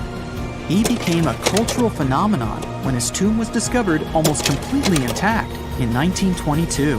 His pyramid sits in the Valley of Kings in Thebes, modern Luxor, which is in Egypt. Unlike the Great Pyramid, Tutankhamun's tomb was covered in beautiful wall decorations. The walls told the story of how he would travel to the afterlife through the underworld. Egyptians believed all people would have to take this journey, so they would fill their tombs with objects and paintings to help them get there. There'd also be spells painted on the walls. They believed this would help people pass over to the next realm. The journey would be pretty long, and for that reason, the ancient Egyptians would also fill the pyramids with food. Tutankhamun's pyramid was filled with 8 fruit baskets. They even found something called gingerbread fruit in there. The rooms were jam-packed with furniture, statues, clothes, and staffs, amongst a whole bunch of other things. You'd likely find a lot of clothes and expensive jewelry in the pyramids as well. The ancient Egyptians wanted their ancestors to travel in style to the afterlife. They put Tutankhamun in his final resting place with over 50 pieces of clothing, all of the highest quality. There were tunics, scarves, gloves, and headdresses, and a ton of jewelry. Bracelets, pendants, necklaces, rings, and scarabs for protection were all found inside. Each of them was made of gold or precious stones. There were also fans made of ostrich feathers to keep the old pharaoh cool in the hot Egyptian sun. But the temperature inside the pyramids never actually went above 68 degrees Fahrenheit. The ancient Egyptians developed a super cool air conditioning system that we don't fully understand even today. Tutankhamun's pyramid also contained 130 walking sticks made from ebony, ivory, silver, and gold to help him on his journey. There were 3 chariots hidden away in case he got tired of all the walking. They also put 11 boat paddles inside, but there was no sign of any boat. The pyramids would be littered with the pharaoh's favorite scents and perfumes. During the excavation of Tutankhamun's pyramid, it quickly became clear that it had been robbed during ancient times. There was damage to doors and traces of oils left in empty jars. It looks like someone raided the pyramid for gold and the scents, perfumes, and oils that had been left for King Tut. There was still a bit of perfume, which was made from coconut oil and frankincense, left in one bottle. It seems like Pharaoh Tutankhamun loved board games. There was an ivory traveling set of Senet in his pyramid. Although we don't know for sure exactly how to play it, we have figured out it was sort of an ancient Egyptian version of backgammon. It looks like it was a two-player game where the goal was to knock your opponent off the board. Not really sure who Tutankhamun's mummy was supposed to play with, though. The ancient Egyptians had some rituals that may seem pretty strange to us. For example, they used to shave their eyebrows off if they ever lost a cat. So it's not too surprising they put some really weird things inside pyramids. Archaeologists discovered a collection of mummified cats and scarab beetles in pyramids that date back more than 4,000 years. They were found in the pyramids of Saqqara, which is south of Cairo. They also found a bunch of makeup kits and mirrors inside. Makeup was worn proudly by both men and women in ancient Egyptian times. Eyeliner was the most popular cosmetic. The Rosetta Stone was one of the best discoveries ever made in pyramids. It was found by our man Napoleon Bonaparte and his team. It's a black granite rock that dates back to 196 BCE. It's transcribed in Greek, Demotic, and hieroglyphic. When it was translated in 1822, we got the key to understanding ancient Egyptian hieroglyphics for the very first time. The discovery of Queen Hatshepsut's mummy in 1903 changed our understanding of the Egyptians forever. After she had passed away, her successor, Thutmos II, removed most of the evidence of her reign, so we basically knew nothing about Egypt's first great female leader. She's now gone on to become one of the few and most famous female pharaohs of Egypt. Pharaoh Khufu even had a fully fledged boat in his pyramid. Archaeologists uncovered more than 1,200 pieces of a giant boat near the Great Pyramid at Giza. They reassembled the boat, and it's a whopping 144 feet long. It's most likely a solar boat, which was designed to carry the resurrected king with the deity Ra. Fun fact, the Pyramid of Giza is the last remaining of the 7 wonders of the ancient world. The other 6 are the Hanging Gardens, the Colossus, the Temple of Artemis, the Mausoleum, the Lighthouse, and the Statue of Zeus. This pyramid was also the world's tallest man-made structure for 3,800 years, and it's the biggest pyramid in Egypt. It took a staggering 2.3 million blocks of limestone, and some weighed as much as 80 tons. It took an incredible 100,000 laborers and a whopping 23 years to build. Its original height was a mega 480 feet. In 2017, archaeologists discovered something weird about Egypt's Great Pyramid. There's a hidden void that's at least 100 feet long, and no one really knows why it's there or what's actually inside it. The weird void is the first inner structure discovered within the 4,500-year-old pyramid since the 1800s. Scientists used cosmic rays to detect the massive hole, but are still no closer today to finding out what's inside.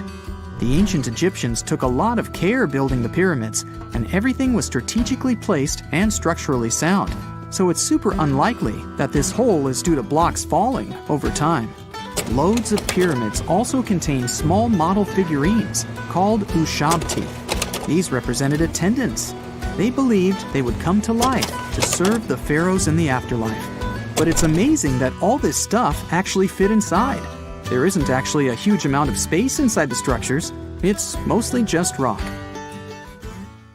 Imagine working 7 days a week on a large-scale construction site. You, along with thousands of others, carry millions of stone blocks and put them on top of each other according to a complex system. You work without modern construction equipment. You have no air conditioning or constant access to water.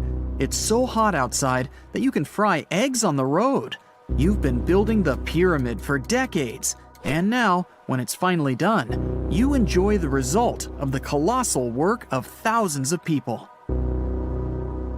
You're looking at a giant cultural monument of global value that will freeze in time and amaze people for tens of thousands of years. A few thousand years have passed. People in the 21st century see the pyramids and are like, wow, I can't believe humans have built this. Yeah, the people who built the pyramids wouldn't have appreciated such a theory. But actually, there are reasons to believe that people built it using some fantastic technology. From the outside, it seems the Great Pyramids are just big triangles of stone. People just put some heavy blocks on top of each other, and that's it. In fact, the design seems too perfect to be true. The pyramid consists of more than 2 million blocks. They lay so close to each other and are so even that you couldn't squeeze even a thin sheet of paper between them. Scientists still can't figure out the exact technology for building the Egyptian pyramids. One of the biggest and most famous is the Great Pyramid of Giza. This huge construction, well known all over the world, has one big secret. There should be a capstone on top of the pyramid. It's a triangular-shaped stone block, a small pyramid on top of a huge one. It's also called a pyramidion. The builders of ancient Egypt made it out of granite and limestone and covered it with gold. No records or old drawings prove that there was a pyramidion at the top of the Great Pyramid of Giza. But there's another ancient Egyptian structure with such a triangle, the Red Pyramid. It was built before the Great One, and its capstone has survived to this day. Archaeologists have found and reconstructed it. But where could the capstone of the Great Pyramid be? It's a mystery that still has no answer. Some are sure that some thieves have stolen it from the top. Maybe they just climbed up and pushed the pyramidion down. It makes perfect sense. The capstone was probably the most valuable element of the pyramid. Many scientists and archaeologists still don't know its exact purpose. Some believe that this peak covered with gold glorified the pharaohs. The capstone reflected moonlight at night and illuminated the entire space around it. During the day, the capstone reflected sunlight with its shiny surface. You could have noticed it from afar. The top of the pyramid was a kind of guiding star for lost travelers. All other stone blocks of the pyramid consist of limestone. People polish them to make them look shiny. In the past, they were even glowing and reflected light. You could see glowing pyramids from space, although they looked like tiny lights. Over thousands of years, winds, sandstorms, and rains have changed the pyramid's appearance. If people had taken care of them all this time, they would have looked like something out of science fiction movies, or the pyramids from Las Vegas. But unfortunately, we will never see their original appearance. Some archaeologists and scientists believe that the capstone could absorb the sun's energy and distribute it evenly throughout the pyramid.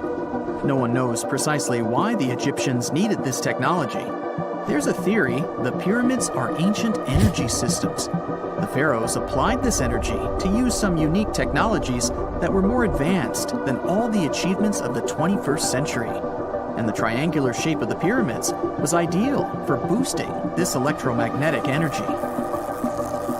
In theory, solar radiation, or electromagnetic forces, accumulated at the top of the pyramid, filled the inner rooms, and then went down the walls to the base. Any surface distortion could prevent the flow from spreading, so they had to create a perfectly smooth surface. That's why they installed the blocks so that nobody could squeeze a needle or razor blade between them. Many people believe in this theory because they built the pyramids from limestone.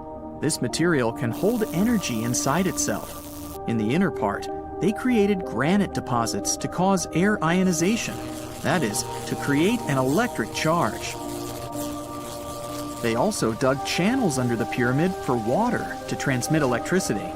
And at the top, they put a gold capstone, the best conductor of electricity. So, this is how you get a great power generator. Different cultures used similar technologies to create electricity all over the world. But these are all theories.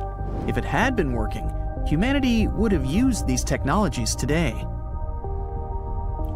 There are mentions of the metal industry, chemistry, engineering, physics, mathematics, and astronomy in some ancient records. Most scientists don't believe in all these things. We know the detailed stages of the technology's development in different cultures. In the 21st century, scientists, historians, and anthropologists can track the evolution of all modern devices. If people had created some technological inventions in ancient times, the history of the world would have looked different. Perhaps all the achievements of antiquity could have been wiped off the face of the earth by global cataclysms, and it can happen to us. Just imagine how people would dig up a laptop in 5,000 years. Perhaps they wouldn't understand what kind of device it is. Another Egyptian wonder surrounded by mystery is the statue of the Sphinx. The Egyptians carved it out of a single massive piece of limestone about 4.5 thousand years ago. But scientists still don't know the exact date of its construction or who built it. People painted the Sphinx in different colors, so it looked much brighter and more vivid in the distant past. It was shining just like the Great Pyramids. Anyway, time hasn't only changed its appearance, but its name too. Initially, the Egyptians called it Hor-Mekhet. The Greeks renamed it the Sphinx about a few hundred years after it had been built. The Sphinx emphasized the greatness of the rulers of Egypt. It also performed a symbolic function of a watchdog guarding the tomb of the pharaoh and the paths leading to it. This version sounds realistic, since archaeologists have discovered many secret entrances at the foot of the Sphinx. Perhaps these rooms and intricate tunnels lead to underground halls with treasures. And treasures don't always mean gold and jewelry. According to legends and theories, the Sphinx guards the Hall of Records, the storage of all humankind's knowledge. The information about the ancient mythical state of Atlantis could be there. You can find many detailed maps of the internal dungeons of the Sphinx on the internet. They show structures 12 stories deep under the statue. It looks like a small city filled with gold, scrolls of knowledge, and various ancient artifacts. But don't believe all these maps. These are just theories.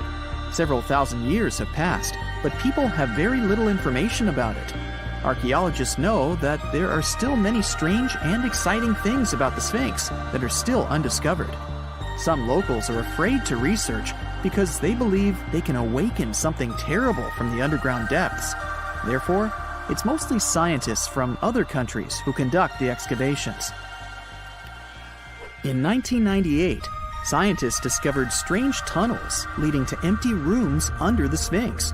They realized that some people tried to get there through tunnels in the past, and maybe those people took all the treasures that were there. One of the legends says that some powerful artifact lays beneath the Sphinx. Its technology can change the whole world, but the locals are hiding it because it can damage the planet. Some believe that you can find evidence of unknown technologies painted on the granite walls in the pharaohs' tombs. But most likely, these paintings and signs tell us the myths and legends of ancient Egypt.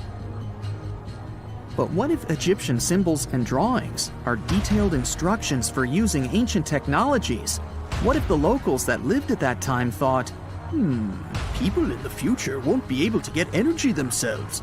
Let's leave some detailed instructions for them.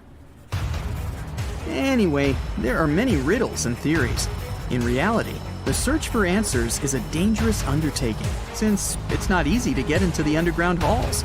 Excavations can ruin the structure of the entire Sphinx. Any person inside the tunnels may get lost and never be able to find their way back. Besides, it costs a lot of money. Now, what would be awesome is if people could invent some device that could scan